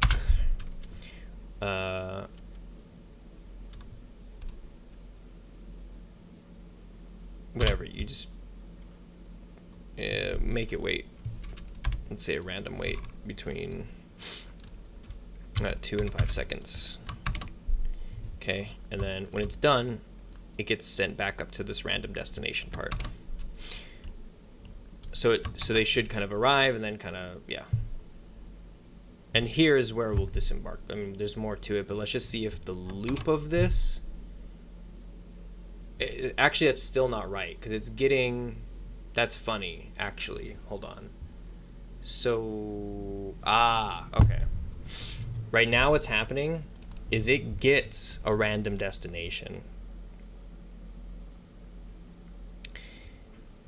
And when it creates the flight path, it's always getting, you know what it should be? It should only get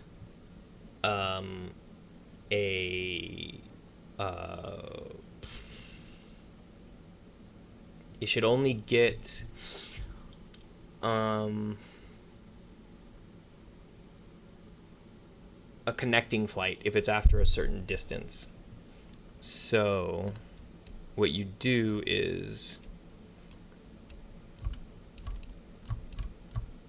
you have a state called connecting, or you call it what is it one way, is one way, question mark.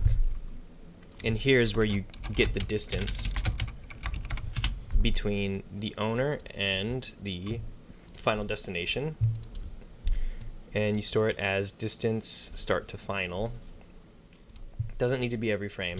And then you do a float compare. So if it is more than, God, and what kind of sucks is like, I think I have to go out here, select the airplane one way, and then go to the scene view. So the distance is 132. I think that if you're going to fly more than, let's see, 132,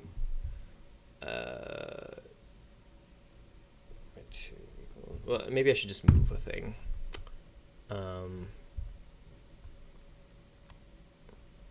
If you're gonna fly more than,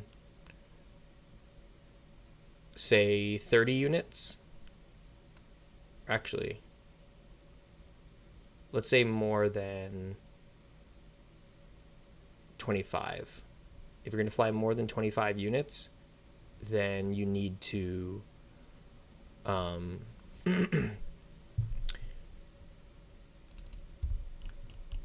get a connecting flight. So if it's more than 25, if it's equal or less than, then you need to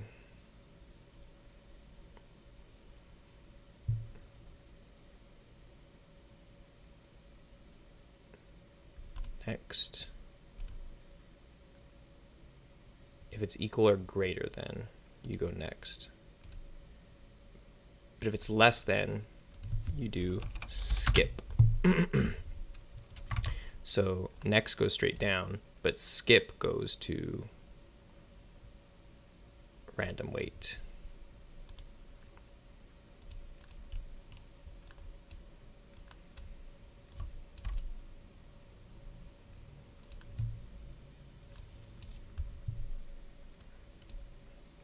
I think, right?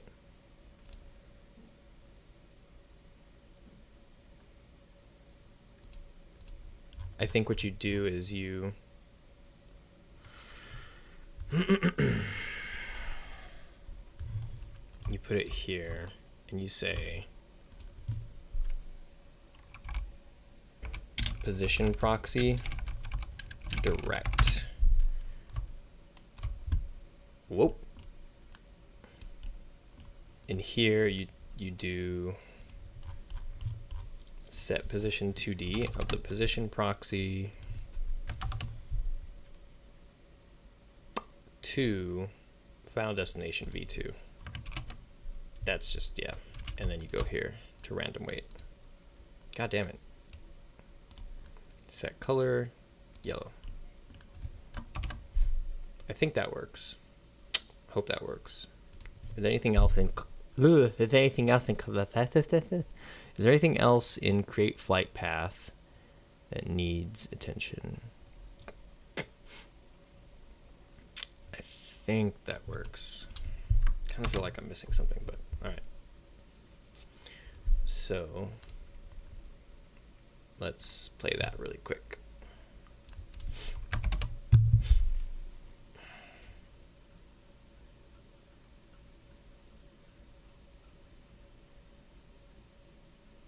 Oh, you know what? Some of them need a little contingency that says like,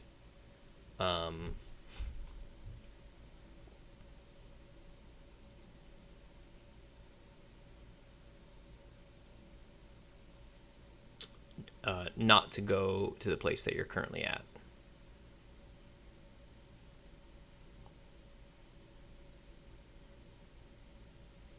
So are they looping? Are they doing their thing? They are, right? They're leaving. They're arriving and leaving. Yeah.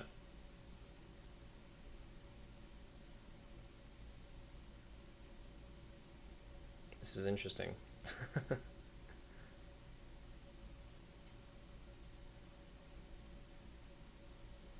This is so crazy to watch.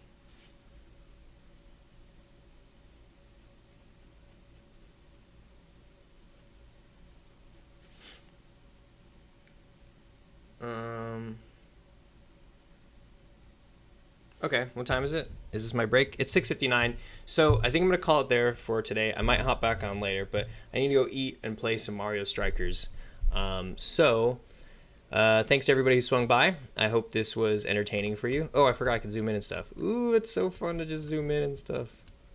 You know what I need to do? I need to make those position proxies not actual. I'll leave them on for now, but eventually they need to get turned off, like so you can't see them, that they're just points in the world. But yeah, this is a good start. I think we got our plane set up, going to random places. Honestly, the next thing means that I'm gonna need to dive into the whole interpersonal shit. So creating all the characters and their little backstories and interests and and how they can actually meet each other. This is fucking exciting. This is a good one. Laker Mouse says enjoy, thank you. Ben the Arctic Wolf says bye, thank you to y'all. Thanks for swinging by. Hope you have a good one. Take care of yourselves. Drink lots of water. It's starting to warm up, at least where I am in the world. Get some good rest. Go spend time with the people you love. Get some exercise if you can. And yeah, just take care of yourselves. All right. Talk to y'all later. How do I do this again? It's been so long. This button.